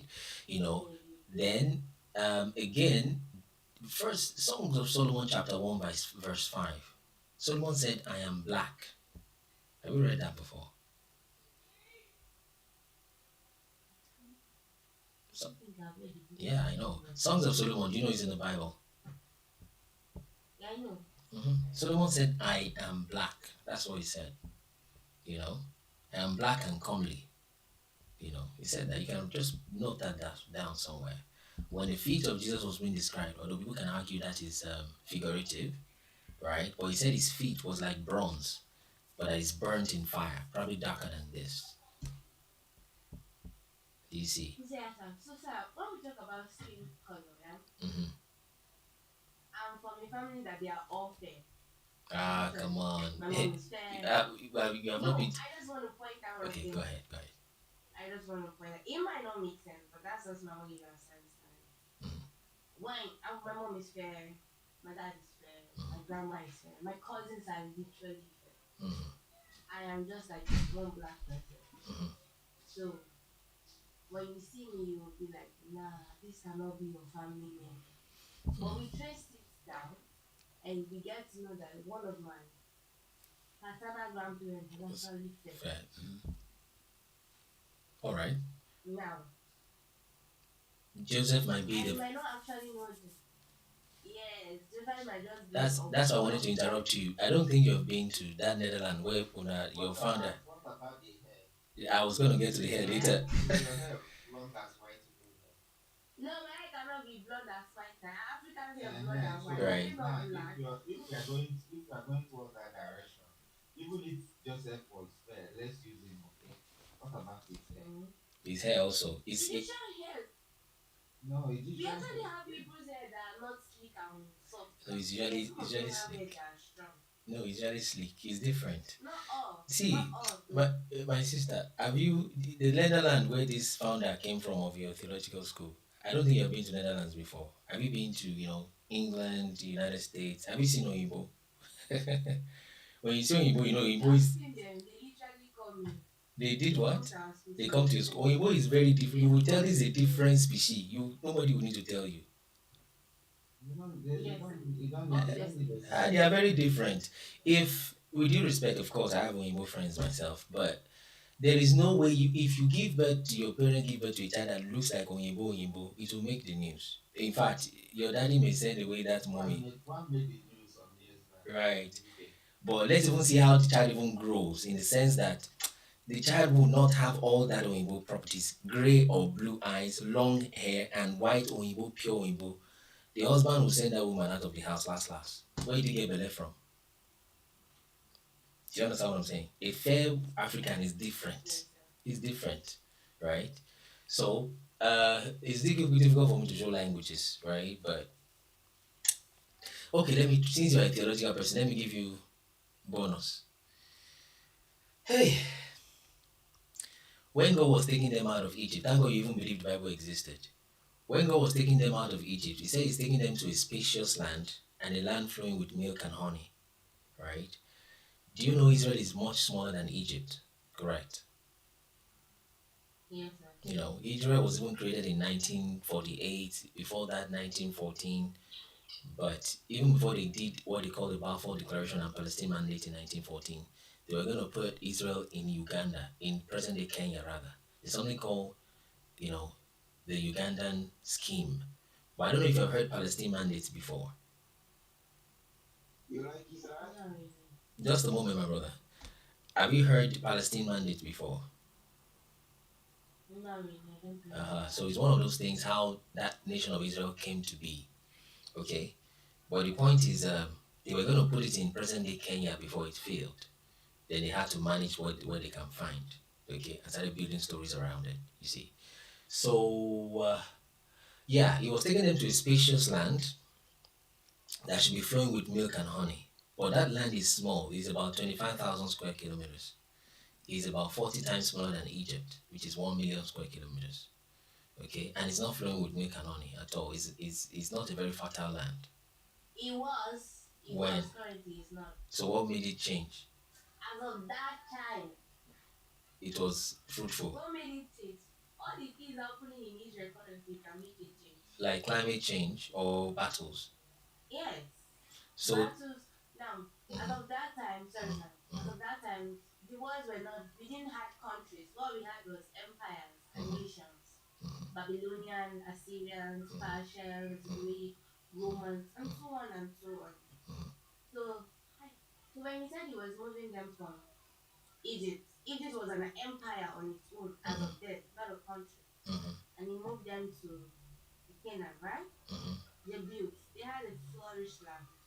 okay, It was huge because when you want to talk about Israel, then it was white. it was It what? was a Sorry, very white race. okay, wide place. It was a very, yeah, it was a very. So what white- shrunk when we it? talk about Israel, Israelite nation, Israel nation.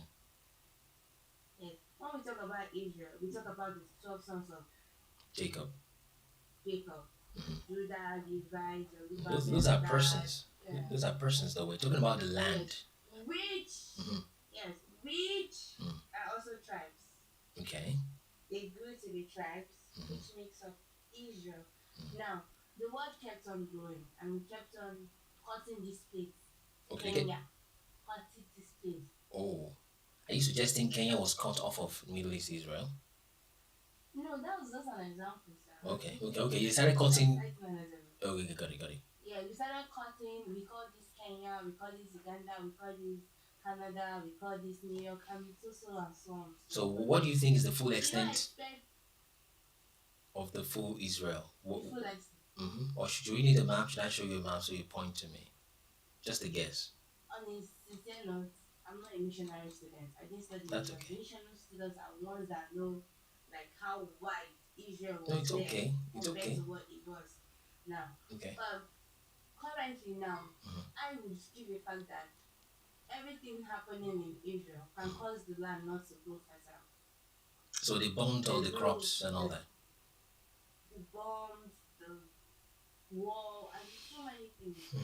Hey, Yeah, actually, nobody, if we keep bombing my country, you don't expect me to go to the camp. For me, I it's don't want actually to. considered a sign of the government. the size is what I'm trying to get to. How the bomb shrunk the land, or that's why I'm saying, okay, maybe they've used the bomb to collect the bigger lands. So I wanted to show the map to show the extent, right? But you don't have to be a missionary. We don't need a label. Truth is truth, right? You may not be a missionary.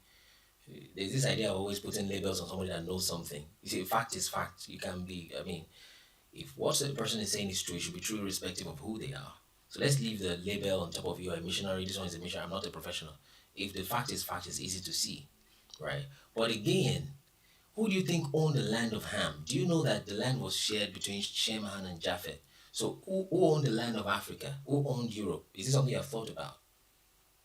Or was it even the whole world that was divided? Yeah. The land of Europe. Who owns the land of Europe or Africa?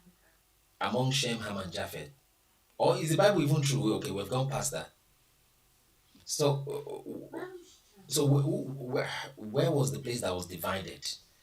You know, was it the whole world that was divided among Noah? Was it the whole world that was wiped out by the flood? Was the flood worldwide? Yeah, as of then, it was worldwide. Yeah, the world is the world, isn't it? But the thing is, the world was divided among Shem, Ham, and Japheth, right? Yeah. So, which land belonged to Shem? Which land? In fact, by the way, do you know Shem is the root word for Semitic? When they say you are anti-Semitic, it's from Shem, correct? Yes, sir. Right. So which land was given to Shem? Which was given to Ham? Which was given to Japheth? We have not thought about it.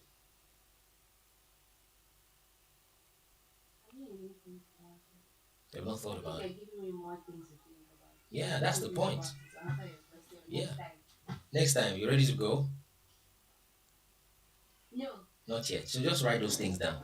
So there's writings that tell us how and where what land was divided for who, right? And I think those writings were taken off intentionally. In the book of Jubilees, it tells us that the land given to Japheth is cold and is in the north. The land given to Ham is hot and is in just about the middle, okay, in between Japheth and Shem. And land given to Shem is neither hot nor cold. It's very clear there. And when we checked it carefully, the land given to Shem is in Africa. You see.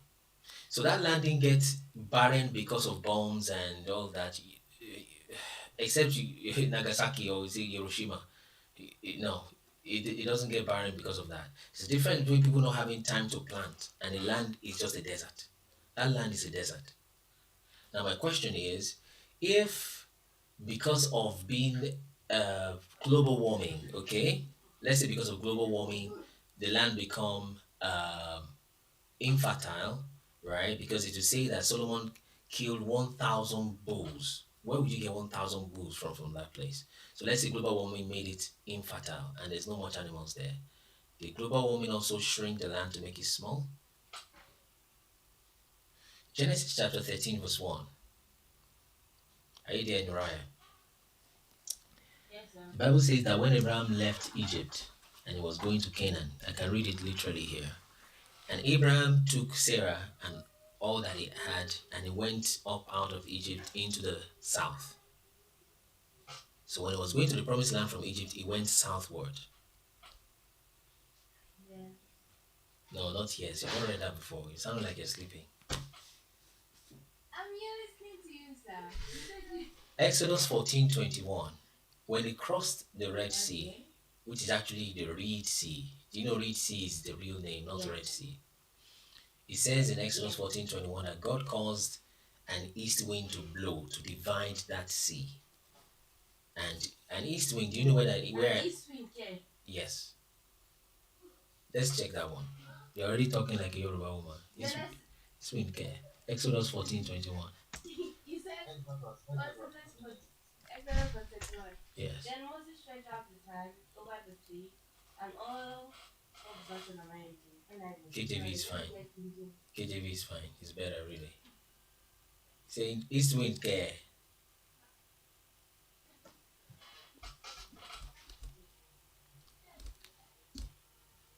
Even use it to preach in churches. They say the east wind shows that there's something about the east wind. Pastors use it all the You understand? Figurative kind of Yeah. stuff. So you said Exodus. She has got to carry the Bible coded like I will catch this man today. I didn't know you have carried the sword of the spirit waiting to to shook me with it. Hey! Exodus 14, 21. And Moses stretched out his hand over the sea. Read it. Yeah. Then Moses stretched out his hand over the sea, and the Lord drove the sea back by a strong east wind all night and made the sea dry land, and the waters were divided. So you see, east wind is not care. It's east wind, strong east wind. So where does the east wind come from? But again, it's a wind. That's why they call it east. It came from the east. Good. So when it's coming from the east, what direction does it go? Generally the west, Yes, right? yes, So where do you think the direction of the crossing was? North, south. No, so if it came from the east, you blow which direction? She has concluded that it will blow generally straight line, right? If you blow to have enough force, it's going to the west. So what direction did the people cross?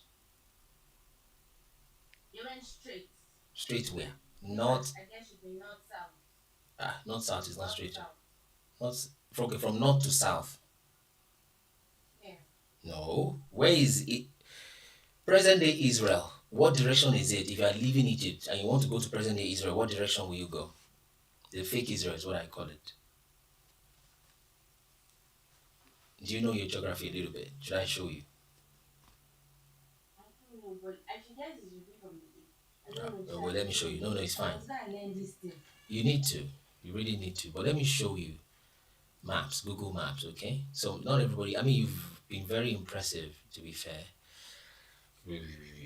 Let me try to show you the maps because these things, if you don't read them literally, I mean, it's good. Unlike the other guy, forgot his name now, who's saying everything figurative, figurative. You can't make progress that way. That's why we have to try to deconstruct him from that.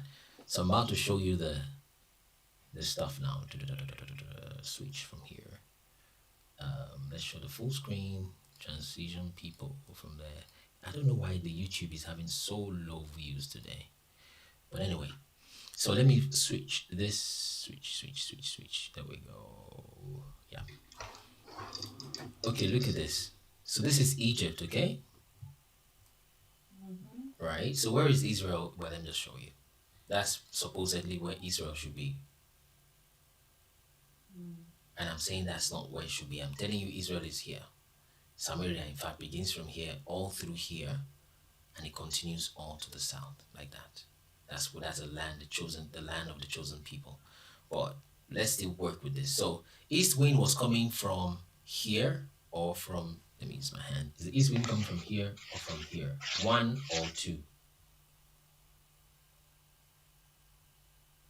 When you put it like this, it's coming from here. 1 or 2? No, like this. Pick your hand back. Here. Then go. So Yeah. east wind is coming from here like this. Yeah. Right? Is that correct? Where is the north? General north, true north, like they call it. But that's west now. And let's let her land. So where's north? Generally, Noraya, where is north? Normally, this is north, isn't it? Yes. That's north. Where is south? Down. Right. So where is east? Okay, here. The other side. Left or right? Right. Right. Are you very sure? Or you phone a friend? According to what we are talking about. No, I didn't phone a friend. According to what we are talking. Right. Okay, it's to the right. Good. So the east wind will come from here. Yes, sir. Good. And it's be going in this direction. So what direction did the people cross? If the wind coming from here parted the Red Sea, going this way. Please zoom into the map. Zoom into the map. I don't think you need zoom. This land is fake. Just use your common sense. This one doesn't make sense really. So don't let it confuse you. No, it cannot be fake. So you don't believe in the map, sir. I don't think this Israel is. It looks like this then. No. Tell me. By common sense, let's stay with Bible before. These guys, the Bible didn't tell us that Israel is here to the north of Egypt. It doesn't say so. But just a moment. Let's not lose that logic. You said east care, but you have seen east care here. Is there strong east wind, right? So the wind is coming from the east, apparently it's dividing the thing to the west. So logically, what's the direction of the movement of the people? Logically, how they moved was from west, east, from west to east. That's based on the map. In order to arrive here, correct? Yes, sir. Right. In order to arrive there, just a moment. Let's see. Let's disconnect the puppy from there. There you go. So now, so in order to arrive to this Israel, they need to come from here, correct? Yes, sir. But based on that wind, logistically, like real life, do you understand? So how do you think they need to have moved? How do they need to move to be able to achieve that? Oh, did you miss that? So, okay. They moved from logically they moved from west to east. West to east. Based on their movement. Oh, They moved from let's west disconnect to this. east. But the wind blew from east wind. Yeah. So let's stay with what you But said. the wind blew from the east. Right. Okay. So let's stick. Now, Mm-hmm. Mm-hmm. They can from west to east. So you know at the bank of the east of the river. Nora, did you get what he said? Yeah, I don't know what to find. Sorry? They were at the bank of the river now. So when the wind blows from the east, how did it meet them from the west? Oh, I wanted to hear her. Nora, what did you say? I said they would have been at the bank of the river. Yeah. When the wind blows from the east, how did they not start entering from the west? I'm trying to get her to arrive at a conclusion by herself, you see. Nora, are you still there? Yes, sir. Are you feeling stressed? What he said is confusing me. Okay. Yeah, my brain is trying to explode. I know. That's what I'm doing. So the wind blew from the east wind, right? Yes, that's what the Bible says, by the way, from the east, Uh-huh. correct? Yeah. So now, let's follow what is on the Then map. according to this map, Good. They should be going west. They should be, sorry, it's coming from the west to the east. yes. But if we use that, which makes sense, you're trying to marry the map and the scriptures, it means the sand and the water is going to be blowing in their face while they're crossing. Yes. And I don't think that makes sense, does it? No, the wind blew all night. Okay. And they crossed. And according to also the Bible, there was a distance between them being at the bank of the river. Sorry, not the Bible. Sorry, Saka. I take that back. Documentaries. Oh. They were not exactly at the bank of the river. So they stayed somewhere and watched it divide first and they crossed later.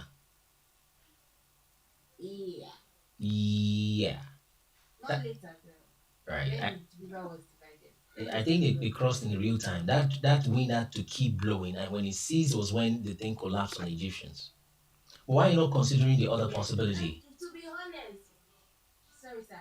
To be honest, the sea is the distance from the bank of where the sea started to the other end, it's a very long stretch. Okay. It's very long. Okay. So why would God start from the very end It took it all night to get to the other side? to be possible that it took it all night. Yes. That doesn't For them to stand at the bank of the river. that doesn't disturb what we're saying. The point is, it blew all night and was dividing the sea gradually all night till it get to them. But once you get to them in the morning, it was blowing sand and water in their face in the morning. That still doesn't make sense. When he divided the sea, I guess it stopped blowing. It should stop blowing. It has done its work. Then the water will come back together. Do you see the point? They will cross, and when they are done crossing, the water will come back together. But it's the wind that is keeping the water standing. Right. It's divided now. The wind is dividing, has divided the water. So one part of the wind is going. Let Nuraya tell us where she think they were before the wind blew. They should be at the bank. Where were they? Mr. Gang is trying to ask you, where do you think they were standing to watch? Maybe on the other side, you get what I'm saying? Where were they standing? That's what he's trying to ask. But I don't think the Bible states otherwise. But let's consider another possibility in Uriah, okay? Which you are trying to run away from. Which is that the wind blew from east to west and was blowing from behind them, maybe on top of them, or if anything at all, was blowing away from them. All the dust and the water was being pushed and poured toward the west. Do you see? And then it just followed through. Even if the wind was still blowing, which I think it will still be blowing, it will be coming from behind them and they can still hoist themselves and hold themselves still. And there's no wind, there's no sand and wind and water blowing in their face as they were crossing from east to west. You see? I think that's more plausible logistically thinking. But consider that you can take time to think about it later. You don't have to agree. I just want you to understand, which is fair enough. I will. Next class, maybe. I'm sorry. That's okay. So that's another thing about location. Let me show you another thing which I think you would appreciate.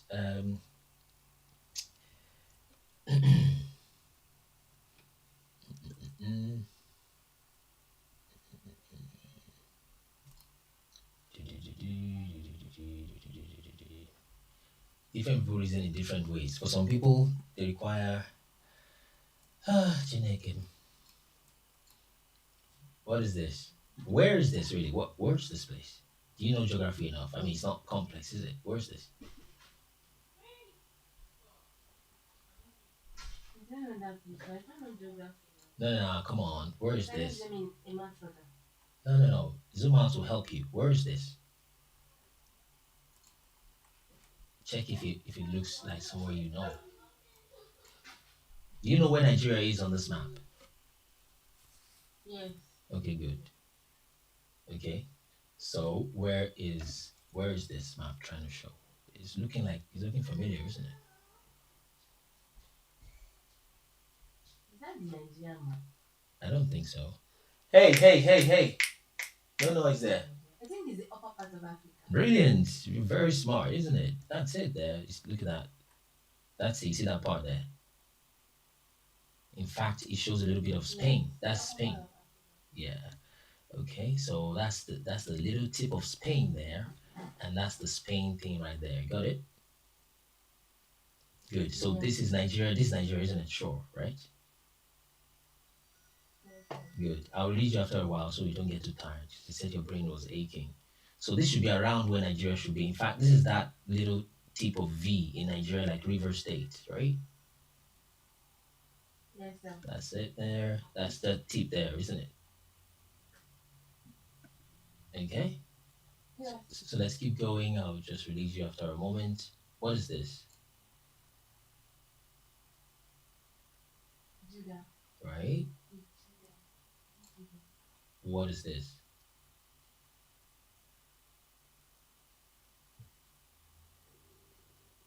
Zoom in a little.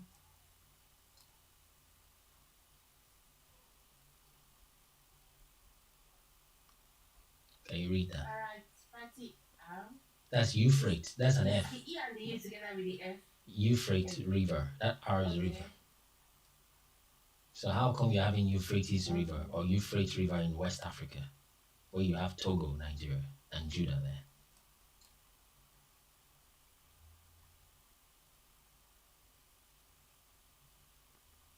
Are you still there? I'm still there. Right. Let's look at another one.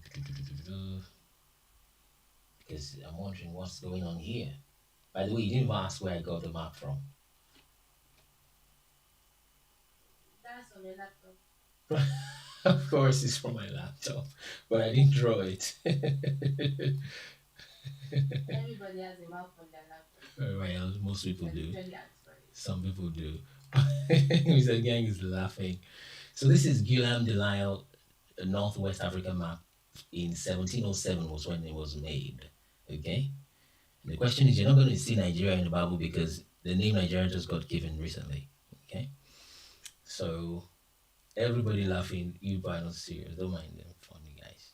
So let's go. Update his old maps, the references. Where did we keep that? Map and references. So there's a lot of maps on my laptop actually. So actually it's on the website also, but look at this.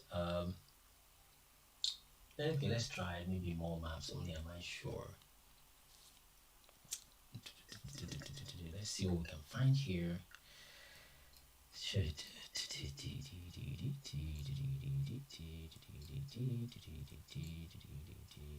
What can we find here? Well, do we know where this is again? The same place, isn't it? I think so. Yep. That's like the edge, the little poking out from African side of Yeah. Yeah. You're still That West. side that looks like it. Yeah, it's still West Africa. You're correct. Yeah. Right. So let's see. Let me see what I can show you. Well, to be sure, that's Kingdom of Benin right there. You know, Benin is Nigeria, right? Yeah. Yeah. So how come we're having the desert of Seth here? Do you know who Seth is? Desert of Seth. Mm-hmm. Right. We're having Seth. Seth is the third person from Adam. Okay. Yeah. And just to be sure, that's Owerri there. Owerri in southern Nigeria. That's Benin Kingdom right there. Okay, yeah. So what are we having Judah here? Why is Judah here? What's going on? So what date is the map again? That's a good question. This is a second map. This is another map, right? It's different from this map. Okay. This one is Guillaume Delay Northwest Africa map of 1707. And this one is the Bowen. 1707. Yep, that's like 300 years ago, 200 plus. Mhm. And this one is Other one. this one is the Emmanuel Bowen map, okay, of 1694. In Yep. 19. That's before, just about the colonizers. They came here really and were drawing these things out. This is what they found. The kingdom Was that before or after the World War? World War. That was way before the World War. Okay, World War is 19. I'm not good with dating. That's why fine. I'm asking. That's okay. I had you. That's okay. So, Mhm. 1694 was long before the World War. Yep, much long before the World War. So it's 1707. Exactly. First World War is 1917. Second World War is 1945. That's 1919, 1919. You see, Okay. right? So the first, I mean, this is when the Portuguese, the English, etc., were coming. Have you heard what is called scramble for Africa? Have you heard it before? Ever?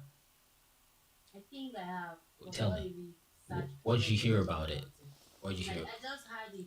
Not like, Just the phrase, but not what it's about. You don't know what it's about. You just heard the phrase. yes. Okay. Well, yeah, it's about just like it sounds. Some people were coming to scramble. You know what it means to scramble for something like let's everybody take everything. Yeah, you just rush and eat as much as you can. Yes. Right. So there was a time when there was a scramble for Africa. More formally, the nice way they put it is they call it the Berlin Conference. There's a way to put nice things on top of very wicked stuff that they do. So they call it the Berlin Conference in Germany, 1884 into 1885. This was even much earlier than that. It's almost 200 years before that. Long story short, why are we having Kingdom of Judah in West Africa? What's going on? The same people that circumcised, by the way, don't forget where we started from. So how much of a coincidence are we dealing with? You see, A lot. a lot of coincidences, and they just need to be explained, you see. They need to be explained. That's literally Calabar right there. Calabar. Country of Calabar. Shalom, Kula. Hey, Shalom Kebis, how are you Can I doing? make a quick suggestion, brother? Yeah. Do you have the Like- well, I'm sure you do the 1588 map that says Iodorum Terra? Oh, Congo? yeah, exactly. The kingdom of Judah, the land of Judah's, of the Jews, really. Of the Jews. Mhm. Do you have that? Because I have it. I know, that's another Pull one. it up if you don't. That's another one. So, Yeah, because But- I made like I know, and that even needs translation. But let me try to look for it for Nuriah. But what he's trying to say is there's even another map that puts the kingdom of Judah. I mean, all the maps. But let me keep popping maps up. Hopefully, we might get to it. What is in this one? I'm not sure. Maybe something similar. But it would be nice if you can watch that interview. Do we have anything here? Well. Do we have Endor there? Well, you know what? It's in Benin. Yes, Benin. That is to tell you, by the way, Benin is older than Nigeria. Do you get the idea? Right now, it feels like Nigeria is who gave birth to Benin, as though Nigeria is the mommy, Benin is the firstborn, and Fulani is the stubborn fifthborn. Fulani is not even part of the thing, really, to be fair. But as if Yoruba. But there's been Biafra before Nigeria, long before Nigeria. So it's not just Nnamdi Kanu, it's just one funny man. Yeah, he's been there. And I'm not saying everything he did is right, but I'm saying there's been the name Biafra long before so-called Nigeria came. Do you know who called Nigeria Nigeria?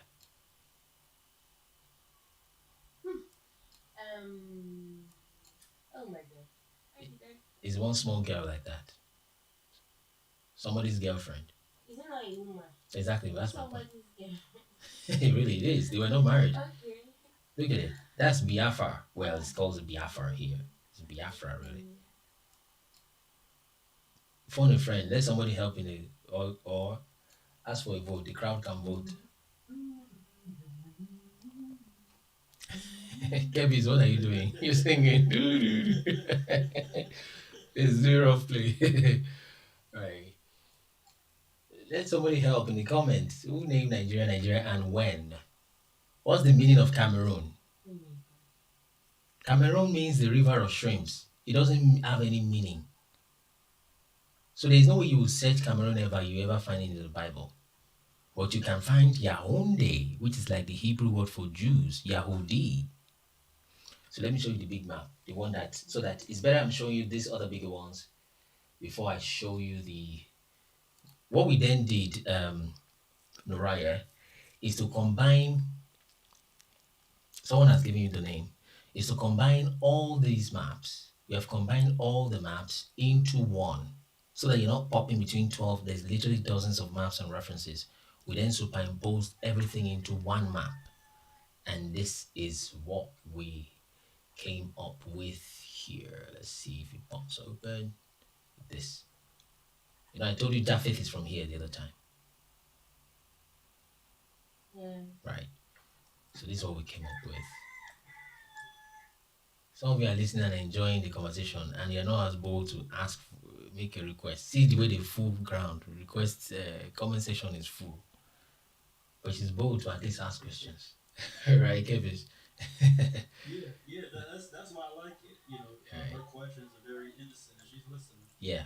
So long story short, this map here is a superimposition of many maps, many of those little. In fact, when you see us write ISOP here, like that Euphrates you saw the other time with an F, actually. This I is a map. This S is, I think that's a scripture. O is a map. P is a map. You see, Kingdom of Judah is somewhere here. The O is a map. The Q is a map. The ones I open to you. So this is what we have, showing everything in one place. Now this one is from my laptop. In other words, we created this one, right? Well, this is from many dozens of maps and references superimposed together. How do I get the maps? It's on our website. Someone paste the website there for Anyoma Voices Movement. Noraya, are you still there? Yeah, I'm there. Yeah. I'm just listening. Yeah, that's fair enough. So so that it's not so much of a monologue between or dialogue just between yourself and myself. Yeah, economyministers.org, you can get those maps there. I hope it's still for free. I don't know what those guys are doing. But if you don't get it for free, then subscribe for free. Okay? Then they'll give you that will give you access to be able to download. Links to the old maps, they're all there. Not just the links you can download from there, I think. Okay. But if you're not being able to download, just subscribe for free. Now you can subscribe with money, okay? But there's a link to subscribe there for free. Maybe I should just show it. Okay, so get that for free and all. So KUNLE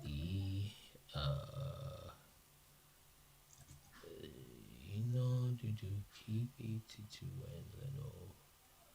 ministers, whatever. Yeah, should be able to see if it gets to that. Okay, let's see. Well, I wish you can get the website. Well, just get on the website. Nigerian read more. Where's the website? Oh, it's just showing social media instead of the website, but we'll get to it. .org.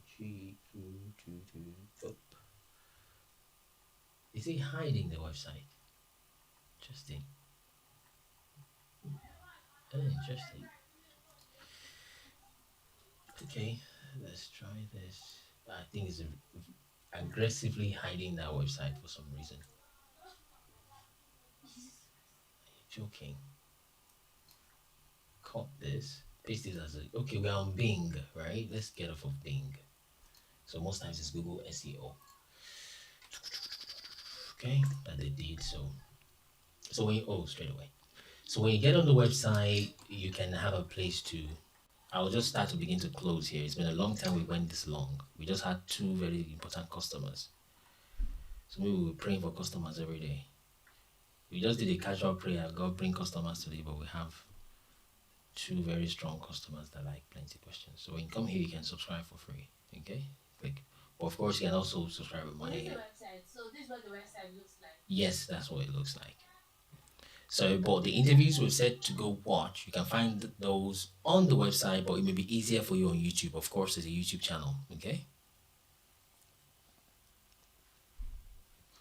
So that's it. So when if you're trying to download, if you go to volunteers, no jobs, word and study, reference materials, is that the place to go? Yes, reference materials. Then it brings you here. There we go. That's the maps here for free. Can you imagine that? Or maybe because I'm logged in, but these are the maps for free. You can download them. Okay. So that's that. So thank you for coming, Noraya. It's Say been something cool, like, yeah, Kebis. before you shut it down. Yeah, yeah. Um, because I don't. Well, I hope it's not too complicated or anything. Mhm. Okay, so when the Septuagint was created, Mhm. there was a record kept about how it was created. Right? Mhm. The letter of Aristeas is what it's called. So basically, the Septuagint, and I'm even speaking to the sister with this or anybody listening, right, Mhm. was the Greek translation of the Torah and the prophets, right? Right. So-called Old Testament. Yes. It was completed and compiled even before the Hebrew Masoretic, so long before, right? 600 years essentially before they completed it in Hebrew, it was already found in the Greek because the Greeks literally went to Israel, right? Asked, can this be translated into their language? They accepted and they sent 6 men out of each of the tribes of Israel in order to translate it, right? Mhm. So they kept this story as to how it happened, right? And one of the details that were mentioned was the actual size of the land of Israel, right? Because when these surveyors came and they said, "Look at this mighty and great people," Yeah. um, they described it. They said, "This is the quote." It says, "The Jordan River, as it is called, which never runs dry, flows through the land. Originally, the country contained no less than 60 million acres." Okay, so that's the main point. And that's in what book, by the way? The letter of Aristeas, or sometimes called the epistle of Aristeas. Right. And some have said, I think, guess what? If you put this to people, which I think I have before, they'll tell you, well, it's some fake letter and some blah, blah, blah, blah. It's not. Yeah, 'cause that's the only record It's not of how the fake Septuagint letter. was made. It's Right. not called fake Uh, letter. Exactly. It's Exactly. called, there's a name it's called for. It's in the Catholic Bible. That is the Okay. yellow volumes, the Bible with the yellow cover. Oh, yeah. That's where it is. Yeah. But it is not on the approved church father's Bible. Right. Yeah, go ahead, Kevin. So you're showing something. Yeah, if you could put me on the big screen for 2 seconds, I just want to show this because that's a mic drop, right? About it being 60 million acres. Let's see. You there, Kool-Aid? Yeah, yeah. Just working on it. Oh, Yeah, go ahead. okay, there we go now. It shows. Okay, so the land of Israel today, you can look this up, is just shy of 5.5 million acres, right? And there is no conversation or topic about them claiming that they don't have the fullness of their land.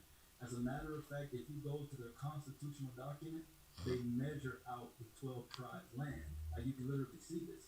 So Yeah. once again, they are saying the full size of the land is 5.5 million acres estimated. But in the very book, the Septuagint is built off of, it tells you it's literally 60 million acres.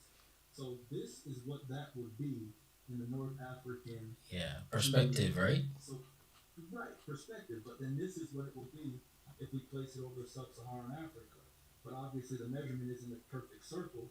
But Yep. look at the area that it's covering. You Just- can literally just use about. a country Just the about. size of Africa to accommodate that measurement. No other country could even do this, See. especially with the with the actual knowledge of how big Africa really is on the true maps, Yep. right? Yep. Yep. And the Yep. description of the land, it's a fruitful land, a fertile land, Mhm. plenteous and everything, can lend to any nation and never will ever need another nation to lend to it. That is Should only I? Africa. Exactly. Should I do the devil's advocate for you?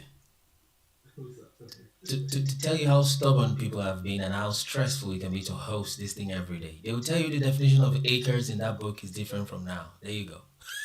But if you go to the Greek, it's the same thing. Well, they're gonna tell you the Greek thing is relative. They will stress your life out. But I've seen a lot of things. But this is brilliant. I mean, I'm learning this. Yeah. I definitely go with them there, but You see, Raya. Acres is acres. Acres, it No, should be no, no, no. Acres acres. is acres, not Exactly. acres. Acres should be acres. Yeah.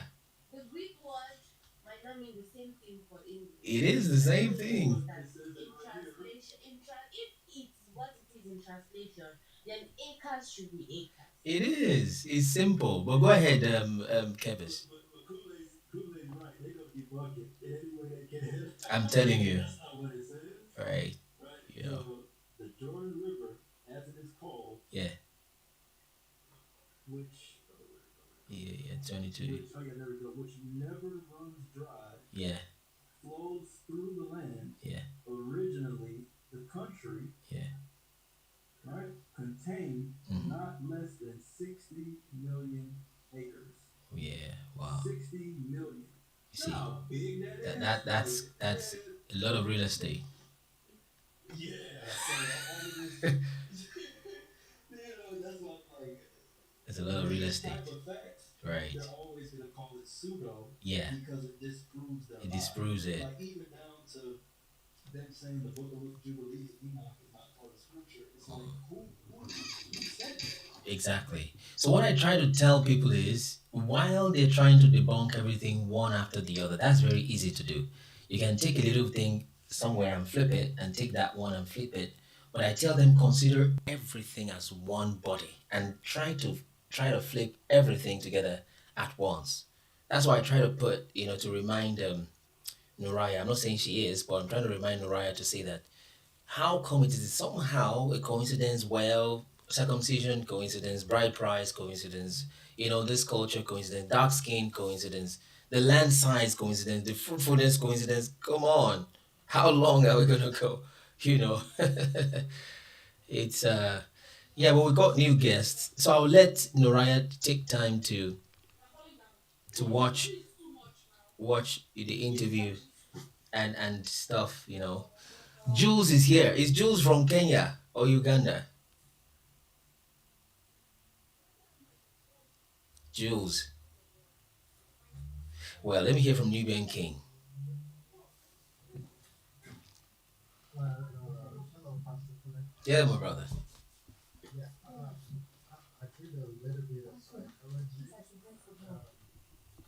There's what is called psychology of narration, where you hide the truth in a lie, you envelope the actual truth in lies, just to bury or redirect the narrative. Um, Something has always sat with me. Every history, because I'm a student of history as well. I love reading history. Every history of like the great tribes is embedded in like blackness. The Etruscans from Italy in the 250s that predates the Bedouins that occupied the old Arab Peninsula. That is from Ottoman, from Emirati, all the way to Saudi. They're all black. Yes, even the Spartans recently just discovered. For me, I didn't know Spartans were also dark skinned. Which actually makes sense. I mean, if they migrated east of Egypt, if they migrated east of Egypt, Oh, from the the east, only place they could have from is from east to the west of Egypt. Yes, right. this, yeah, So if you're following, these numbers don't lie. If you use the actual coordinates of the compass and you're using the coordinates, the stones and the cubits and all of that, that is translated to modern acreage, centimeters, meters, and all of that. It's numbers. There's no room for error in numbers. yeah, yeah. We all know that. Pythagoras listed that theory. Numbers don't lie. So Exactly. how come the numbers don't add up with the narrative they're giving us? Exactly. So, and that's a problem.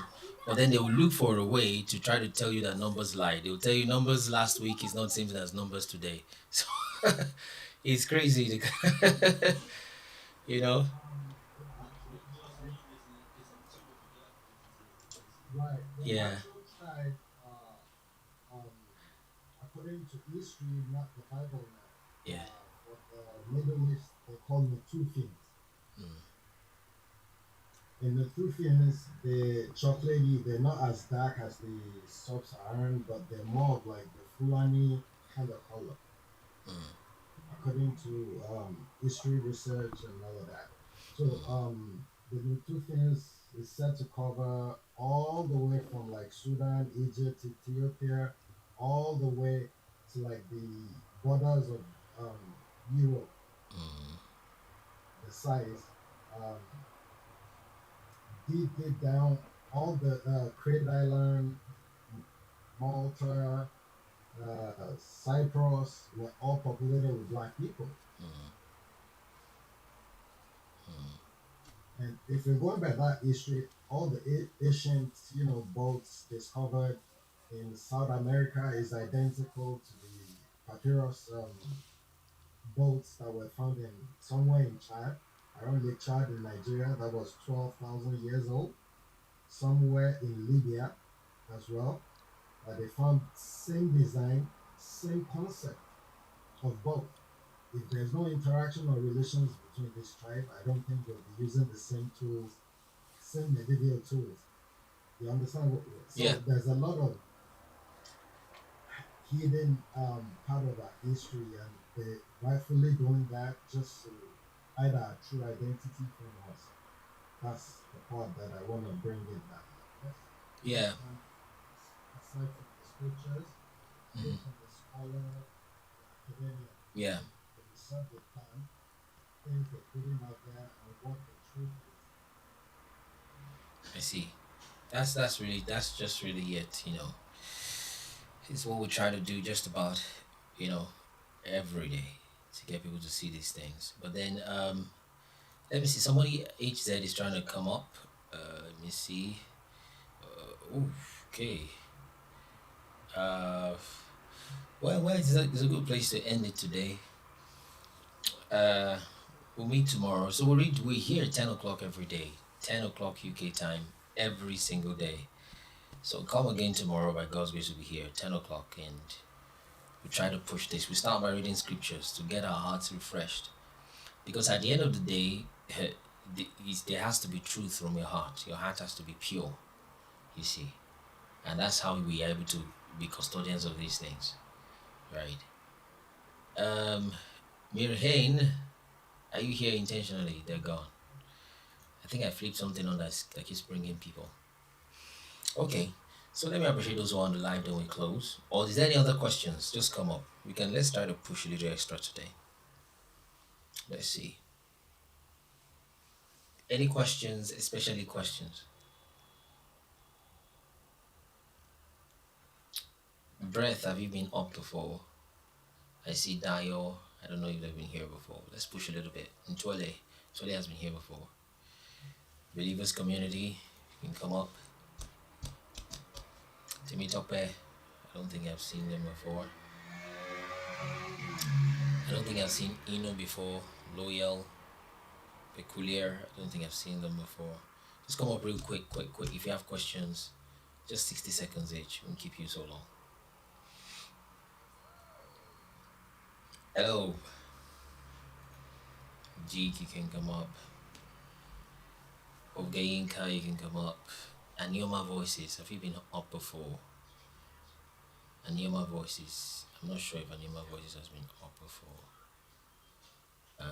So very quickly, we should be closing really. It's been literally 5 hours. It's been a long time I went that far, that long. Okay, so who's going first? Let's start from the top. Believers, how are you doing? I'm good. Questions, 1 minute, complimentary greeting, what? No, you guys are doing great work. I'm just happy to study the program and just to listen, follow your works, and I believe this entails a lot of sacrifice to bring up this hidden truth. It's a learning process for me as a person, and I think for a lot of people as well. So I'm just interested in following up with what you guys are doing. All right. Yeah, thank you, believers, for that. Let me hear from Mira. Mira, 1 minute. Let's go quickly, so we close after that. Mira, are you there, Mira? We don't know where. Okay. Yeah, 1 minute. Let's go, my brother. Good afternoon. Can you hear me? Good afternoon. Can you hear me? Yes, I can hear you. Okay. I so much appreciate what you have been doing so far because I as a person, I was born into the Christian religion and I have a lot of questions and I wish somehow I find some answers personally. And later when I came across your page, I listened to your interview with 91 podcast. I actually was able to relate some of my findings to it.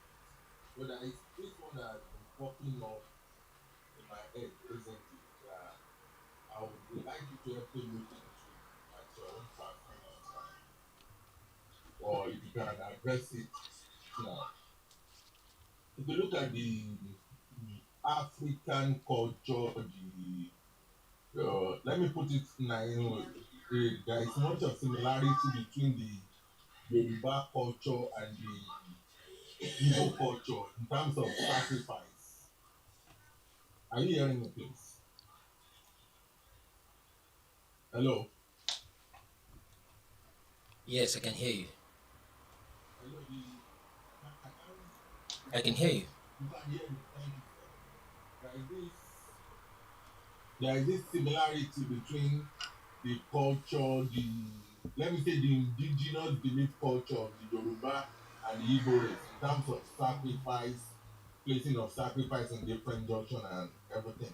And when I look at the biblical history, the development and transition of the from Abraham down to Jacob, all those things. Before Jesus, you see something similar where we talk about burnt offering, fruit offering, all those kind of offering. You understand? And I'm trying to see if now we are concluding that the our story is the same story in the Bible. Is it not a kind of progression from that space of time into where we are now? That's what I'm trying to align there. Yeah. Biblically, it is said that even Jesus himself is a sacrifice. It makes I'm sense. trying to see there is a correlation between those two and a progression so that we don't just end up condemning those people that are still into it. Oh, I Rather see. show them how those things graduated from where it is to where it is now. Yes, it's something I addressed in part 5. In fact, part 4, when I started telling people about the similarities between Oduduwa and Abraham, and that possibly Oromio could have been your Israel, right? Something I addressed there. And it's looking like that's exactly what the book of Hebrews was meant for, showing them the change of priesthood, okay, from Melchizedek onto Yeshua, onto Jesus Christ. And in fact, you will see the equivalent of Melchizedek in Yoruba history, for example. You will see Oromila there, okay? You will see Oromila, you will see Oromio, you're going to see Oduduwa, you're going to see how those things transition. And it's just about what what the book of Hebrews seemed to be saying when it says that um, in Hebrews chapter 1, verse 1 and 2, when it says, God, who at sundry times and in diverse manners spoke to our fathers through the prophets, okay, as in these last days spoken to us through his Son, okay, whom he has made the heir of all things, who after making himself a sacrifice sat at the right hand of God, upholding all things by the word of his power, etc. He's showing showing us the transitioning of that priesthood from that usage of blood, of which, by the way, there's many they do today that is not even the Abrahamic one.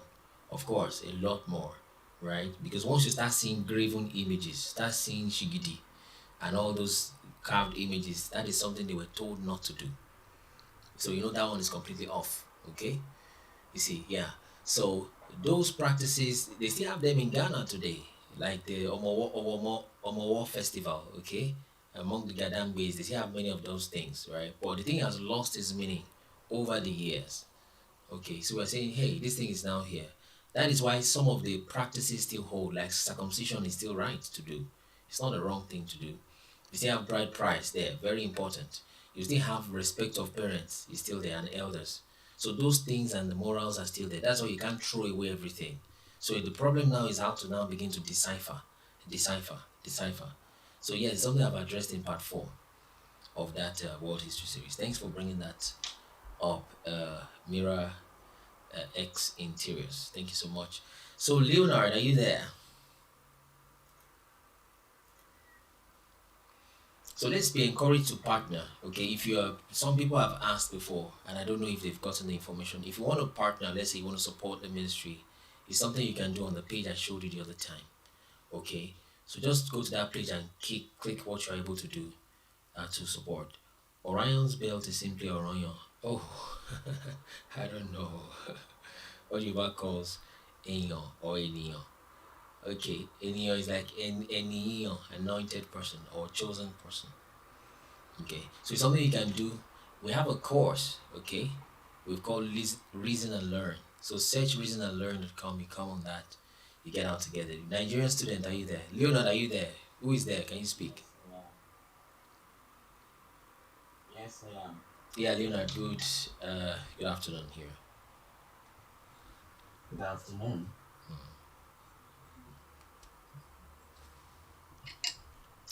Did you have a question or did you have... Yeah, well, I do have a question.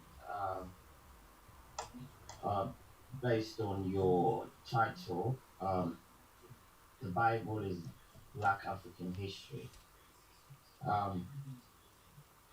I feel this particular topic undermines African people. It undermines African identity. And the reason why I said that is if you're referring to the historical book used by Christians, then I feel is it undermines us. Because these are books recording the experiences of the Jewish people that they had. Okay, let's move. Why this was happening, African also had experiences with God as well. So the fact that they or we documented our own differently and they documented their own differently, it doesn't mean theirs is better than us because I think we documented ours the way it should be documented because the Creator created us and then gave us our hats. It is in our hats that He wrote His messages, not His books that have been misinterpreted by different languages and different authors. So I stand more for our African identity. I stand more for our African Bible, which is imprinted in our hearts. So what you do with it, you've got to be accountable for what you do with the messages and scriptures, however way the Father wrote it in your heart. You know, we all have conscience, and it's just that we refuse to use it. The conscience is our life. Yeah, I want to show you some things. I think I got what you're saying, and I agree with quite some of it. It's just the starting part that I don't agree with, and I want us to move quickly into it because I think you just seen our channel for the first time, correct?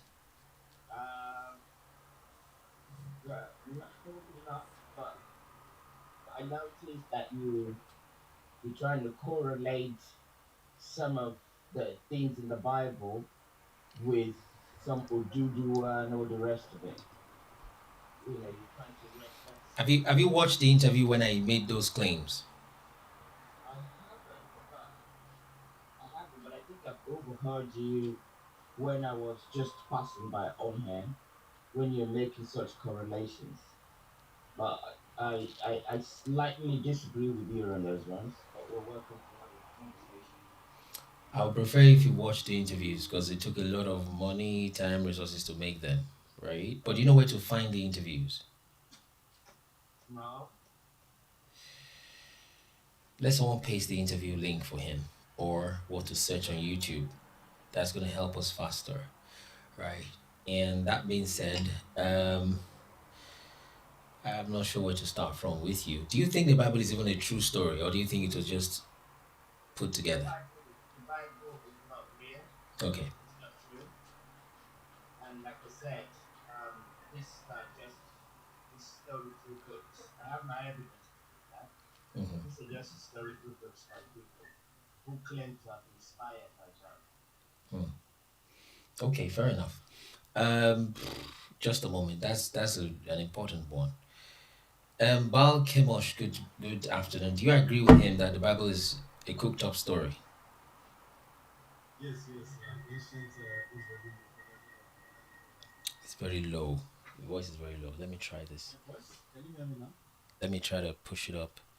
Yeah, Oh, really? yeah. Can you still hear me though? Yeah, I can hear you very well. Okay, I can hear you better now. So go ahead. Okay. So yeah, the Bible is ancient Israeli mythology that has no correlation with real life. Even modern Israelites don't believe it. Okay. Nigerian student, do you agree with that? Absolutely, 100%. Okay. Do you guys came from the same source? Do you know each other? I've never met him. I don't know. I don't know if he's black or white, but he has a white picture, so I don't know him. Yeah, but do you know each other on TikTok? Is what I mean. No, that's what I'm saying. I've never met him. I don't know him. Yeah, because I'm just thinking meeting people is different from knowing them Yeah. off of TikTok. Okay, fair enough. So where do we start? But I think Bal Kemosh has been here before, and he's been here many times also. He's just not come up. Krombe, Paul. All right. Let me start with you then instead, Nigeria student. I'm sure Bal should be able to wait a little bit. Okay. So, Nigeria student, where do you think humanity came from? Well, humanity is a creation of the Creator. Who is the creator? But the Creator, the Father, Which father? What's his name? I don't know his name. So, where do you learn about that father? Well, I mean, like I said, first and foremost, I had to unlearn every other thing that I have picked up from reading all these literatures. Hmm. Now, but when I discovered that, I have certain interactions in myself that I couldn't explain. That is, in number one, my thinking process, Just a moment, my brother. my conscience. The question is, you came up with the idea that there must have been a father. Is that where you're going to? Or you read it from someplace? Or you came up with it? I said I had to unlearn my perception. Yeah, but what did you then learn? What did you then learn? Where did you get to? What I learned was when I realized Mm-hmm. that I am a thinking being, Mm-hmm. and then out of my thoughts, Mm-hmm.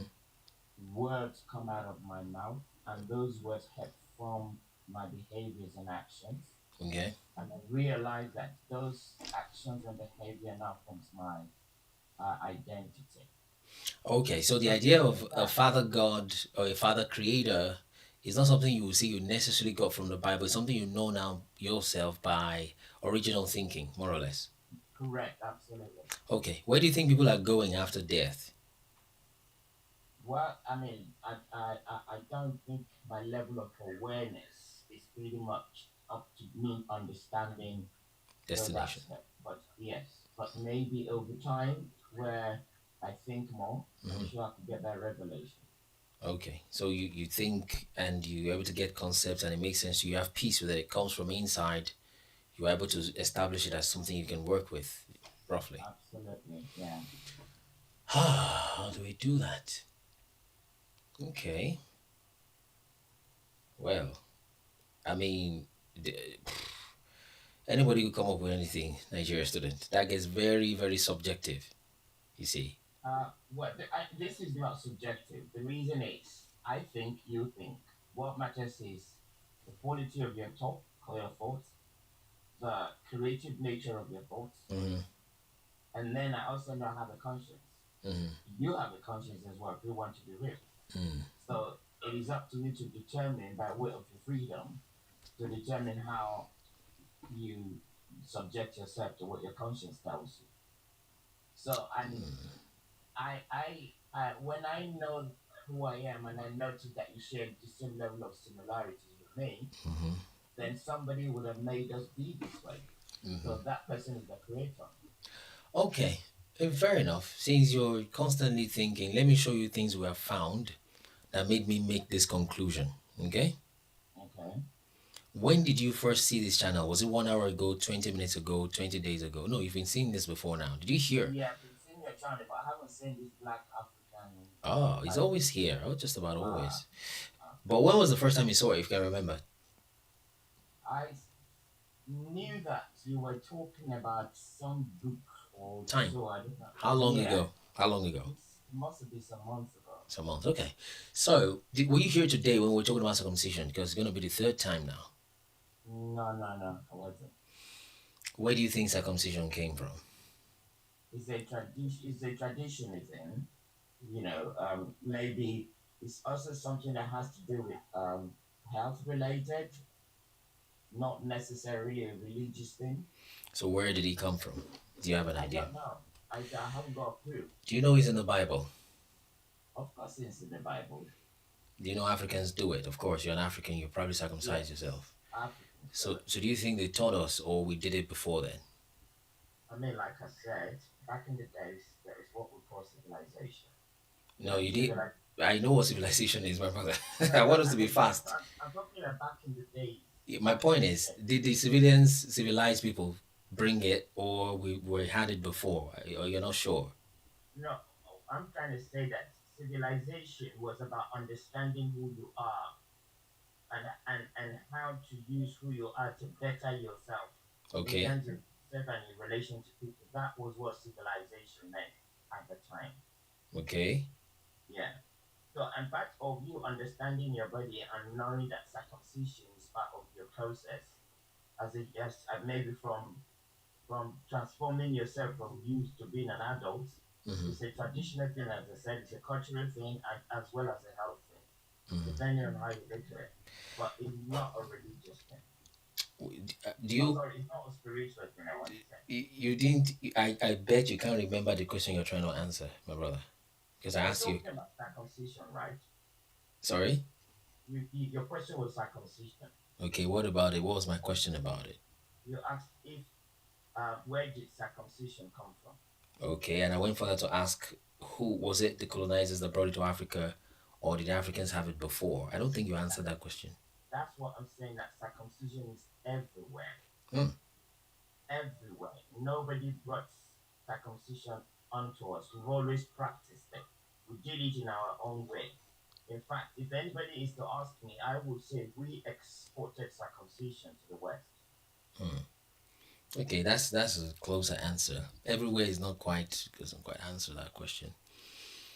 So have you thought about if, and I think you're kind of right, if anything at all, that it was exported from Africa. So have you thought about it this way? If it was in Africa before the colonizers came, how come it was inside the Bible that the colonizers brought already? Have you thought about it before? Well, that's the hence I'm saying that these were just books written by the Western people, and they may have infused certain practices to give it a wider appeal. When did they write it? When did the Western people write the book? What date? I mean, what year? From the research, true or wrong, I noticed that when English language became English language, Kwezioko. which was about 600 years ago, I think that was when King Charles decided to translate the Bible. That's translation. So when did they write what he translated from? Maybe you have not checked it. It could have been like maybe 1400 years ago. What year is that? That's like 680? Christ was existent, I think about 38 Jews. Yep, roughly. The Bible was written Okay, no, no, no. The New Testament was written first by Mark, which is 35 years after his death, and then, but prior to that time, there were a collection of Old Testament that was in existence even before Christ. Okay. Because I So see you're thinking in real time. Keep thinking. yeah, like I said, when I realized that I was a thinking being, Mhm. that's when I then realized that there is something But beyond just what is written you on can the check page. when it was written, right? Because your thinking could have been influenced by some liars you've heard on TikTok for a long time, and you think it's your No, thought. it's not something like I said. Hmm. The Bible itself is a collection of different books which were written at different times. So when did they combine the books? When did they write it? You said the white man wrote Well, it. yeah, When? I am not entirely sure, but I Okay. know it happened in Rome, where these Oyibo people had to sit together to determine what goes in and what goes out. Okay, so you need to search those things better, not just floating thoughts. Thoughts can be so fluid. In fact, the shortest pencil is longer than the longest memory. You see, you need to write things down and understand actual facts where things came from. You'll be surprised where your thoughts will come from, you know, right? About that's what we're discussing. If you think that maybe that has when it was written or when it was compiled, put together as a proof, it has a bearing as to the authenticity of Authenticized, yeah, authenticity. yeah, So yeah. it's okay. So I'll send you off to the interview if you don't mind. So you watch the interview, you say you've seen snippets of, then it's easy to follow. From the way you're talking, I could tell you facts today, and you come back just 3 weeks after, maybe 2 months, and we'll start from square one. And that's not very productive. That's why we record conversations, not this one necessarily, but the one we've got there, you see. So please I feel watch. Mhm, I feel you, bro. I'm trying to understand where you're coming from because my mindset mhm, is me and my relationship with the creator. mhm. I don't really care about someone else's or what they found out or what that is their experience. That's their reality. Mm, My reality, which I can't prove to you, I can only discuss it with you, mhm. and then it is what I believe in, is what I hold on to. That is me. All That right, cannot be someone else's. Your God cannot be my God. it's okay. You Right. see, nowadays anybody can believe anything as long as they've got breakfast, a peaceful environment. Well, when when there is real problems, you've got to push boundaries at the end of the day. You see, but it's okay. Watch that What what interview if you enjoy it. what kind of problems though? It's like what's happening in Middle East, well, Middle Belt, Nigeria, where they start unaliving people based off of their belief. Bro, you're gonna need to defend yourself. I don't know where you're living at. Okay? And they are doing that because of their belief, which is wrong. Not what they're doing is wrong, even their belief is wrong. You see, Islam is they're just confused people, really. With due respect to the Muslims themselves, okay? But the real Islam thing is literally a product of the Vatican, you see. And some people put themselves together to believe that, and when they're knocking on your door in the middle of the night with torch fire on their hands, bro, you want to you now what they think is affecting your jurisdiction. You've got to do something, right? So those are the kind of things I'm talking about. You see. I feel what you're saying. Mm, You just have to experience pain mm. um, before your reality you begin to have another rethink about reality. A Sometimes. lot of us who haven't gone through things, we Mm, just talk. mm, Now, you mentioned you have to have lived in the Middle East or whatever it is. mm, Yes, living there and seeing what is happening mm, and seeing your personal limitations, you can't do something about it. mm. And then there are other personal pains that you go through that nobody else other than you that will go through those pains. I understand you, my Either brother. cooking How come? counseling, Let me interject you, Nigerian student. How come you're speaking this language that you're speaking to me? Who put because English? I got very oh, you mean the language? That's what I'm saying. Because I was educated to learn whatever it is they teach me in English language. I have to speak the English language, not because I have to, but it's pretty much like for me to succeed, not for me to succeed, Mm. for me to thrive in the society, I've got to speak the language Yeah. because So that's the identity. It's right. pretty much like saying, give to Rome what belongs to Rome, and to God what belongs to God. that came into your reality, into your space some years even before you were born. So beliefs and people's decisions would affect you. It's easy to stay in your cocoon and all that, but I wish you can watch the interview. I think you might enjoy it if you're open minded. Do you know where I will. do you know where I to will. get it so that I'm sure we are on the same page? Okay, you did say on YouTube, right? Yes, let someone please paste it again for him. We can copy and paste. Let me speak to Bao Kimosh. I think I've been with Bao Kimosh in discussions before. But thank you, Nigerian student, for coming. You're welcome. So Bao Kimosh, good afternoon. What brings you here? Uh, Good afternoon. Oh, first of all, are you a Christian, like Christian? Do you belong to a church or you have your own church? If what a person is saying is true, it wouldn't matter who they are. It should be true irrespective of who they are. Let's deal with facts and ideas, not with persons. That makes it simpler. Things get really, really messy when we're talking about personalities. Let's deal with facts, if you don't mind. Or is that what you came to find I out? just wanted to. No, not really. But I just wanted to know where you're coming from, like I'm coming your from perspective. that way. My bathroom is that way, and I came here to sit down. So do you have like cool ministry? It's not. Like It's not something I'm willing to tell you. I want to deal with ideas no and problem, concepts and truth as against persons, if you don't no mind. problem. Is that the only Yeah, thing you since came you to? guys were talking about Yeah. circumcision, then um, so what's your position? Are you saying that Africans taught the Israelites circumcision, or the Israelites taught Africans circumcision? Is that what you came to ask, really? Yeah, since you just spoke about it, Tell me what you um, think about just it. You have been here before, I think I remember. So I don't know if you have new questions since the last time we spoke, maybe last month or 5 months ago or so, or three. yeah, some months ago, Did you say 4 months? some months Some ago, I months. can Okay, so do you have new questions, new ideas? I can remember we disagreed to agree on some things and some parts you had to rethink.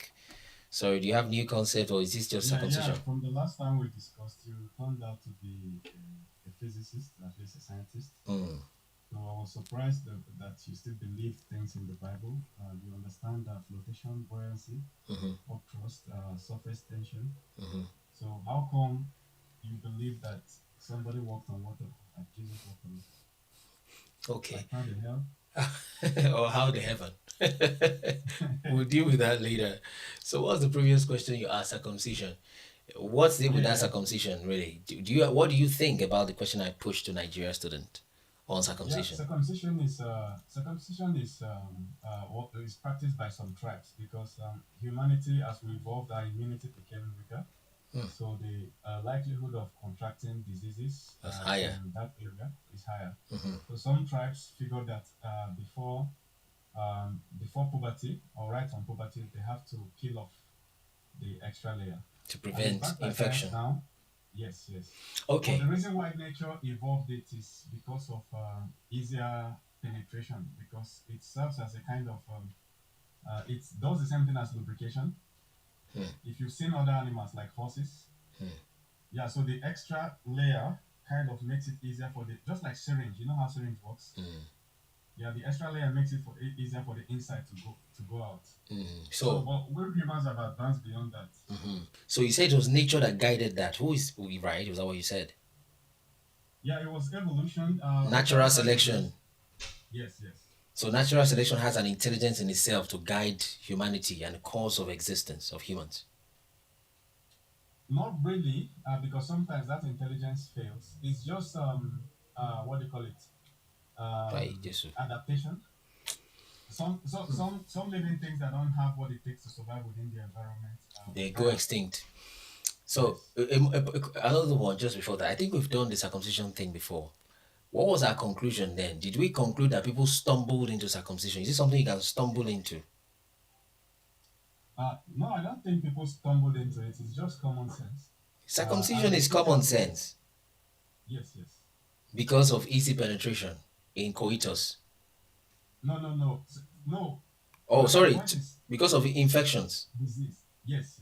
That's common sense, right? Yes, that's why most tribes evolved it.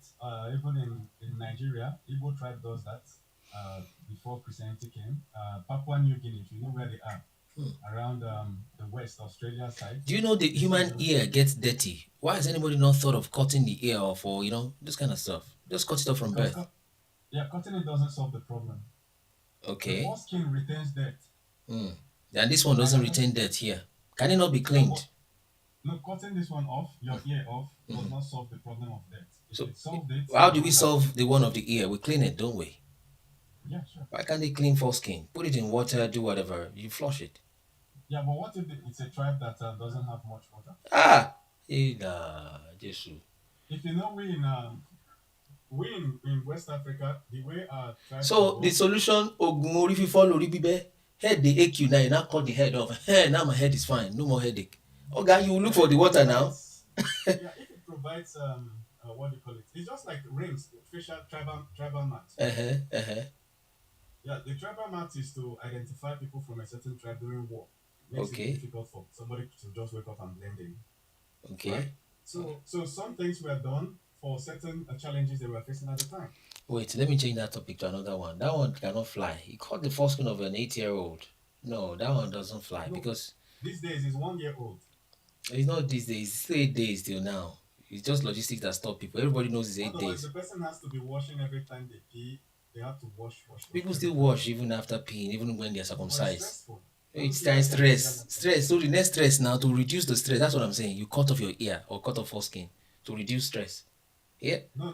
that one no fly. The ear would have been good, but cutting off the ear does not stop the dirt. The dirt is inside. Not. You have missed that thing, brother. But it's okay. I got you.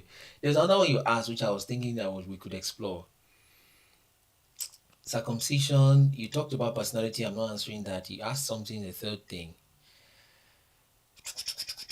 I forgot. Could you remember? Maybe we'll come back to circumcision if this one doesn't fly. Yeah, but do you sincerely believe that the world was created by something external other than itself? Okay. You know we've dealt with that. But can you remember our conclusions? I remember you now. From our conversation, do you remember what our conclusion was? No, I think we agreed to disagree. So there's a part we agreed a little bit. You were the one that was talking about God's bacteria. If I will remember you Yeah, almost yeah, yeah. already. Yeah. So, yeah, and you were suggesting that I don't know. It was really even the logic you're starting with today is already funny, in my opinion. Honestly, it really, Yeah, I was saying that humans are not the smartest living things on Earth. Mm-hmm. That is the bacteria and the viruses and the parasites. They are way smarter. Okay, way And smarter, right? they control organisms. Mm-hmm. They can hijack a host organism and control the organism. Mm-hmm. And there is an example with a certain cockroach and a certain parasite. The parasite goes in, eats up the belly of the cockroach and start controlling it. So that does not necessarily show intelligence. That can show control. Like a lion can scare a human being and he will run away. Doesn't necessarily mean he's smarter than him or better, or that the lion can write novels or build So which do you bridges. think is more intelligent, the horse or the horse rider? Of course, the horse rider is. That's why he's riding the horse. That's not common So if sense. there's an organism that takes over a human brain and start controlling the person to do certain behaviors, Yeah, I got you. I got you. The only thing that the horse rider does to the horse is not just to let someone help remove this guy. The only thing that the horse rider does to the horse is not just to ride it. The other things it does. The bacteria is just trying to survive. You know that idea of bacteria is just eating up whatever it comes on. But it doesn't write a plan and they talk, even not even like ants to talk to start with, right? And start discussing. A horse rider is going to brush a horse, he's going to remove the hoof if he gets hurt, he's going to write a book about horses, he's going to take horses to mate, can crossbreed them, can do stuff in a documented way, you see. But bacteria cannot write books about human beings. So, but how would you know that they don't know things about humans? Exactly my point. What you are saying is not proven, you see. No, it's proven. So, do you know that there's a bacteria that takes over a human brain, goes through the spine to the brain, and is able to make the person to be more money conscious? The person starts pursuing money. No, that's just your interpretation of whatever you want to try to link together. Bacteria doesn't care about money. It's a known and documented and studied behavior of the bacteria. Not Is it? bacteria now, but the parasite. Good deal. So is the parasite studying you or you are studying the parasite? Who is smarter? We just discussed the parasite is smart, obviously. Oh, really? If it can take over your brain and make you do what it wants, that's like. So the bacteria wants you to spend more money. That's his decision. Or you are now saying bacteria is a spirit. No, Is that? because when a man, the way it's when a man spends more, when a man is richer, So how do we prevent these When a interruptions? man is richer, he's able to attract more women. The bacteria wants more sex so that it can transmit itself. So it's a demon. That's your point. Yeah, I believe demons are bacteria. That's it. Scientists wouldn't agree with you on that. So that's your personal kind of subjective interpretation. That gets a bit No, what I'm complex. saying is, those religious books that write about demons, when you look at it properly, that was their explanation of For things that people bacteria, can't understand. that is now your own interpretation. You need to open a new university that was going to teach that. Even the church won't agree, the scientists won't agree, or somewhere in the between.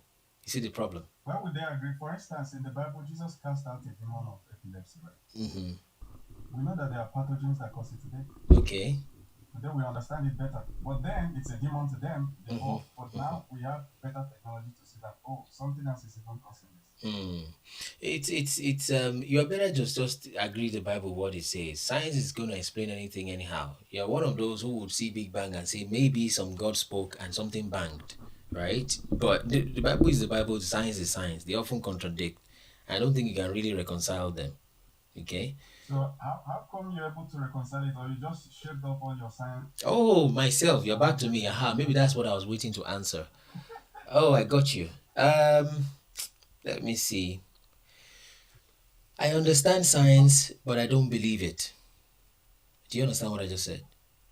I get you, but on what grounds? Because science builds technology, right? That's Like what the I'm saying. microphone you're using to use now was built by science. It is So called how the will you fallacy. look at all this technology and then disagree with it? It's called the fallacy of hasty generalization. People take one same blanket and cast it over everything they can see that works, from common sense and people making things work, and they call it science. And they think because of that, therefore, if anything that is called science somewhere doesn't work, then we must needs confirm and conclude and insist that every other part of science must not work. And it's not true. For example, I do not need carbon dating, for example, to be true and to be functional and to be accurate for telecommunication and the semiconductor technology that makes me be able to touch my screen like this and for it to respond to me to work. Those two are not dependent. One can be false, this one can be true and it's working, and that one is false, and they're not affecting each other. You see? But you would think because I'm saying carbon dating is not working, I'm leaving some parts of science, I should leave everything or I embrace everything. It's not true. I don't know if you get what I said. Yeah, but do you agree with me that if a technology is built off of a scientific principle, that means the scientific principle is no longer in question? Well, generally, it's not a question. It depends on how the person applies the science, which is what technology is, the application of science. So, was, what science was what technology built on. Maybe I'm using the microphone, using this and that, and it's built on a science, and I'm denying that science. Science is just Carbon, knowledge. carbon dating. How do you think we're able to figure out that all living things are carbon based? That does not contradict my position about God created everything, right? It's not contradictory. Do you see? It's not contradictory. So let's say thought experiment. Mhm. Let's say you are sick, right? Okay. You're not a Christian. You don't believe in anything, right? Okay. Yes, you're sick. Mm. You just have a health issue. Mm. You go to a hospital, and right beside the hospital, there's a man in white garments carrying his book, and he said, "This is my religion. My God can cure you." Mm-hmm. And then you see the hospital by the side. The doctor say, "Come in. We've cured thousands of people. We have evidence everywhere. Mhm. As you can see, more people are coming, and we're treating them." Mhm. Which one would you go with? Right now, I know how to heal myself, my brother. But wait until the doctor tries and they fail. See, sincerely. Those So are the kind because of people. doctors have more structure, they have more evidence. You would go rather than the guy that doesn't have evidence except his book. Well, there are some of them that have evidence, but you wouldn't go to. But God forbid until you get to that point when doctors Yeah, have so failed. that is the same thing with religion like Christianity. It has a lot of promises, prophecies, claims, Oh, but you can't say okay. that this is what one physical problem that Christianity has solved for humanity. It doesn't Oh, solve transportation. It doesn't solve food problem. It another doesn't solve diseases. another fallacy. Another fallacy. All the prophecies have never been able to prophesy anything useful for humanity. For instance, the cure to cancer. Another fallacy. There are people that have been healed of cancer, but you probably won't believe the testimony. Yeah, but why can't they make the cure public? Because science will make it public. No, they For would. instance, Okay. Mm-hmm. Elon Musk cured blindness, and this year is on par to make it public. Mm-hmm. So what they did was they connect a camera to your brain and bypass your eyes. Okay. So you're now seeing with a physical camera. Mm-hmm. But in the Bible, Jesus killed one guy or two guys with blindness, and now nobody can do it again. No verified Oh. evidence. He didn't tell us how to do that. No He formula. told you, but you didn't like the formula. The formula will require Yeah, you to. but Elon Musk is going to make it something you can go to a pharmacy buy or go to a hospital and another 1 hour they have installed. I understand. Jesus with faith. I understand, but Is you that need. not more efficient Yeah, than Jesus requiring faith I, from you? I understand, my brother. That is comparison of methods. That's a different argument. But don't forget, Elon Musk, you're going to need money to buy it. To get that money, you need to subject yourself to this world system to a certain degree. There's some faith you're using. You're going to work 9 to 5 every day for 30 years. If they ask you to do that for church, you say the church is a cult. But you need that to get to a certain level of managerial position to afford neural link they want to plug into your head. You have been selling Elon Musk for a long time, indirectly, in that sense. But save Jesus that way, can you try it? It mustn't be expensive. It can be subsidized, just like You are saying the same thing. It's hardly ever free. If you get it for free, they'll use it for example, which there's But are miracles free? generally they are. If the person is doing it right, they will be free. First of all, you have to give up your belief system. You have to what? Otherwise, miracle won't happen. Your belief system. There is always something to pay. I get your logic. And then you have to pay tithe. Your 10% every No. month, and they will not tell you when it's going to happen. I got it. That's okay. But the thing is, if you want to get really practical, God forbid I think you're the one that mentioned you were almost electrocuted at the point that you shouted Jesus. Yeah. So that's a real life, something hitting you real life. God forbid if somebody's your mother is so ill, especially she's saying it in amount, take me to Prophet so and so. Mama, we have tried the hospital. They said nothing. Hey, my hospital has failed. Take me to, let's say, TB Joshua if he was still alive. Yeah. You will take her there eventually, right? But my point is when you get there, you now know if they will ask you for tithe before they pray for you. Then you can give me actual first-hand evidence. You see, so that you are right. The man is a scam, so you taking a sick person there does not validate or reverse the scam. He died a scam, right? I just call you. Scam his life and died a scam. Even scam president. I just use that as an example, but you have not. Use Jesus to scam. Where was Jesus when somebody was using his name to scam the whole African continent? I see. Think about it. I see. It's important. I got your position. I just use that example, but then you have not studied the person enough. Hey, wait before you put me. I know Mr. Gang is already. But I got you. But let's not miss the flow. Your conclusion is about myself. How do I do science? We have probably confirmed that I understand science, at least to some extent. And yet I'm still sticking with scriptures. And your question is why? That's where we're at, right? Yes. So, I don't know. What do you think is cognitive dissonance? No, it's not dishonest. I've given you one statement. I understand science, but I don't believe it. In other words, I don't settle with it, especially when, well, there are many things in science you've been told is fact, but it's not. They just give it to you, you see. So that's one. Number two, anywhere where science and scripture contradict, I go with scripture. Do you see that? Okay, why so? You don't know the authors, you never met the authors of the scriptures directly. There's many scientific stupid people I've never met also that wrote stupid books. Yeah, but in the science books they tell you how to verify it yourself, and they tell you how many people have verified it. No, he said in scriptures too. They could have lied too. So how many? Like moon landing, for example. Oh, you're the one that said they're going to do a real moon landing soon. Did you say that? Yeah, they've done it already. Okay. So this one was real. The one they hoovered. Artemis 2. Yeah, they hoovered around this. Hey, brother.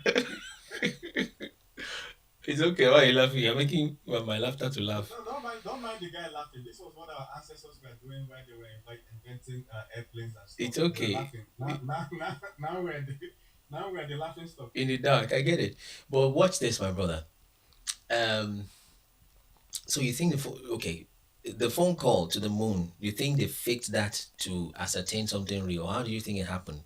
When Nixon was calling people on the moon. Yeah, he was calling. It's not even Nixon. Trump called people on the moon. No, let's leave. Trump, let's say he's using 5G that can enter space. Let's assume for some reason.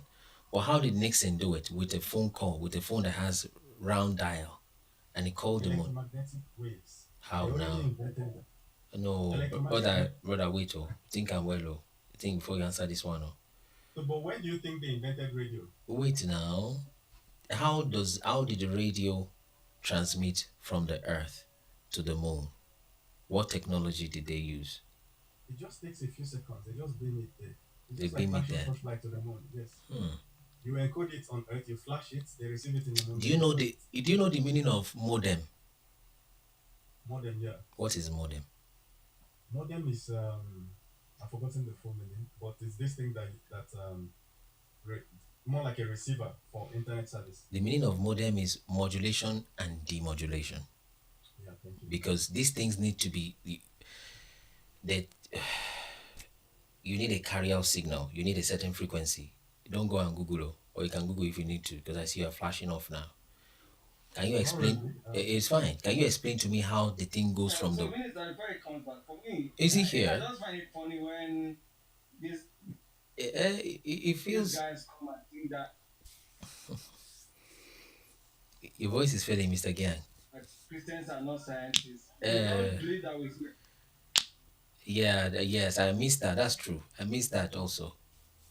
Mr. Gang's voice is failing. scientists as well. Mr. Gang's voice is failing. There's this fallacy that Baal seems to have, that anything common sense must be anti-Bible, and once you enter Bible, your brain must be off. So there's nothing in talk science that we don't know. We are There's nothing. Your voice is failing, Mr. Gang. Yeah, your internet is bad. we are in science. So they have made it look. Science is a bulk of what Yeah. you are seeing science producing today. It's Christians that are doing it. There are believers that did that. There are a lot of believers. So Baal is thinking anything. So what do you mean by you think that Christians don't even know science? So Baal thinks anything Bible must be anti-brain, and anything brain science must be anti-God. He thinks that's the way he sees it. When I understand why. Mr. Gans voice. Mr. Gan, can you disconnect and reconnect if you don't mind? We can't hear you. It's just breaking back and forth. Just disconnect and reconnect. Thank you, so we can hear you. So I even forgot to remind you of that fallacy, Baal. It's not so. Yeah, you were talking about modem. Yeah. So are you sure you can explain how the technology functioned? Do you know the distance between the Earth and the Moon? Do you know what they call attenuation? Inverse square law. How electromagnetic waves. Why do you think they are masked? You're probably living in Nigeria, I don't know. Why do they have mast, MTN mast, glow mast everywhere? Why? Yeah, so that you can send and receive. Yeah, send and receive. In some cases, to repeat the signal because it gets attenuated, either by wire or by air. It will attenuate. You need to get it at the best level, then you repeat it. They call them repeaters at some point. So how do they do that from Earth to Moon? So your point is that's even the easiest part. But your point is that there's no way they did it from Earth to Moon. No. You tell me, how did they do it? Let's flow with you first. They just beamed the electromagnetic magnetic. What's the frequency? What kind of wave did they send? Do you know the frequency of it? No, but I can Google it. It's all on Google. It's because you took what they said that way, but you didn't quite question it as such. They just kind of believed it. That of course it's got to be real, which is not your fault. Okay. Let me ask you: are you saying it's impossible to communicate with the moon from Earth? At least not in 1969, sir. No. But do you know when they invented how to communicate with radio waves? It's not going to. Almost 100 years earlier. Graham Bell, right? He's not going to get to the moon. No. Why? There's no way light can go to, especially if it's on a straight path. It's not just light it requires. It's the same speed of light. I know. Right? Hope you know. Well, light attenuates. You see, the whole thing. They just need to beam enough to receive the distance and then. Did they tell you that they beamed enough to get to the moon? Have you studied it? You have not studied. You're just defending them that they must have done it because you saw a phone call. You didn't realize that a president can be an actor. You're like, come on, it's not possible. You don't know who you are doing. I understand. You don't understand. You understand what I said? Are you picking the easiest part of it? No. The moon landing itself. I'm picking one of the strongest that I can use to dismantle the thing. I'll still pick others, okay? There's many other things, but this one is the one that people who try to defend science have not really quite found a lot of answers to, and they look for some way to dance around it, really. But I'm sure you have not thought about it. It's why I brought it to you. I could bring other ones you can easily pick internet, like you're going to search for stuff now, and you're going to tell me stuff. It's easier to find, okay? Right? But This one is a little bit hard for them. It's why I brought it first. Okay. I think I've seen it. I've seen the answer to your question. Where do you see So it? from Is it GPT? from the White House, from the White House in the US, Mhm. using landline, they traveled by land to NASA station, and then they beamed it to the moon. So, and the guy in the moon, what equipment did they receive it with? Yeah, Is- basic receiver. Have you seen their moon landing this? It has like a receiver on top of it. The rover has a receiver, like big dish on top of it. And they received it with that. Stay now, bro. Yeah. I'm trying to read up if there's any other thing I'm missing. No, it's fine. Did you get that from GPT? So I can ask you to ask further questions. No, from Google. Don't worry. I can type. Maybe it. GPT will be fine. Can they tell you the? Can they tell you the frequency? What technology is it based on? Is it GSM or ask the frequency of the waves that was sent from signal to signal? Okay, it said then use microwave. Microwave is very dangerous. Okay, microwave. Oh, that one. Okay, microwave. Okay, so what distance is from the Earth to the moon? Okay, they beamed it to a satellite in space. The satellite was now what attenuated it to the moon. Oh my God. I think GPT is better. Do you know that the moon, according to your model, the moon is constantly moving like this? How did the signal stay? You wait there on Earth, safe. No, but it's facing the Earth. Oh my It's brother. facing the Earth. The Earth and the It's moon, rotating. they are moving constantly now. The Earth is spinning. The moon is also doing its own motion. I don't think Yes. you understand what I'm saying. There are times they would have been off. There will be a time when the hard rock of the moon will be behind you like this. Exactly. That's what I'm saying. Maybe we'll use ChatGPT. ChatGPT is very smart, So what trained of the dog. satellites? The call is moving from Earth to a satellite. It's just like what do you call it? Space. Have you had this Starlink? Okay, tell me Have you about used it. Okay, it means this Starlink stuff. Yeah. That's so the point. The Starlink, Earth is stationary, and the satellites are stationary above the Earth. They're not running after the Earth 5 million by billion kilometers. They're doing that like very, very fast. You can even see them. You can see satellites with your eyes. That's what I'm They saying. come It's out not. at night. It's not that far. They don't come out at night. They get visible at night, right? Yeah. Like if you come out at night Oh, and yeah. you're looking, you can see Yeah. satellites moving. But let's get back to the Very moon. fast. Let's get back to the moon. They've got one dish. How are you sure that dish is not backing the moon? So that is the hard part of the moon, the rock part, that is backing their own dish on the Earth. How did No, the signal? They call moon it line of sight. Microwave dishes. There is 0.6 meters. There is 1.2 meters. There is 3 meter dish microwave. In fact, there are microwaves that travel all the way from Ibadan. For example, it can get to maybe Benin, thereabout, but it will be in expressways because there's no point you go from Ibadan Central and go to Benin Central. It will be like as closest as it can be, and it has to be very big. And they function by what is called LOS, line of sight. You are gone off again.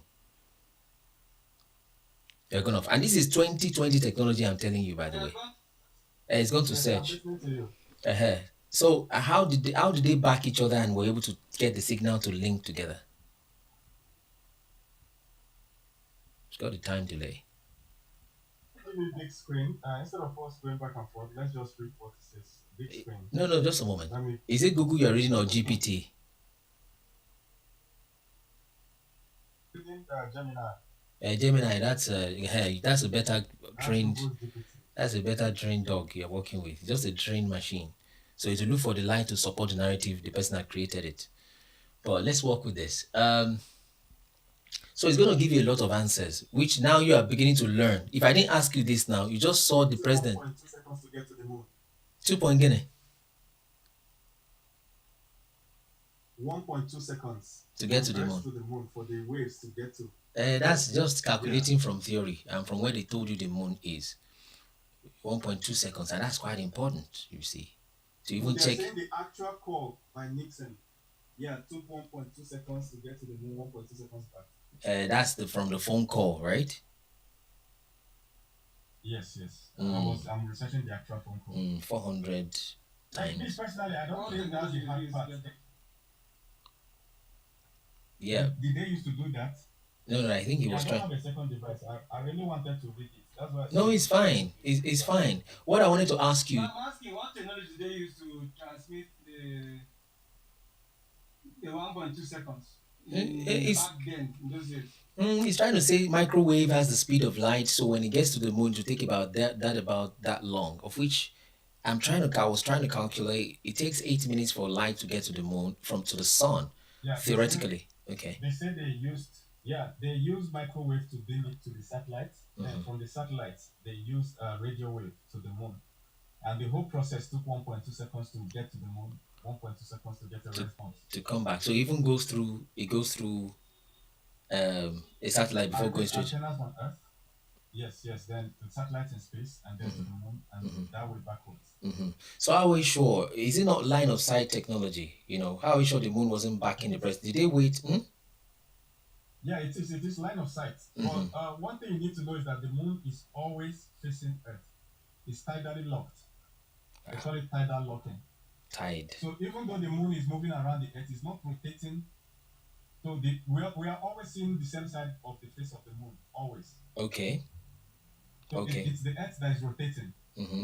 So despite that, how are they sure the Earth has not rotated off of where even the satellite in between was? Yeah, the thing with satellites is that the satellite is a moving object. It can always be repositioned, and you know how far it takes the Earth to rotate. So how long did the call last? So by the way, these are questions you have not asked before. It's a fresh one, isn't it? And you're trying to defend it. Electrical engineering is cool, so the whole concept. Most of it is common sense. It's fair enough. There's no point for me to doubt it. It's not part of the things that are questionable to me in the process. No, you have not thought about the phone call. You didn't know that microwave was what they used and it passed through satellite until today when I asked you the question. That's what I'm saying. Yeah, but I know about microwave. Oh, it's like me saying I know how to speak English. This question, you have not questioned this before, the phone call. You have not thought about it. You have not asked it. Yes, you're right. Looking at let's continue.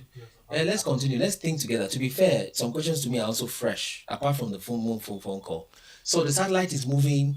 They call it geostatic movement, such that what they tell you is that the satellite is running after the Earth. Right? Yes. Right. Yeah. Do you understand that? Yes. Which is a lie, by the way. I think the thing is held by a balloon and it just floats and stays there. But let's continue. Because the Earth is fixed. That's what scripture says. Okay, he's running and running after the moon. But at a point in time, Nixon, the president guy, must have backed the thing because the Earth is spinning him off with his satellite. Do you get my point? Yeah, but it takes 15 minutes to move like a degree for Earth rotating. It doesn't rotate. You get my point. So at a point... How long do you take it to take for somebody looking at the moon for the moon to be out of sight? No, it takes almost a whole day. No, it takes a while indeed. Yeah. So how long did the call last? Just a few minutes. Or 2 seconds. By the way, what time of the day was it? Can you remind me? Because now we're asking important. Sorry. In the moon, it was daytime in the moon, but on Earth, I don't remember. It was probably daytime too. in the moon. I think they launched in daytime, but I don't know what time they did. The phone call, what time of the day was it? This is a fresh question myself. I've not thought about it. What time of the day was the call made? I don't know. Ask.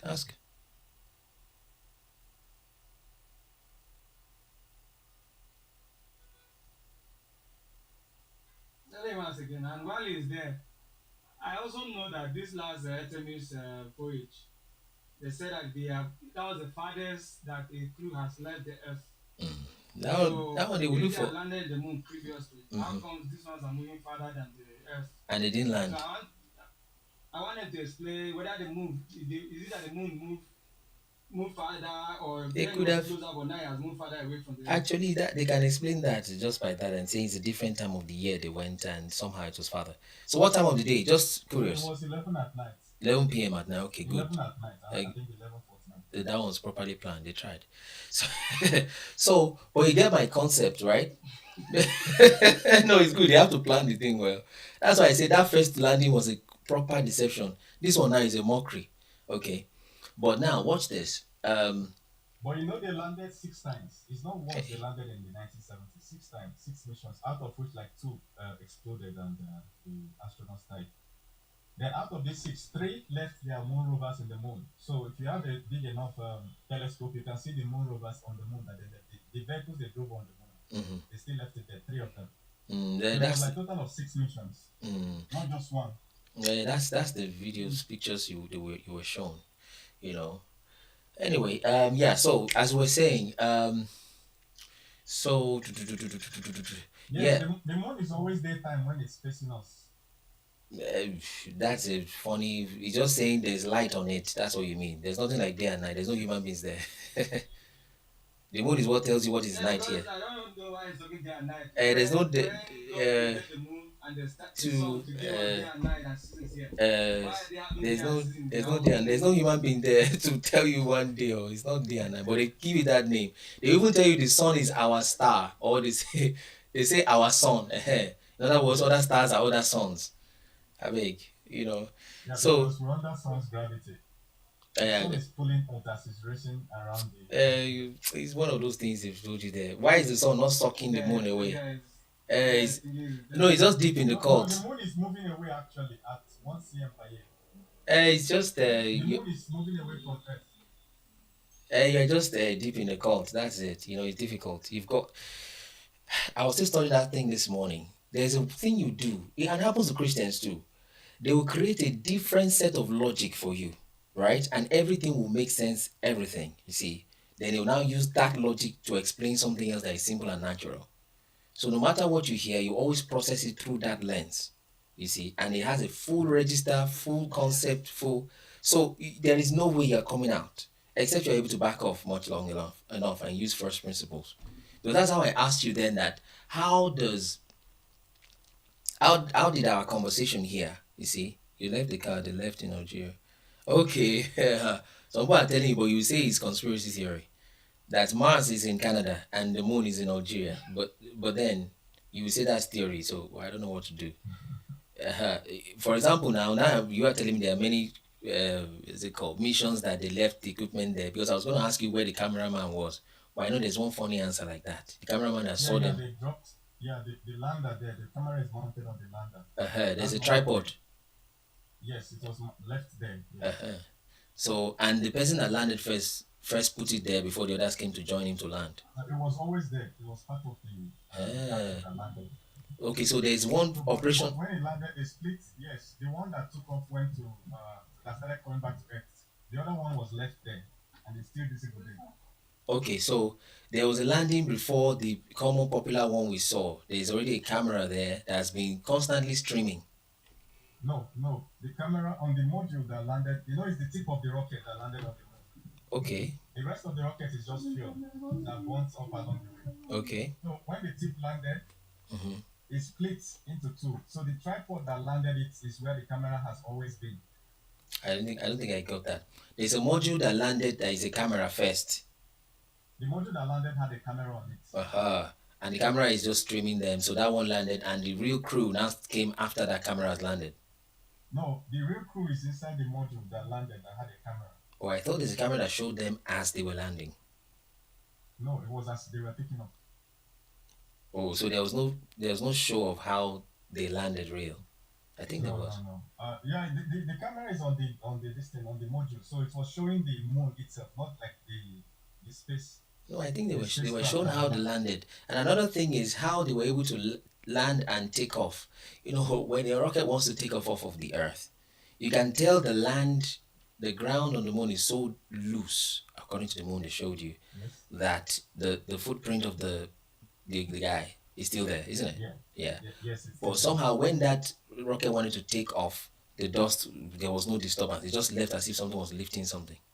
It should be. No, there was. Do you understand? Yes, there was. But you need to know that moon's gravity is is 10% of Earth's gravity. If So- you're on the moon, you can jump over a story building. So there was no need, there was no repulsion, zero repulsion, no dust, not even a dust. Yeah, there was dust. I saw the video. There was dust. Hmm. What people confuse is there's a movie made in the 1970s about the moon landing. Okay, so there's a movie Movie, yes. with real People life. confuse the movie with the clip, Hmm. the actual clip that was released by the government. Of which the original government clip now, everything is deleted. No, the clip is there. What they said recently, which is kind of weird, I must agree, is that the technology they used then, they don't have it again. So why do you think that is? I wouldn't know, but Yeah, you are one thing deceived that now. happened They have been was- deceiving you. No, Do you no, know the no, four no, guys? No, here's the thing, right? There's Okay. some business involved, right? Mhm. The U.S. government gave Elon Musk contracts to build Okay. the rockets. Mm.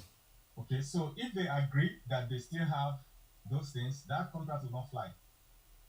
So I So think it was a politics thing. you see enough of those politics and deception. Let me give you an answer another person gave, because I don't think there's any technology that can call the moon at 1969. I would have asked them, where is the modem? Where is, when it goes from the phone through the wires to this 5 volts, right? It goes to, let's say, a router somewhere, whatever that would look like then. They don't even use routers then, and that goes to some base station, and then that is being by microwaves, because I think it was 100% wire end to end then, right? But by some microwave and goes there. I was going to ask you for the attenuation coefficient of microwaves, right? Which has its own frequency, how long it can go before it attenuates, even microwave. You see, They even did. They even did more. Do you know that there was a time around that time they carried pins? You know, or the pins that would to pin clothes. Pin. They carried millions of it and went to space and dumped it there over the atmosphere, so that it can help reflect phone calls better. So there are pins floating in the space now. They abandoned the project after they realized how much pins they would need for the whole to cover the whole Earth. So, but that's one of the things they tried that time. So how does that connect with attenuation? How waves attenuate through space? Yeah, because that would have replaced the satellite, the need for satellites, because the pins will reflect the waves better. So to call you, the phone will get to the sky. Hey, and the pins will reflect it you are down defending better. this thing too much beyond what you don't know, my brother. You're just taking the blows for them. You cannot reflect electromagnetic waves, telephonic signals with pins. If you say mirror, I'll say maybe you don't know that Yeah, technology. the pins serve as mirrors. No, now, it will be scattered now. It doesn't work that way. No, but you know the way electronic devices work. They just need to receive a faint signal. And No, that's what they call LOS, loss of signal. You have sign R, signal to interference noise ratio. There will be noise. You are just defending this thing Yeah, blindly. one sec, let me get you the Don't get me. You are going to Google. You are thinking, how can you spin to reflect telephone signal? It's not possible. You are just defending them. You are one of their apostles. But then they are not even sponsoring you. That's the part that is paining me. With all the work you are doing. They should be sending you money. Pin, kwa. Here. We are still using microwave to microwave. There will still be attenuation. You now want to use pin. No, now. No. These things, it will attenuate over time.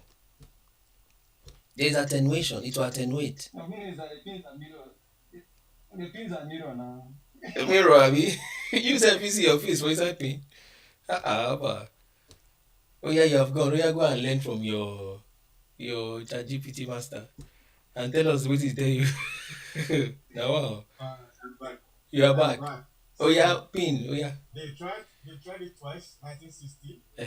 Yeah, the pins will serve as antennas. So the 1960 launch failed to deploy the pins. Then in 1963, which was like 2-3 years later, they now deployed 480 million pins, and they successfully used it to make calls. So they abandoned the project because they will need billions of pins to cover the whole world, and it doesn't make sense. Okay, so they were serving as antennas. So the signal goes. It's Project Westford. That's the name of the project. Project Westford. Did they say microwave dish? How does a microwave dish link to pins? You need 2 microwave dish that are on line of sight. In fact, you have to configure them to the same frequency. If you type the VLAN, virtual local area network number, wrongly, it will not connect.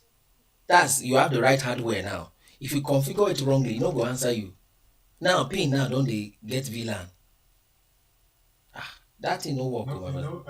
People say Beke Wabala. Okay, Chineke, Kweziyoku, Oga Kweziyoku. Yes, people say that, which means that Oyibo is witchcraft.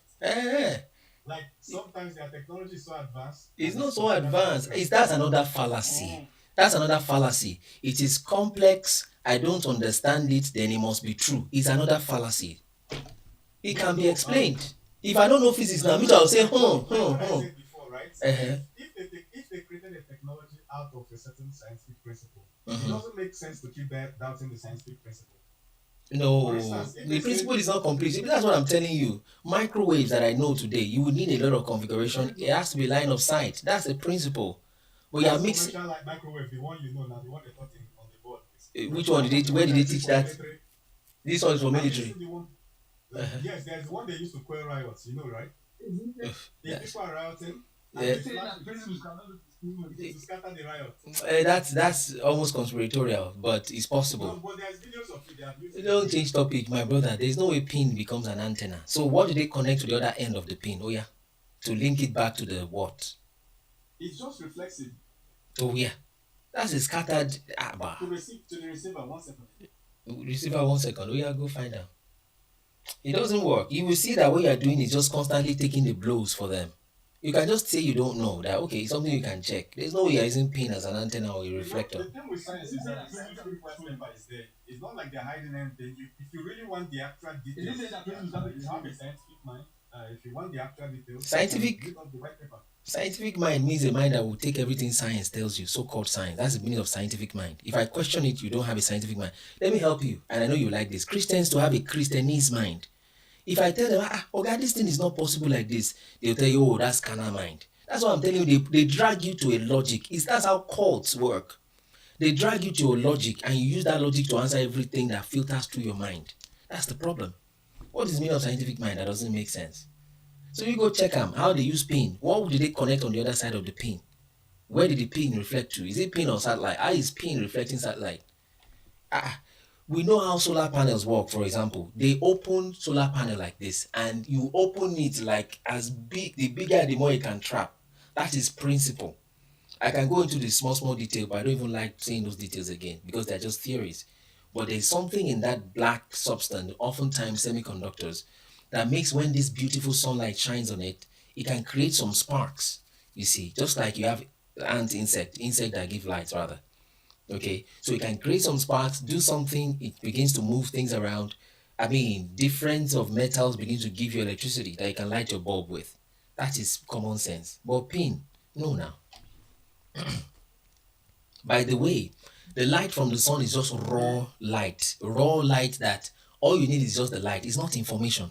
There's difference between electricity. Electricity is not carrying any information most times. It's just voltage moving in that sense, right? This one should be carrying information, carrying words. The words will change to zeros and ones in one way, some way, and it becomes signals. Signals are very sensitive. You can just tilt anything, it passes through some dust. Oh my God. Bros, fear God. You bust your brain out. Even they bust my brain, now your own brain they bust. My brain they intact. Pass through the whole dust in the air. Right? Eh? Have you watched this movie called The Imitation Game? Movie is movie now. Movie is movie. No, Pass. because it reflects a real thing, right? A real event. During the war, Hitler was using radio waves to communicate with his. Hitler's story is a false, is a hoax now. Oh yeah, I did hear you. The radio wave is between the earth now. This is miles away. Thousands, right? Yeah, but it's still light. You know, the light from the sun, like you said, when it gets to earth, it doesn't get to the ground. Just a moment. Like that. Just a moment. Light is different from signals that carry information. They call it carrier. You have to in fact you need two frequencies. There's carrier frequency. No, light can carry information. That's why fiber optic is that optic test. I know. We still enter optic fiber. If you cut the cable, you'll see light inside. I know. Okay, Mr. Gang, what did you say? Mr. Gang was trying to say something. Yeah, his network is bad. It doesn't. Maybe it's just okay. Anyway. Good morning. Yay. I have a question for Bal. Our friend, yes, Bal. But just before that. Are you for us? Are you all against us? Are you? Is your name Bal? You are one of the people that save me stress when you ask them simple common sense. Me, I'm entering into their cult to use their cult language to explain, aka science. But she will come to you with common sense. Balokwa. Oh my God, no.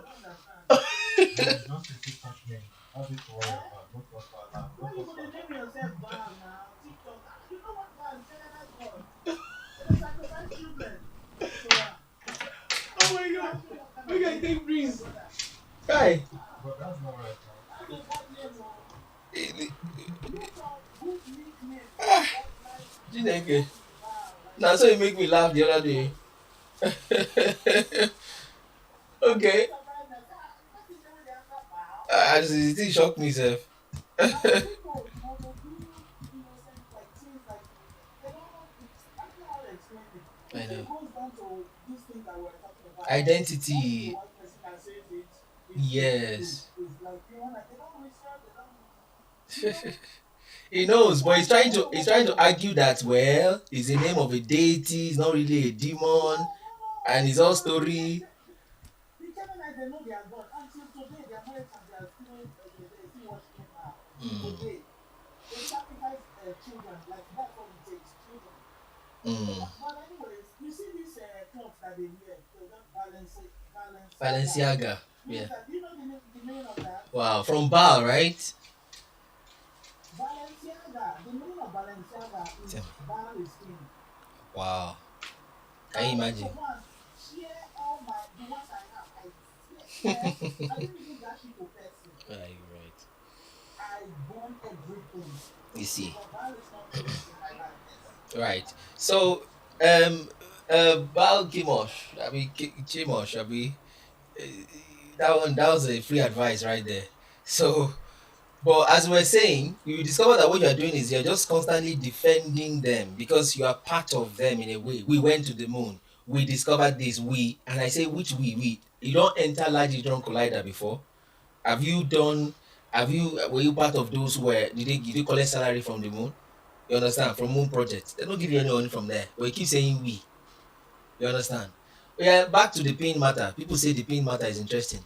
So I'm telling you that there's a difference between light. This light now it doesn't really carry information. Now there is optic fiber cable which works through total internal reflection. Okay, fiber optics, and you get to pin it on both sides. It uses light. Okay, so it finds a way to convert the information, the phone call, whatnot, data, internet into light. Okay, and that light goes through that cable, total internal reflection like that. Okay, so it's possible for information to carry light. Sorry, it's possible for light to carry information. What I'm saying is that the light from the sun, for example, and you're using solar panels, you make the panels as big. That's despite the fact that it's not carrying information. You make the panel as big as possible to capture as much light just for energy. It's like the difference between using your phone to make a phone call and using it as a hammer. As a hammer, you just need the physical force. You just boom, boom, boom. Okay? But a phone you want to use for an information, you have to be very careful. If you just disconnect one of the diodes, just open the phone, disconnect one diode, the thing can't function. But it can still function as a hammer. That's the kind of explanation I can use, you see, which is that um, the light you are sending from the earth in that your moon phone call contains very fragile information. It has to be the right frequency, the right direction, the right distance, the right voltage. Many things need to be right before to get to the other side safely, you see. So that's what I'm saying. There is no way you're using a pin to capture that. There is no way. It's because you don't understand that technology, but you think that somebody did it, America did it, therefore it must be true. So you feel like there's got to be something. Let me go check ChatGPT. But because you don't have that kind of loyalty, so to speak, to the Bible, those who are loyal to the Bible like that will do the same thing. Okay, it's understandable. But I'm just telling you what you're doing so that you can understand. Okay. Hi. How old are you? Um, 20. What year were you born? What? What year were you born? Again? What year were you born? Oh no, fetch check Google. You see waiting Google the cost now. You too want to go and check Google.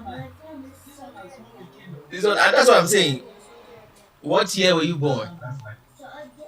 Arabia. What year were you born? Saudi Arabia. Ye- small boy. What year were you born? Year. Alakwa. Okay, go and sleep. You see, he doesn't know his age. Meanwhile, he knows his age, but he's trying to lie. So he was trying to calculate 20 years old, and he's trying to use Google. You see what in Google they cost? You said you don't know telecoms, you're using Google. Oh yeah, now let's go. So Oh yeah, tell me how did Okay, so pin? your whole argument is saying that it's too outrageous that such a technology will work. It's not outrageous. It's just not possible. It doesn't work that way. If they tell us they've got, which they've said that they got the technology, they've lost it. Let them not say it's microwave and use pin to capture microwave signals.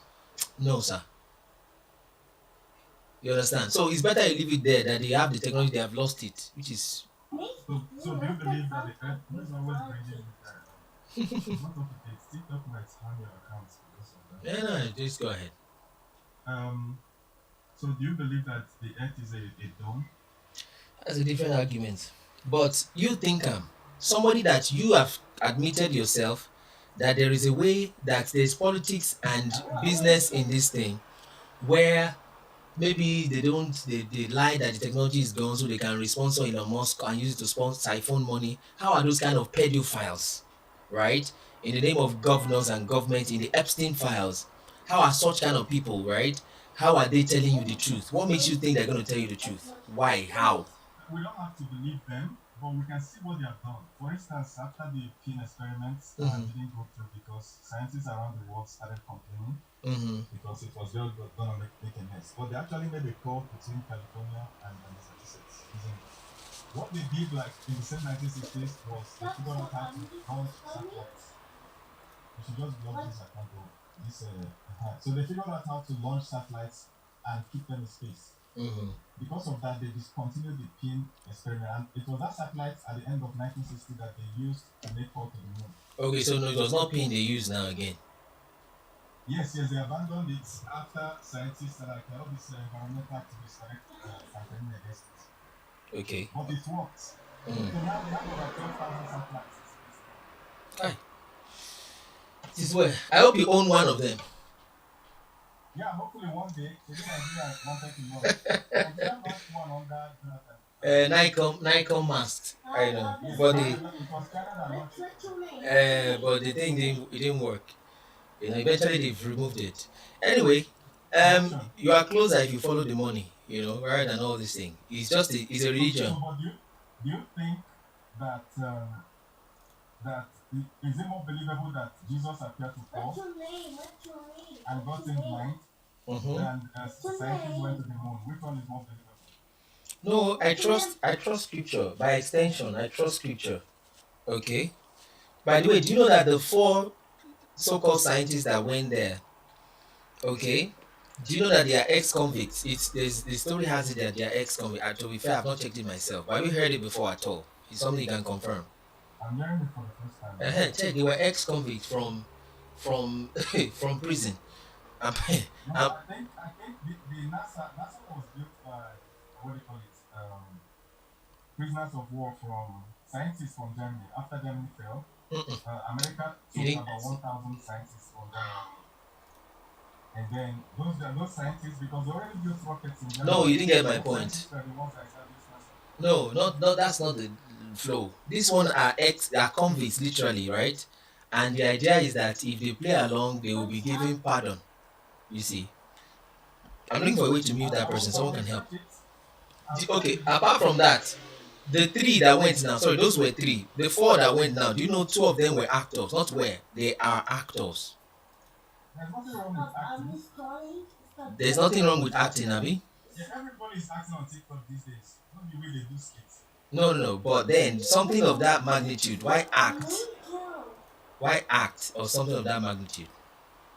Do you understand what I'm saying? No, they did not.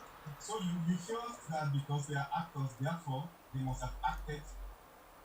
Why would anybody use actors to fix such a thing? Why would you use actors to go to the moon? Shouldn't you need serious engineers? They could lose their lives. It's not something you joke with.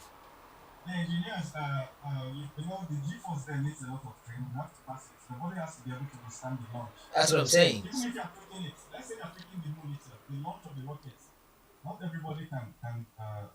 everybody's body can withstand that. Don't you understand deception? Who told you that there were human beings in that thing they were pushing up in the first place? Who told you? You think the videos were fake, right? That's the point. No, but these same people, they have used satellites to create internet. They have been launching satellites all the while. They are not, see, most times, I know, most times it is the technology they can't suppress. that they But it then. doesn't make sense to doubt them if they have so much strength like God and we see them all the time. No, you can doubt That them. means You can. Do you know how many inventions by people that look like you, not this white man you put in your picture? How many inventions by people that look like you they have locked down and patented and taken as their own? Do you know how many? that's because they're more powerful, isn't it? It's not powerful. They're just Their own trickish. inventions is bigger. Oh my God. If their inventions is not more powerful, they will not be able to subdue ours. No, it's a deception. You've been conquered. That's the thing. The thing is, whenever they are trying to go for something, we in Africa we think they are stupid until they achieve it. Now we become their slave. Look at now they are trying to go to Mars. We think it's fake. Mars doesn't exist, and the Earth is and this. That's what we'll be saying until one day they break through. All of a sudden, all of us will start paying to go to Mars. By the way, you can pay now. Mars xenophobia will start. No, it's okay. But the point is, you have not realized how many things your people have invented. People that look like you like this. Are you aware? It's something you have searched. But it's nowhere near enough what they have invented. Sometimes, even though we have invented stuff, we tend to overlook the ingenuity of the white man. By the way, they are better than you, right? Do you agree? When it comes to technology, 100%. Okay. Now, how about other things? In what way are you better than them at all? Maybe community morals. How to live in a communal life where everybody is happy. In West Africa, our ancestors tended to move towards nature in terms of their evolution and intelligence. But the white man tend to move towards technology, travel, and so on. Somebody was saying the other day, why didn't Egypt go on conquest missions if they were so powerful for thousands of years? It's not an African thing to go and conquer other people. But for them, it is their thing, so they have to invent technologies that will enable that. So somebody was building technologies like the pyramid, for example, building such things, but another one was building warfare of destruction, weapons of destruction, burning the library. Exactly.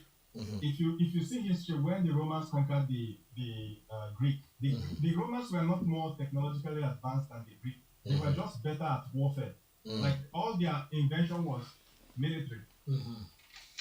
So when they conquered the Greek, they now have to adapt Greek technology. This is the same thing that happened in Egypt. They created the calendar we use today after they conquered Egypt. Like a year or two after they conquered Egypt, they created the 12-month calendar, 7-day calendar. But now somehow, those who came to conquer Africa had higher technology with some time in history. Of course, they made the pyramids. They were the Moors.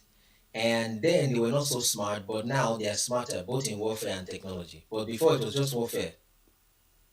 Yeah, the earth is survival of the fittest. If you're not focusing your intelligence in warfare, it's a bit misdirected. Every other thing should come second. Otherwise, you could be wiped out and somebody, look at what happened in Egypt. All the plants they were wiped out. Arabs took it over and they don't know how to build any pyramid. They have not built one single pyramid since then. But then you still feel... They tried to dismantle one. They couldn't.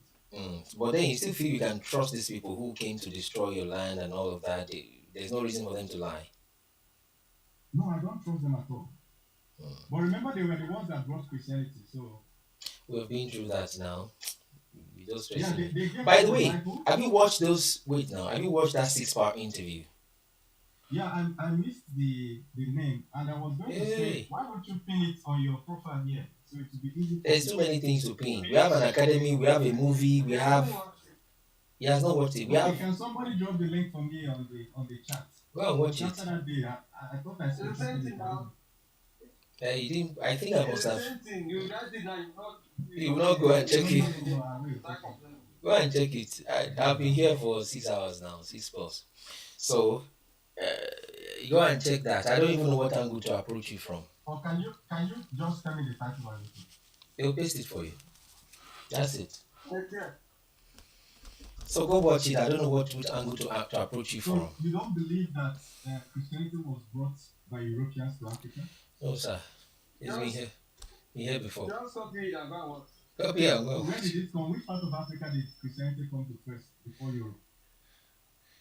Hey, I'm telling you, Africa. Yeah, let me give you a film to watch. Ethiopia was not. Which part of Africa? Ethiopia was not colonized. Go and watch film. Ethiopia, okay. So why are you not using the Ethiopian Bible? Hey, that's what we use now for what we're explaining. Yes, it was twice. Yeah, so before the Second World War started, yes, Ethiopia was under Italian colonialism. They First in didn't. Italy No, before they No, didn't before fall. the Second World War. And even then, they didn't fall. Mm. If, Okay, I'm even telling that, you, I'm they telling didn't you, fall. I'm telling World War, I'm telling when Yeah, Christian became, I'm telling World War. the Bible What was was the sent to recent thing? Ethiopia 400 AD by King Ezana. Okay, King Ezana of Ethiopia was in power when the Bible was sent from Europe under Fermentius. Hmm. So it was the European Bible 400 after Council of Really? Nicaea, 50 years after Oh, Council God, of I don't Nicaea, have they sent a energy. copy of the Bible. I don't have energy. Yeah, just go check this. We are just going round circles, but I don't know if you have been listening. I don't know if you have been listening, but you have a position and you defend it almost with your life, and I don't know So what you to do. use the Ethiopian Bible, that's what I'm trying to know. Yes, now what they call Ethiopian, but it's the same thing mostly with So KJV. you're saying that demons are bacteria are demons, right? I beg, Mr. Again, leave this one. That's what people used to call demons.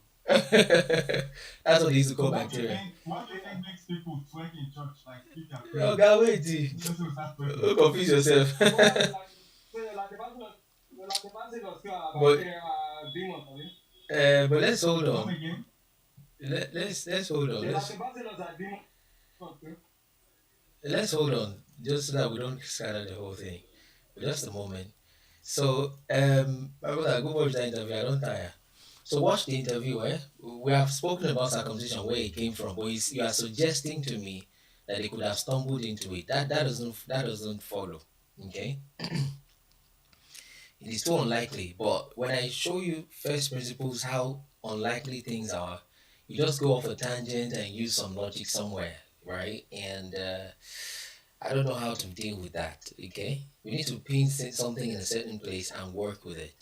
Okay, but circumcision is not something you just stumble into. If you stumble into it, you're not going to do it exactly on the eighth day that it is written in a book. You see, so it's and when I'm using first principles like that, you're not working with it. It's I don't know what to do. I don't know what to make for you. Okay. By the way, where do you think people go when they die? Let me give you a bonus question to think about. I agree, yeah. Of Do course, you have evidence of any other place? after grave, they just stop existing, right? Yes, you better not let somebody like you. Now one shot. Everybody has one shot. And that's what I'm saying. They just stop existing. Yes. Okay. Well, unless you have kids, then No. Of course, those are the children. Yeah, that's the children. But again, another bonus question. You still hold the idea that we are having this conversation here today out of some big bang. Now you've taken one step further to say that bacteria, which can be seen under a microscope, used to be called demons. But somehow you have not gotten to that same idea that Big Bang, which somehow is scientific and is physical, is God. You have not gotten there yet for some reason, right? But again, you think out of ammonia gas and bacteria and cells and tadpole and all of that, right? That this conversation came up, and we now, who are the the output, right? The creation, if you will, we are now smarter than whatever it was that created us, right? Somehow, stone and microwave, what's that thing? Sorry, microbacteria. They are not aware that you are here. Really, they can't interact with you and talk to you and do experiments on you. Or well, let's go to the tadpole. You see, but you are smarter generally than them. You still think things make sense in that direction. Yeah, we're only smarter than a couple things, like multicellular organisms, but we're not smarter than the bacteria themselves. Look at how much diseases they're causing us. Like I said, power is different from smartness. A lion You can know, eat a person. You see. why do you think we have so much of them in our body? They secretly went into our body No, and they are living there. you can't So use if the we are word. going to You the can't use the word multicellular secretly. You can't use the word secretly. Were you there when they were discussing and whether they? intelligence, Eh? that's intelligence. Oof, no. My brother, no. That's why one brother came here and You say, think it's by mistake that you have more bacteria in your gut than living cells. that's what I'm saying. That bacteria is inside your own gut. Some even used to call you gut bacteria. You are the one that has the bacteria. You don't believe you have gut bacteria? Okay. Now you get bacteria.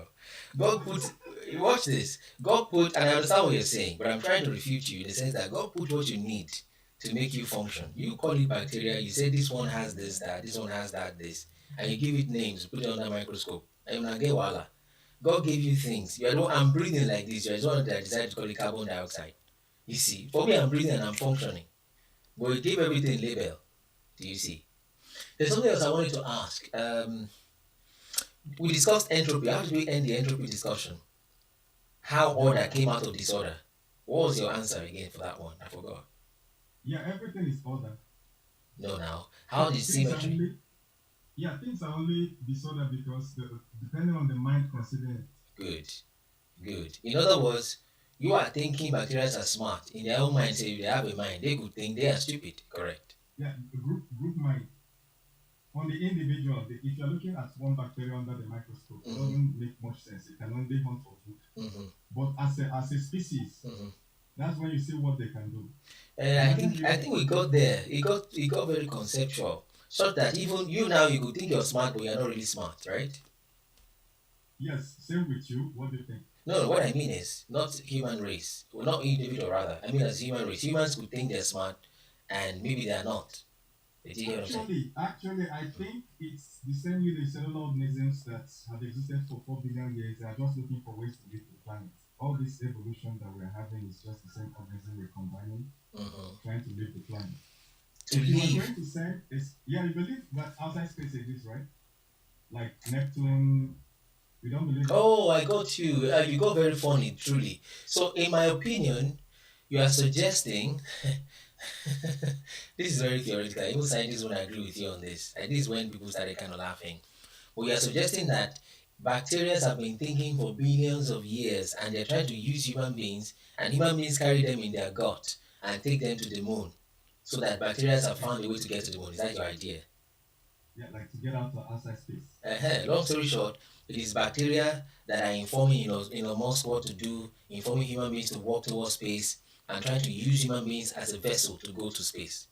I think so. That's what I'm saying. That gets very conceptual and very, very subjective. If you tell a smart scientist, people in your cult. Because the fact that there are more bacteria that have been to the moon than humans, assuming moon landing was true. Because in each person, there are about 40 trillion bacteria. So for each person that have been there have been more bacteria there. Somebody gave you one. If somebody made the claim that the bacteria was the one that actually went, the humans were just accompanied. It's not outrageous. I got you. Someone gave you a right nickname. Just call you God bacteria. You believe in bacteria so much, and that they're the source of life in that sense, and they're the one coordinating even human intelligence. Why do you think fasting was recommended? Just a moment. Don't link it to demons yet. Relax. I know you've said that before. Just a moment. Let me try your logic now, even though it's madness. But let me try it. You have said yourself that one bacteria is not very smart, but many bacteria got together and they become kind of smart because they're collaborating, right? Yes, group intelligence. Yes. Group intelligence. Why are you giving the bacteria the credit for their own group intelligence and you're not giving humans the credit for the group intelligence to do whatever they're doing? Yeah, because they are living inside us, not the other way around. If we are living inside them, we can say that we are smarter, but they are living inside us. You are summarizing the thing up to size. It shouldn't necessarily be. No. Remember when I asked you the horse rider or the horse, which is smarter? The answer was obvious. The guy is on the horse, not in the horse. It gets prepositional. Yeah, but it's controlling the horse, right? Okay. Yes. So, but bro, you have no proof. You have to repent from this bacterial religion. So you don't believe there is no proof. What you're saying is very crazy. I don't know if you have a family, my brother. Oh my God. Believe that there are bacteria that influence wait. There is no proof that the bacteria that somehow got a human being, maybe he's got a worm that makes him eat more sugar, whatever. There is no proof that bacteria was one that instructed him to build the rocket, my brother. There is no link now. Why are you doing like this? It's not good. So, let me ask you, why do you think that humans build rockets? There's some motivation somewhere, right? It's not bacteria, my brother. Yeah, but there's motivation. Somehow, some human body generates motivation. Well, it goes a little bit beyond body, but are you thinking anything the man does with his body, bacteria must be the source of it? No, I'm just saying in theory, like from my own perspective. If you look at how human beings have progressed in technology and travel, bacteria has always been there. You can't say that has been a cockroach. Bacteria are the only living things and viruses that has been everywhere human beings have been. Scientists will come next week, my brother, next month, next year, next decade, and tell you there are other bacteria inside of bacteria. Then your glory will shift from bacteria to those ones, I guess. No, if there is such, why not? That's what I'm saying. I don't think there is such. That is how they kept dividing and subdividing. Do you know the very tiniest indivisible particle of matter today? You know it's no longer the atom, of course, you know that. I think it's quarks. Quarks. It's gone beyond quarks. That would be great. That would be great. That's what I'm saying. They keep dividing it. It's now strings. Yeah, string theory. Yeah. You see? So it's just madness. A man forsakes his soul. You are a lustful man that loves lust. You leave that one. You are checking one bacteria. It's one that is making you sleep with women. Oh God, now why? Person go. You answer to God though. Oh my God. Now bacteria now they make you like women. You don't think that there is a bacteria that influences attraction? Oh, that's it, yeah. I think, how many years now? We go all enter heaven. We will know how far. You are just being irresponsible. The serotonin in your body, 90% of it is produced in your body. I say you go enter judgment day and you go tell God serotonin. You say, who will dey here? Don't worry. No. It feels like I'm here on judgment day with you guys. Don't worry. Your own go dey special. Don't worry. They will put wig on my head. Any spirit I see after then, I'll get that. Okay now. Okay, that thing is irresponsibility. To say bacteria is responsible. Even the scientists, they will not let bacteria take the glory from them. Right? No, it's a scientific consensus. What I'm telling you is scientific. That bacteria instructed human beings to go to the moon. No. I'm saying this is my own perspective. Your perspective is good. At least you have one. Bacteria influences human beings. If a dog bites that's of course true. Like I said, a lion can roar at you and you run inside your room. That is not enough to conclude that the lion is now smarter than you. You can say he's stronger than you, he scared you. But that does not mean, okay, there's lions here, then, come on, my brother, that logic is, that's how long we talked on that day. There are people that are emotional, right? And these people, like when they watch movies, they cry. There are people that do that. It's bacteria that causes it. Yeah, when they tested them, they said that they had a certain bacteria in the skin. All this Same will thing be. with overweight. There is a bacteria that can know that if you ingest it. Brother, your logic is very faulty. First off, even if that survey was true, the fact that you find bacteria A in many people that are fat or that eat much does not necessarily have direct positive correlation and is not sufficient to conclude that that's the primary thing that influences them to eat much. It's not sufficient. Okay. That's true, but there are found sufficient evidence. For instance, there's one called Christmas Sneller. Like it was a woman that discovered it. Because there was identical twins. One was overweight, one was slim. So when they analyzed their blood microbiome, they found the bacteria that was missing. They took it and gave it to twin rats. The rats they gave it to started eating. The other one they did not give it to stayed normal.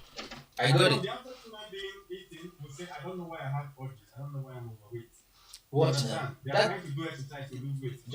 Just a moment. Actually, something is possessing them. Mm-hmm.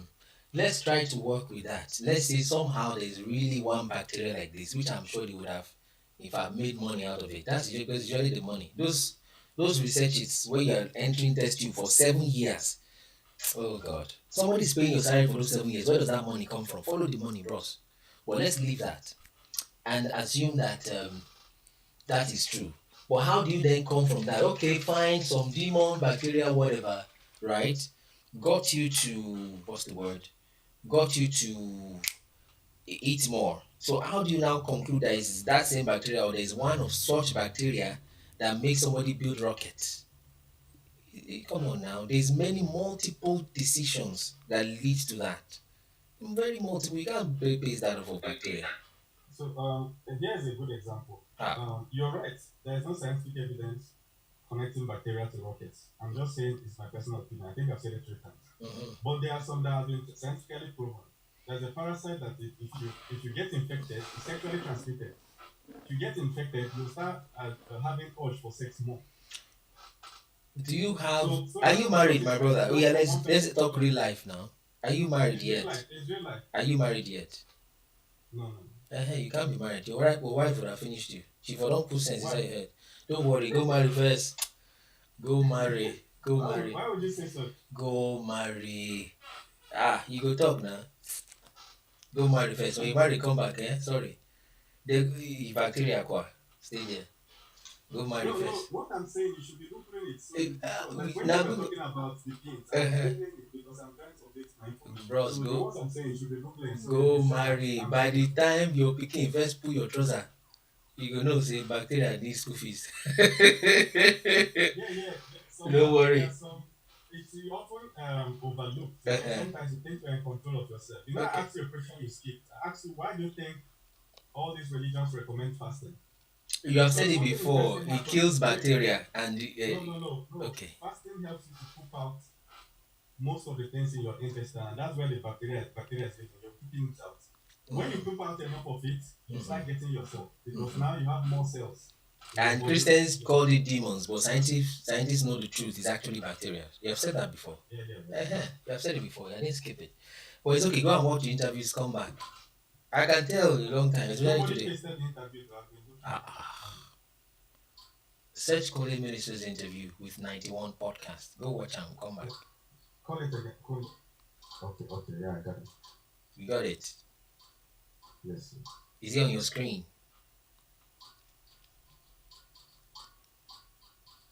I'm taking the classical, yeah.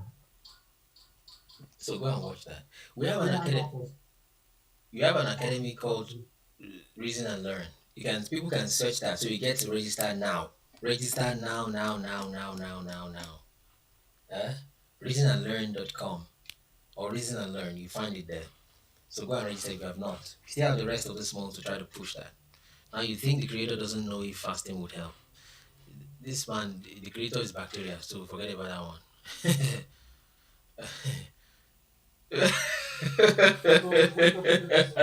Somebody said, Bal, you don't finish my data. Watch everything now. Start from one. I don't even know where to start with you. Start from the beginning. The God story is more plausible than all of that. Okay, so I have a question for you. For you to create something, you either have to divide yourself into two, or you get material elsewhere. For instance, I can create a hand by cutting off my own hand. That means I've divided myself. How did God create the earth without dividing himself? Yes, how did God create the universe? Did he divide himself or did he get material elsewhere? He used the material that came from him. So which means the universe is God. We are God, bro. It's an extension of it. Is that where you're going? Wake up to your glory. Oh, okay. You are bacteria. You know be God. Now bacteria again. I get your point. But God spoke the word and that happened. But then He gives you. So we are God's word, right? It gives you a conscience to work with. You cannot blame bacteria. Like I said, this thing is like a cult, and I'm being sincere enough to show you. Christians do this thing you're doing. They give them a set of logic. They take some Pauline letters, okay? They take some letters of Paul and they make it into a kind of pseudo logic, and that logic does not hold water anywhere else except within their cult. And anybody that tries to tell them, oh, guy, this thing you're doing doesn't make sense, they don't mind them. No, we're deep. They don't understand. You're the one who is lost. So there's this false pseudoscience cult also that you always do everything to defend. You see, with a set kind of, of logic that you just curated yourself. It does not make sense that something that is literally is not sentient, it doesn't have life, is completely sterile. All of that created life, and you yourself, you are a product of that Big Bang that does not understand that it exists. And now you are the one studying your creator in that sense, your Big Bang. And your Big Bang does not know you are here. Bro, that thing doesn't work. But for you to go far in logic, pseudo logic, to say bacteria inspired men to go to the rocket, somehow you come to that conclusion within yourself. Okay? That bacteria wanted to get to outer space was why they inspired man over this century or whatnot to go to space that they didn't go to. If you are working with that logic, you need to get to our course. Go and register for our course. I'll give you scholarship. That it is counter logic. Now our course is not just logic, but it shows you some basic things. I will tell you the psycho-emotional aspect of the way people just stay stuck on something that they are not really working and reasoning with. Okay. So you guys go register for the course. Okay, they say accept Christ. They're already telling you. But later you say Christ is the story. I don't tell you my own. This matter is actually a lot more serious than this. But what can I do? It is well. Let me hear from Truth very quickly. All right, Minister, thanks a lot. I'll be dropping. Well, I'll send you a message. So whenever you're done with the live, you check the message I sent you. What's inside the message? Tell me. It's something I can't say here. Waiting now. I have more powers that I'm deploying. So power we know you since. I should not send. If you don't want me to send, that's fine. Power we know you since. That power and money. No, it's not. We are send your message now. Although it may take time, it may take maybe 2 weeks or 1 week there, but only get to DMs sometimes. But just send that, we'll see how it goes, okay? People that who are already catchy, they don't cast you. No, well, I will talk later. Thank you. Well done. So, Christ Nation, I think she's first. Did you have a question, Christ Nation, that you generally wanted to?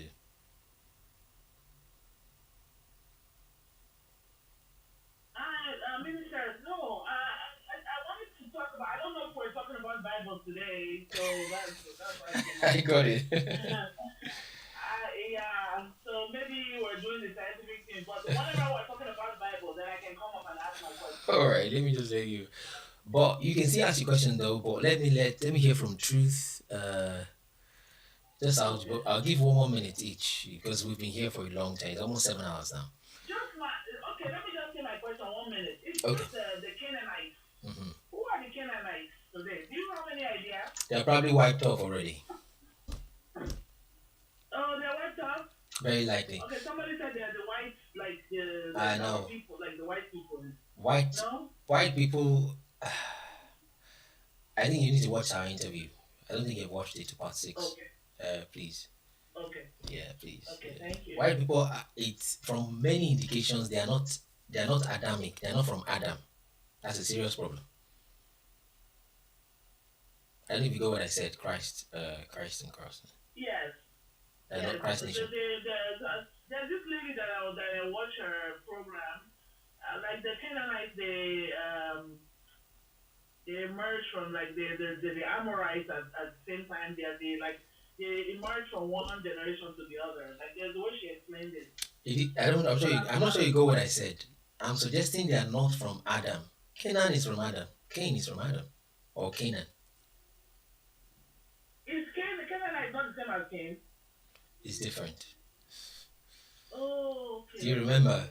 Because Cain is the first son of Adam, but Canaan is the son of Ham. Ham is the 11th. Oh, yeah, that's right. You remember? So it's a little bit of technicalities that needs to be dealt with there. So I am saying that race, that Caucasian race, doesn't seem to be from Adam. Yeah, that's right. Yeah, I know that. Okay. So let me hear from Truth. 1 minute, Truth Citizen. Let's go. You have a question very quickly. We want to take questions first, please. Or only. It's been a long time. Questions. Truth Citizen, let's go. So that we keep contributions for later.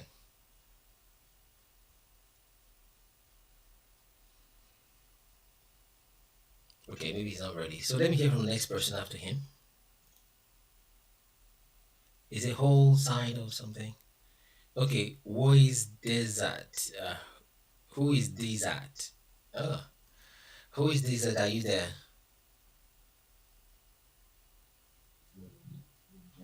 Good day, Minister. Can you hear me? Yes, we can hear you. How are you doing? Yeah, I'm quite alright. Actually, I wanted to speak with what's the other guy's name? It's funny guys. But yeah, well, it's left already. So I don't think that guy understands science. I mean, he said a lot of things that were just simple physics, SS3 physics, wasn't just very correct. But anyways, he's left now. So yeah, I came from YouTube actually. So I was asking for the link on YouTube. I guess you don't respond on YouTube. Oh boy, we're still live on YouTube. Yeah, you're right. Yeah, so the link for what? Sorry, to request, right? Yeah, I think that's what you call it. Yeah. You send you say something like send the link to request and stuff like that. Yeah, you're correct. Go ahead. Alright, yeah. So I wanted to speak with you, but he left right now. Oh, okay, fine. Some other time, yeah. Okay. All right, thank you so much. Okay, so we said we're gonna close almost 2 hours ago. So, but then I just decided to see let one guest want to. Okay, so so I need to. Yeah, Minister. Yes. Yes. Good afternoon. You see that guy now, one funny man. Today evangelism wrong though. I'm telling you. Yeah. So from everything we've said today, at the end of the day, we should also remember that there is one thing is the target, right? Yes, Even yes. the Moloch, I'm also talking to him, Mm. right? Whether he believes in God or not, it won't matter when he's past, right? It won't matter anymore. Whatever he sees after then is what will now be the final conclusion for him and for me and for everybody. You know, at the end of the day, whether you know science or you know the book, you know everything, just remember that there is a death waiting for everybody, right? And after them, what next? That's the question. Because if you don't ask yourself those questions, you won't want to. You will keep believing anyone that come. Chicken will come and talk, you believe. Rat will come and talk, you believe, right? At the end of the day, Bible still is still more superior than everything that we've seen from all the questions. When you ask some questions, they won't have answer and they will not agree, right? They will still agree, but they still don't have answer to what you're asking them. And the Bible has answer to those things. So the Bible has more accurate, no matter how anybody sees it, whether you don't believe it or you don't believe it, it has more accurate genealogy, history, information. When it comes to information, it has more accurate information. Because every other thing they copy from the Bible. There's nothing anybody is telling me, or there's no, because when you even the one they will bring, when you ask them, okay, give me details of this, give me details of this, they don't have it. But Bible have all those details. So it shows that the Bible is more accurate than every other thing. So at the end of the day, our soul is important. If you feel you don't have soul, if you feel you don't have spirit, how come you talk to yourself and nobody hears you when you're talking? What is making that communication? Is it not your spirit? Is it not the thing living inside your body? Which this man will say is bacteria, but bacteria, is it not this one that we see on the floor that is crawling? So are you crawling on the floor? I don't even understand. You know, sometimes all these things is too. Don't make life too complicated, please. Just live a good life. Do the right thing. The only thing that is chasing a lot of people away from the Bible is don't do this. That is in the Bible. Yeah. There's nothing more. Is that don't do this?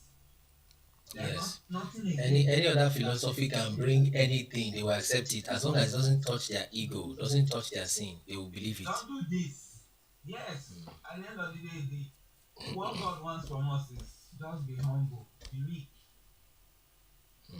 Be humble, and if you're wrong, accept it, and if you have to apologize, apologize. Whatever you need to do, just do it and move on. Right? That humble spirit, because that's what most of us are struggling with. There's nothing more. Pride is what we are struggling with. Igbo people will say, can if like as I am that I am like this, I will come and obey this and do this. No. So at the end of the day, that pride. Once you kill that pride, then do the right things that you're supposed to do. You're good to go. And remember, at the end of the day, Christ is the way. That's my own. Yes. Whether you believe it or don't believe it, it's up to you. But we are passing the information to you. You have heard. Yes. We have done our own part. Yes. It's not for you to choose where you belong. Yes. That's true. Thank you so much for that, Kasolisi. Let's hear from Mr. Gang. Mr. Gang, do you have something? Do you want to say something? Yeah, Minister, I think as already have said everything. For me, I just know that people just dabble into things that they are not very sure in the bid to be intellectuals or knowledgeable. So they just, you know, and even when they defend, when they talk about those things, they don't even listen to themselves. Because sometimes record yourself saying those things and go and listen to it again so that you can understand what you're saying. How do you come to start talking about bacteria controlling what we do, bacteria controlling who going to the moon? I can't really imagine you coming to talk. Even a kindergarten child, you can't go and say that to a child to believe. You're not talking, coming to social media, this kind of global forum, and then you are doing all of those kind of things, and I can't really understand how somebody will. In this day and age, you don't know that things can be simulated in the lab. That movies, you are seeing them acting movies, and you feel as if it's real. You think that those things can be done in the lab and then transmitted to you as a film for you to watch. Can they do live broadcast of simulation in a lab and then project it to the entire world to see? The information, and even when you listen to such information, you sit down and pay attention to what they say. Me, even this item is that this moon landing. The last one that happened, me, I was watching it on CNN, and I heard when they were saying that they are setting a record that this is the farthest that any crew has gone from the Earth. So if you are telling us people have landed in the moon and you're saying they've gone farthest from the Earth, are you not telling us that the moon shifted, has been moving away from the Earth such that they, as people want to get close to it, the distance is now becoming farther than they'll be able to access or something. So sometimes just common reasoning, common sense reasoning should be able to get able to understand something. But because people have set their minds on what they want to know and what they want to say or what they want to understand, any other thing you are telling them does not make sense, doesn't make any give any sense of reasoning. But what they have set their minds to do. So for me, some kind of people you just read for argument and you are used to argument, and unfortunately for him, there's a lot that he doesn't know. So most time you ask him, you have to go and Google to check it again. So if you have to, stand on the point, go and do all the research around that particular topic and that particular stuff you are trying to defend. So whenever people come around, you should come with your proof. Not that when they ask you one question, okay, I don't know this, I'll go and research that, I'll go and check it out. Then you shouldn't even talk about things that you have not fully researched and understood. But for me, what do you say? Every man has, God gave us the right to our minds, deciding what we want to take and what we don't want to take. So in such instances, what do you do? We just keep appealing to them to be a bit more sensible to themselves. Because you can deny, you can lie to others, and then you get it away with, you get away with it. But when you lie to yourself, that's the most painful kind of lie to yourself. So, but people on a daily basis will come here, we hear people say all sorts that tend to almost like things that sounds unbelievable, but people look at them as normal things to say. But what do we say? And even when you are trying to correct them, people still insist on what they want to tell you. So, how do you I know. Thank you. Yes, so this, I wanted to even say something else. And some of these people who write all those and say bacteria is a human being, check it. Those people, some of them are actually aliens that looks like those bacteria that shifted into human beings. Then are not telling us that we are what they are. Right. I see. Check it. That those people are from that thing that they are actually talking about. Right. In other words, it is their ancestors that is bacteria and monkey. We are humans. Yes. That's it.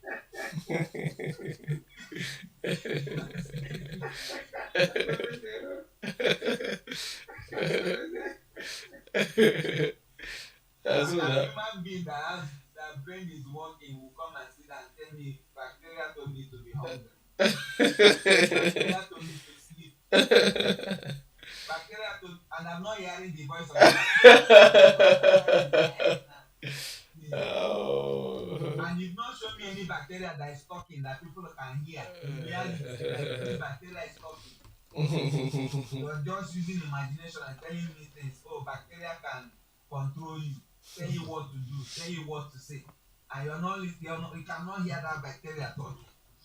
We've not seen any bacteria talking in real life apart from what they show us in the movies that are aliens that actually shifted into human being and start talking.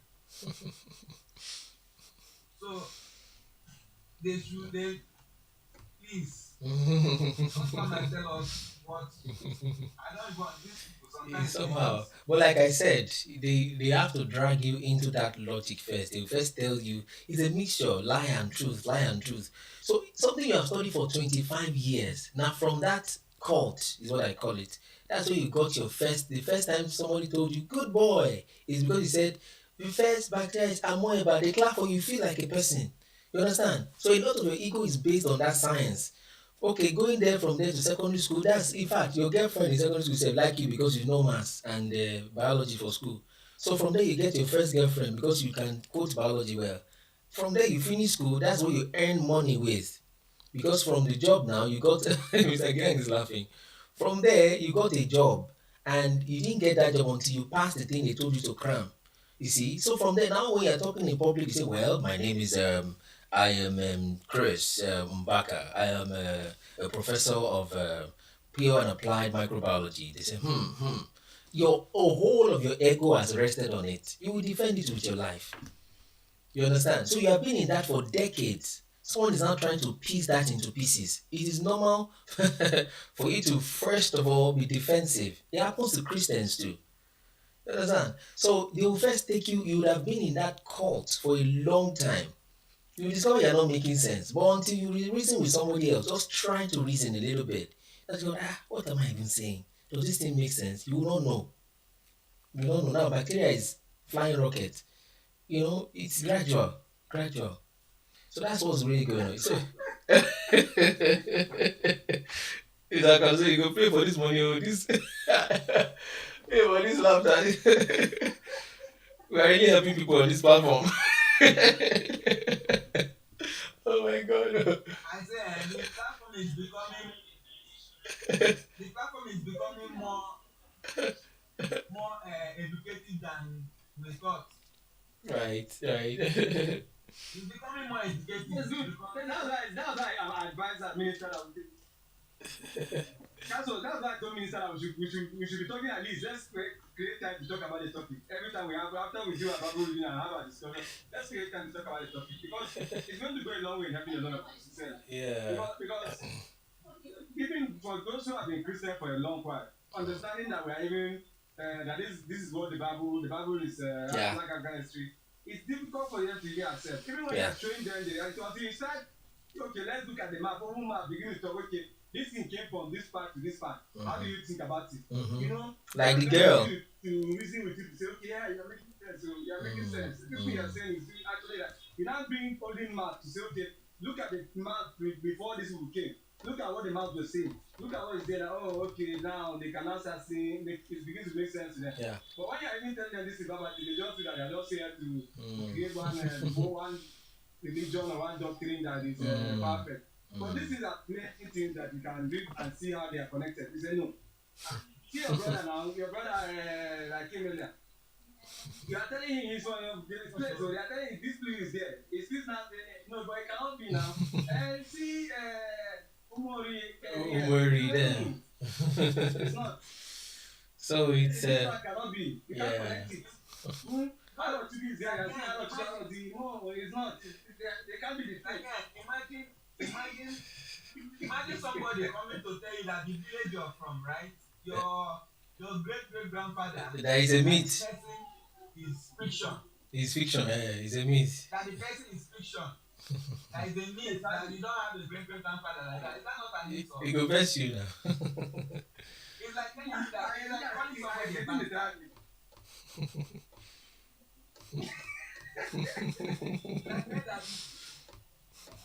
It's almost at the same time. You know that somebody can actually fight because of that. Yes. It's an insult, like saying they don't have father, they don't have lineage. Abba. That one still try now. Yes. The bacteria one, they still they wonder me. This one see your father, that father na area bacteria.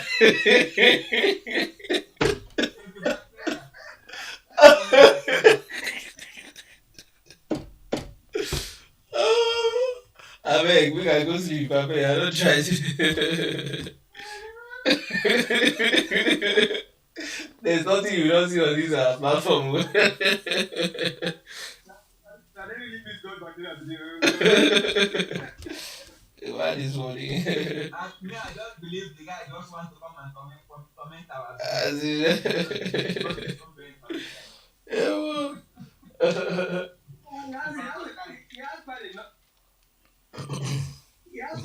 A following on TikTok now. Yeah, yes. I know him. Me, I follow him too. I follow him. I know him very well. I know he talks about food, and which are right and food, Right.